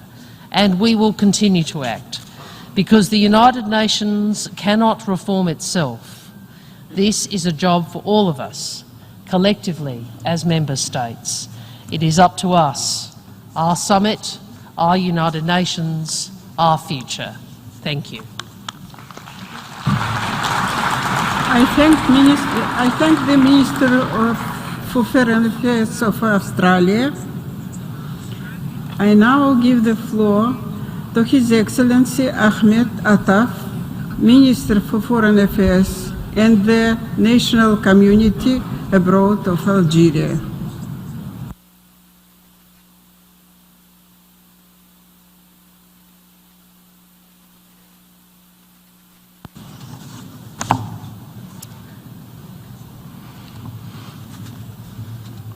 شكرا.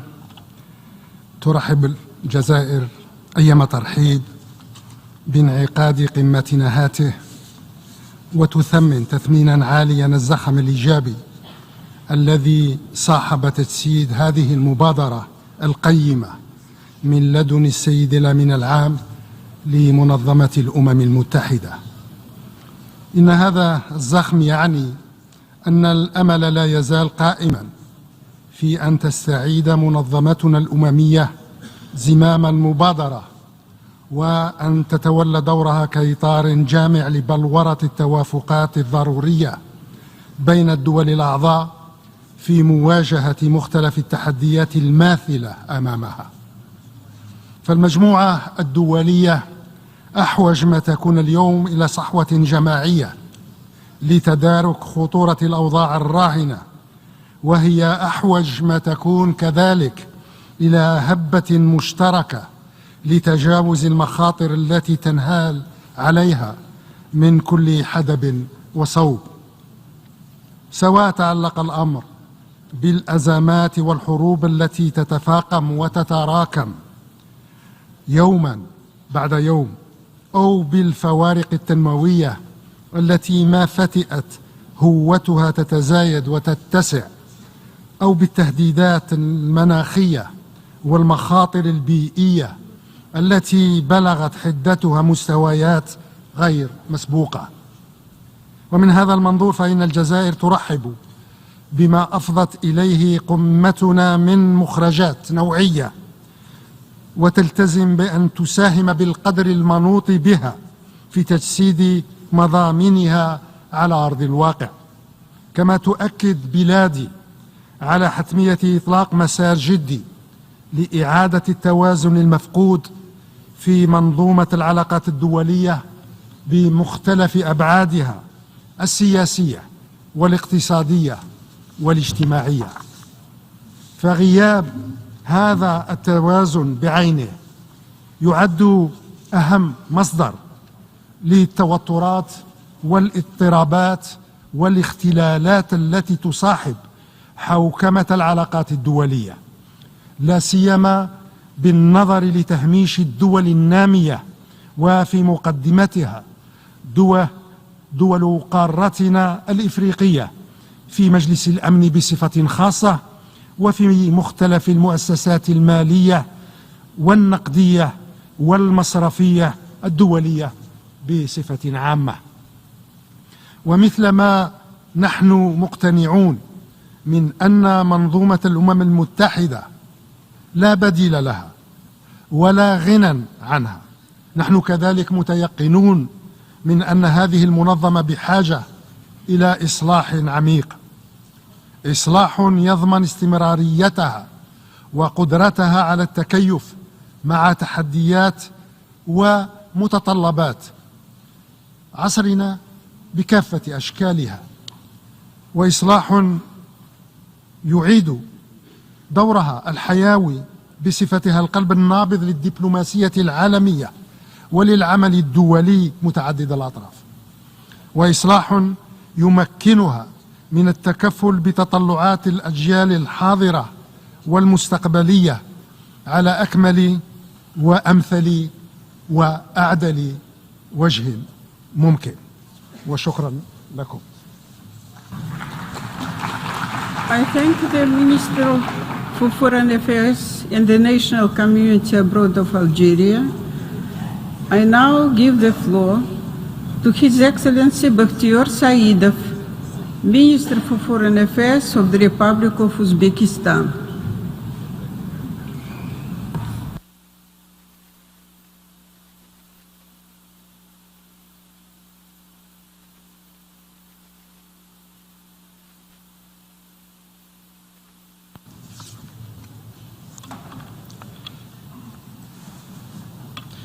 Dear Madam President, honorable heads of delegations, colleagues. First of all, allow me to extend our deepest gratitude to the UN Secretary General, Mr. Antonio Guterres, for organizing this pivotal summit. This forum is both timely and extremely important. Our world stands at a critical juncture marked by global instability and uncertainty. In such a defining moment, we must reflect on the legacy that we will leave for future generations. To effectively address the challenges before us, we must reform global governance system and enhance multilateral institutions. We firmly believe that the United Nations, which has no alternative in the world, must remain the central organization in addressing the global challenges. Uzbekistan fully supports the Pact for the Future. We committed to implementing its principles in collaboration with our partners. Under the leadership of the President of Uzbekistan, His Excellency Shavkat Mirziyoyev, we are consistently implementing the Sustainable Development Goals. Uzbekistan has made substantial progress in reducing poverty, promoting gender equality, and advancing climate resilience. We are determined to double our GDP by 2030 and achieve upper middle income status. Stability and openness are the hallmarks of modern Central Asia. Today, our region faces significant challenges affecting our stability and development. Digital technologies are shaping our future. We must not allow the digital transition to become a new source of global inequality. Uzbekistan fully supports the UN Secretary General's initiative for an annual digital cooperation forum and the establishment of high-level advisory body on artificial intelligence. Climate change demands urgent and collective action. Central Asia has long faced the impacts of global warming caused by water scarcity, environmental degradation, and loss of biodiversity. The RLC disaster continues to have a significant impact on the ecosystems of all states in the region. Uzbekistan is undertaking substantial measures to enhance environmental sustainability. In 2025, we plan to organize a climate forum in Samarkand and invite everyone to actively participate in this event. We have made tangible progress in advancing gender equality, protecting the rights and interests of women. Uzbekistan is among the top 5 countries that have achieved the greatest success in implementing reforms in this field. Youth is the foundation of our shared future. Human development is a key focus of our strategy for building a new Uzbekistan. Our country, among the top 10 states in implementing the UN Youth Strategy 2030. We will continue to prioritize youth development in alignment with the UN strategy. The development of transport corridors is a crucial step toward accessing the global markets. Central Asia is once again becoming a key transportation hub between East and West. Together with our partners, we are creating modern transportation routes and implementing projects to access global markets. One of the key projects is the construction of the Trans-Afghan Railway, which will provide access to international ports and is significant in the region's economic development. Lastly, Afghanistan remains a critical concern. This country is as an integral part of Central Asia. Uzbekistan is engaged in pragmatic efforts to support Afghanistan's recovery and development. We emphasize the UN's crucial role in coordinating international approach to this issue. Dear summit participants, the summit of the future is taking place at a time of profound changes. Uzbekistan is committed to active multilateral engagement and supporting the central role of the UN in achieving our common goals. I thank you for your attention. I thank the Minister for Foreign Affairs of the Republic of Uzbekistan. I now give the floor to His Excellency Peter Szijjártó, Minister for Foreign Affairs and Trade of Hungary.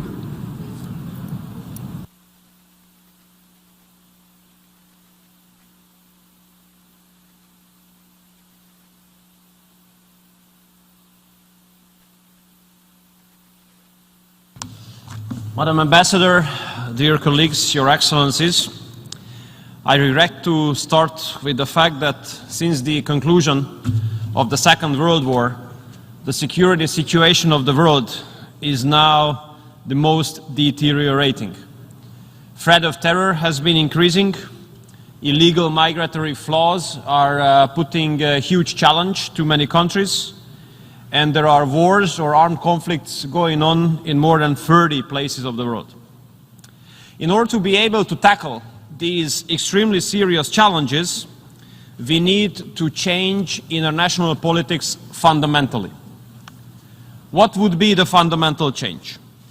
International politics should come back to the basis of mutual respect, and dialogue should be the major tool. Nowadays, unfortunately, if you represent a position out of the mainstream, you are immediately stigmatized. If you stand up for your national interest, if you express a sovereign opportunity, you are immediately accused and attacked, either politically, legally, or sometimes even physically, as it has been experienced in this very country or in our neighbor, Slovakia. The saddest thing is that international liberal mainstream made the word peace as a cuss word, at least in Europe. European politicians usually argue in favor of diplomacy and peaceful solutions of certain wars if they are far away of Europe. But nowadays, unfortunately, a war is going on in Europe, and those who argue in favor of peace are immediately stigmatized, attacked, and criticized. If it continues as it has been going on, future will be really sad, as there are two sad scenarios ahead of us. The risk of the outbreak of the Third World War is becoming more and more serious, or the world is heading towards an age where the world's gonna be divided into blocks again. And myself, coming from Hungary, from Central Europe, a region which has suffered a lot under the age when the world was divided into blocks. We lost 4 decades of our lives at that time. And I do believe it's not a wonder after this that we don't want this age, the age of the world being divided into blocks, to come back. We want that the next decades would be characterized by connectivity and fair international cooperation.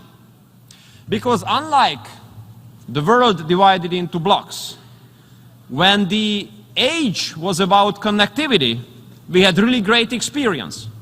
When it was even realistic to speak about the chance of a Eurasian cooperation from Lisbon to Vladivostok, if these times could come back, I think the whole world would take a lot of profit out of it. And I do believe Madam Ambassador, dear colleagues, that the United Nations should play a huge role to this direction. Because I'd like to remind all of you, United Nations was not established to be a group of like-minded countries. United Nations was established as a platform where everyone can talk to everyone about everything. And I do believe that United Nations should gain back this function of it. Because my question is, where should we speak about peace if not here? Where should countries talk to each other who are in a hostile situation with each other if not here?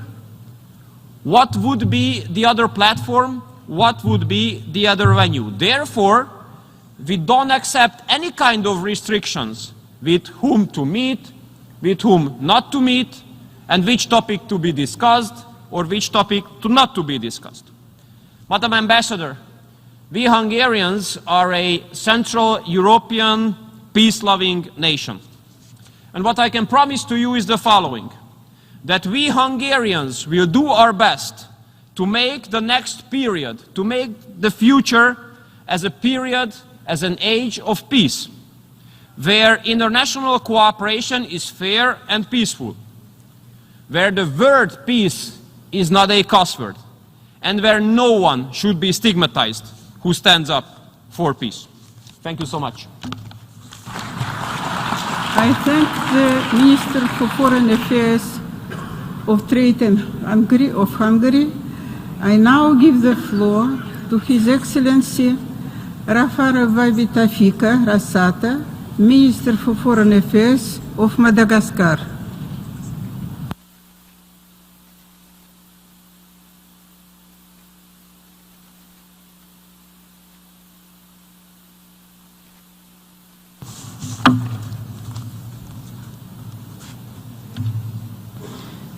Excellences, Mesdames et Messieurs, les chefs d'État et de gouvernement, Excellences, Mesdames et Messieurs, les chefs de délégation, Madame l'ambassadeur, c'est pour moi un grand honneur de vous adresser, au nom de son Excellence, Monsieur Ange Radzwiln, président de la République de Madagascar, nos plus sincères salutations. C'est également une fierté pour toute la nation malagasy, et particulièrement pour tous les jeunes de Madagascar, de contribuer à la construction de notre avenir commun. Alors que nous traçons la voie de nos actions futures, j'aimerais saluer le leadership efficace des co-facilitateurs de la Namibie et de l'Allemagne dans la conduite des négociations pour l'adoption du pacte de l'avenir et de ses deux annexes, le pacte numérique mondial et la déclaration sur les générations futures. Madagascar associe sa voix à la déclaration faite par le représentant du G77 et du représentant du groupe africain. Madame l'ambassadeur, Madagascar est un pays jeune. 2/3 de la population, soit 70,6% de la population, est âgée de moins de 30 ans. À Madagascar, les jeunes ont conscience des responsabilités qui leur incombent et des enjeux auxquels ils sont confrontés. Et nous croyons aussi fermement à notre capacité à apporter des solutions. Cette année, pour marquer la participation des jeunes à ce sommet historique, nous avons lancé une vaste campagne dénommée « Donnons la voix à l'avenir » dans toutes les régions du pays pour faire entendre la voix de la jeunesse malagasy. Nos jeunes ont partagé leur vision, défini leurs priorités et à travers la déclaration de la jeunesse, ils appellent à l'inclusion de la jeunesse dans les politiques publiques afin que leurs aspirations pour l'avenir soient prises en compte. La valorisation de leurs compétences à travers la promotion de l'entrepreneuriat pour des créations d'emplois, la participation au processus de prise de décision et une implication dans les instances de haut niveau. Excellences, Madame l'ambassadeur, nous sommes tous ici pour une raison, trouver des solutions pour aujourd'hui et pour demain. Le changement climatique, les inégalités, les conflits armés, les pandémies, toutes ces crises exigent une action collective, une action courageuse, pour tous et en ne laissant personne de côté. Il est désolant de constater qu'à 6 ans de 2030, seulement 10% de ces objectifs de développement durable ont été atteints. Si nous avons pour ambition de laisser un monde meilleur à nos descendants, osons prendre des dispositions ambitieuses. Respectons nos engagements, donnons-nous la main pour accélérer l'atteinte des ODD. Madame l'ambassadeur, Madagascar sait ce qu'est la vulnérabilité. Nous ressentons chaque jour l'impact du changement climatique. Pourtant, nous ne perdons pas espoir. Nous croyons au pouvoir et nous avons foi en la force de la coopération internationale. Ce sommet de l'avenir est l'occasion de réinventer notre approche collective. Nous avons la responsabilité et le devoir de repenser le multilatéralisme. Il doit être plus inclusif, plus équitable et plus dynamique pour que les besoins des pays vulnérables, des pays insulaires en développement soient pris en compte. Aujourd'hui, plus que jamais, nous devons respecter les engagements que nous avons pris, notamment l'accord de Paris pour la réduction des émissions de gaz à effet de serre, ou encore la déclaration sur le climat, l'enfance et la jeunesse, pour investir dans la paix, dans le développement durable et dans la justice. Excellences, Madagascar plaide en faveur d'une coopération internationale axée sur des actions inclusives, un système multilatéral plus juste et représentatif qui tient compte des intérêts des générations futures. Son Excellence, Monsieur le Président de la République, Ange Rajoelina, a coutume de dire que l'Afrique n'est pas un problème, l'Afrique est la solution. Et les solutions que nous souhaitons mettre en place pour faire face aux défis actuels doivent se faire avec l'Afrique et la jeunesse africaine. Je vous remercie. I thank Your Excellency the Minister for Foreign Affairs of Madagascar. I now give the floor to His Excellency Justin Tkachenko, Minister for Foreign Affairs of Papua New Guinea.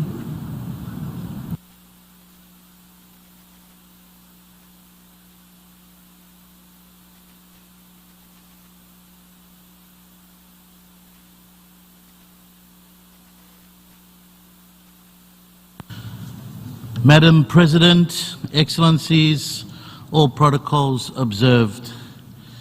Madam President, we welcome and strongly support the landmark Pact for the Future and its accompanying Global Digital Pact and Declaration on Future Generations adopted yesterday in the General Assembly. This pact is complementary to Papua New Guinea's own vision 2050, where we want to see a middle-income country that is peaceful, prosperous and caring. It also underscores the multilateralism under the United Nations and is crucially important for all humanity. This deserves our strongest support going forward. As leaders of our peoples in countries, we now need real and genuine action to translate the Pact for the Future and its accompanying outcome documents to benefit in an inclusive, fair and just way for all of us. We do not need rhetoric statements that undermine privileges and lackluster progress for the Sustainable Development Goals at just 17% seen globally, including in my own country, which demands that we all must do better. Despite notable strides in recent years in areas such as health, education, infrastructure, agriculture, governance, justice, peace and security, Papua New Guinea recognises that we can do better in delivery on these SDGs, and we are working hard on it. Improving national leadership, broad-based and inclusive people-centred development approach with better national coordination and coherence, strong governance, supported by effective implementation of our national development priorities and roadmaps known as the Middle-Term Development Plan, is a step in the right direction in improving our people's livelihoods going forward. We need a global financial architecture that puts people's lives and livelihoods first over profit or self-interest. We remain serious and we're concerned that the climate finance we need is not happening at the speed and scale in some cases. Like in our own country, there is hardly a trickle. We need better support on this front from multilateral systems established for it. My government is now embarking on industrialisation through downstream processing of our natural resources to value add, benefit fairly from our national assets. We therefore welcome bona fide development partnership that is not detrimental but rather aligned with our national development priorities. This includes efforts to bridge the digital divide between and within countries where sharing of technology and knowledge and technical capacity in building and supporting and fostering nation development whilst preventing its misuse and abuse is also desired. This is why we are investing heavily in our ITC sector, therefore supporting of our global digital compact. Madam President, the Pact for the Future emphasises on the importance of peace and security at all levels to do better, safeguard humanity in the right decision, especially in a world that is under serious threat from other conflicts and tensions that abound. We must rally together for peace and security to enable us to deliver on the promise of our SDGs and the Pact for the Future. On our part, Papua New Guinea has as the highest priority peace and security for our development agenda. We recognise that without peace and security, there is no sustainable development. That is why we are committed to the Pact for the Future, and I thank you, Madam President, Bamahuta, ML, and thank you, True.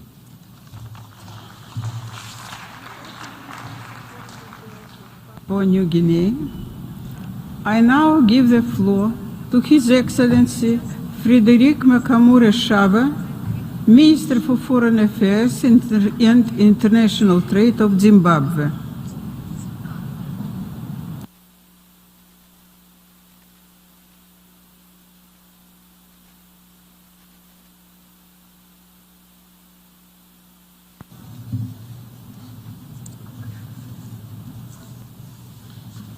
Madam President, Excellencies, and all protocols observed, I commend the Secretary General, Mr. Antonio Guterres, for his visionary leadership in initiating the Summit of the Future.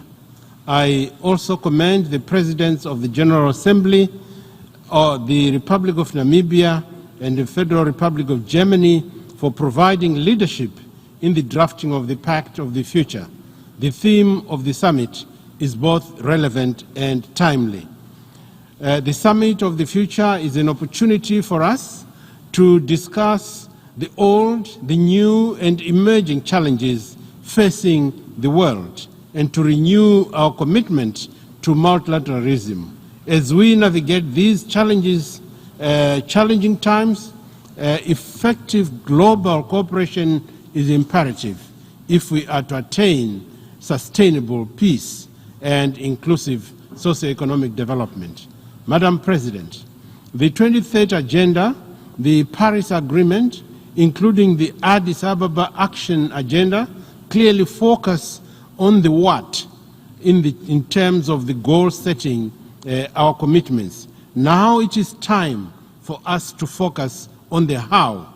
We can all effectively work together to meet those commitments and tackle the most pressing issues while preparing for a more resilient future that leaves no one and no place behind. Rallying behind the reform of the global governance systems, including global financial institutions and the United Nations Security Council is a fundamental starting point. It is reformed institutions that are fit for contemporary challenging times that that will assist as developing countries to meet our common goals.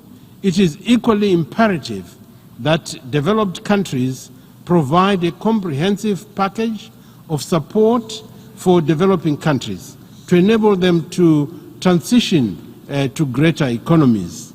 This must include financial resources, technology transfer, capacity building initiatives. Excellencies, given the current geopolitical contestations and increasing conflicts, it is imperative that the role and capacity of the United Nations in preventive diplomacy and conflict resolution be strengthened. The need to include women and youths in the peace and security agenda cannot be overemphasized. Zimbabwe therefore supports the new agenda for peace as proposed by the United Nations Secretary General and stands ready to play its part in this regard. Madam President, the need for political will is paramount if the implementation of the outcomes of this summit are to be actualized. It will be critically important to focus on vulnerable countries, least developed countries, landlocked developing countries like Zimbabwe, and small island developing states, in line with the cardinal principle of leaving no one and no country behind. Success should be measured in terms of the extent to which any interventions reach those in hard to reach areas and who are furthest behind. Madam President, Zimbabwe is relatively youthful as a nation, with more than 65% of our population below the age of 35. This presents opportunities for economic growth through harnessing the innovations and innovativeness and zeal of our youths. Our policies and programs have been designed and redesigned and strengthened to ensure that young people are key drivers of our social and economic transformation agenda. This includes the establishment of innovation centers at all institutions of higher education, underpinned by a number of new heritage-based approach to education 5.0. This approach is enjoying growing success, inculcating a sense of self.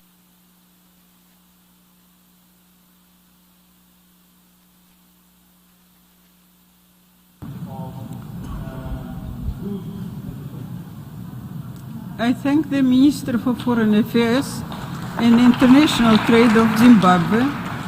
I now give the floor to His Excellency Tūrkīye Hossain, Advisor for the Ministry of Foreign Affairs of the Interim Government of Bangladesh.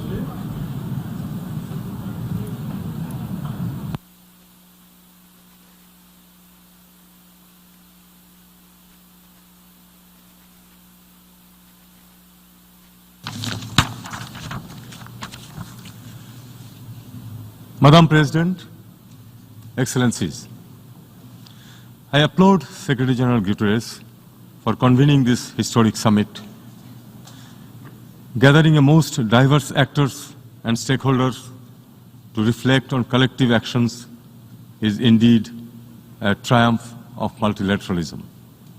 Excellencies, envisioning future is exciting yet challenging. In an intensely connected and instantaneous world we live in, future is fraught with too many unknowns, unknowables, and uncertainties. As we speak of securing our common future, we have to be ready to make inconvenient choices, difficult trade-offs, and critically question the decisions we take. The world acknowledged all such in adopting the Agenda 2030, as we pledged to create a secure and sustainable future for our descendants based on shared responsibility. Nearly a decade since the Agenda 2030 being in place, we note social and economic inequalities across communities are rising.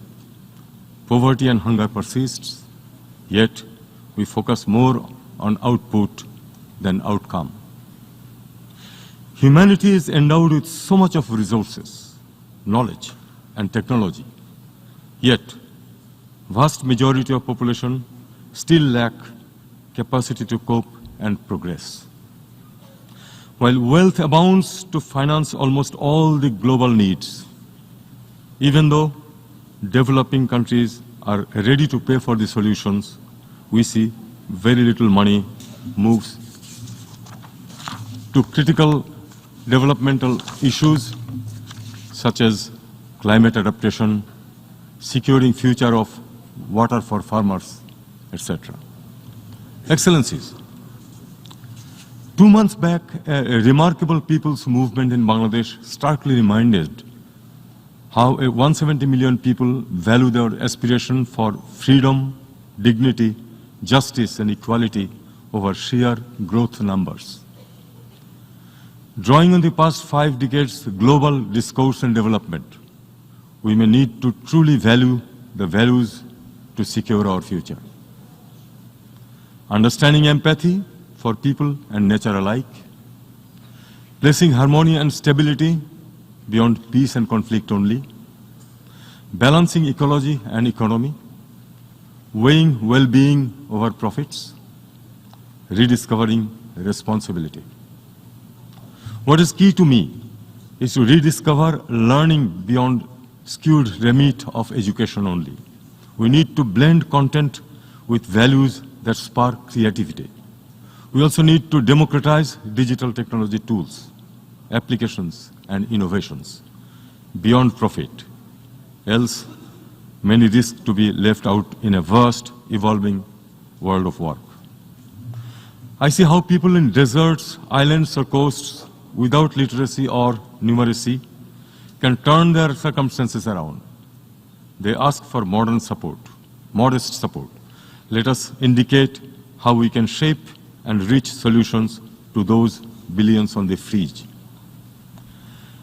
At the same time, the wealth of traditional practices and heritage across communities merit to be blended with contemporary knowledge.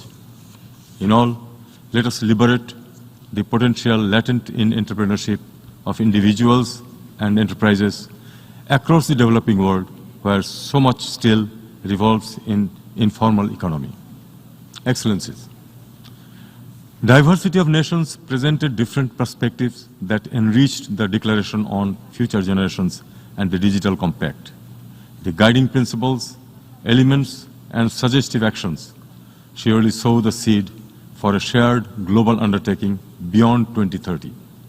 Bangladesh stands ready to contribute her bit beyond this summit. I thank you all.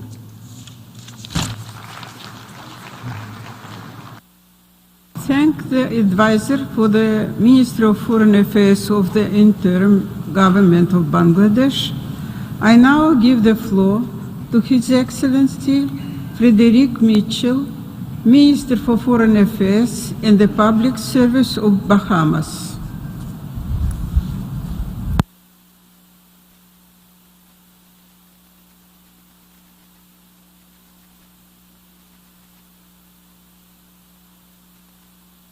And as we look around today, there are wars and rumors of war. Some countries have marched into other countries and claimed the space as their own, simply because their troops are standing all over the land. We all ascribe to the UN Charter on territorial integrity, but the goal, though laudable, has fallen short. Ask the people from Ukraine to Gaza to Cyprus to Sudan if they believe the international system as it is values the Charter and the beliefs described therein. Ask Haiti.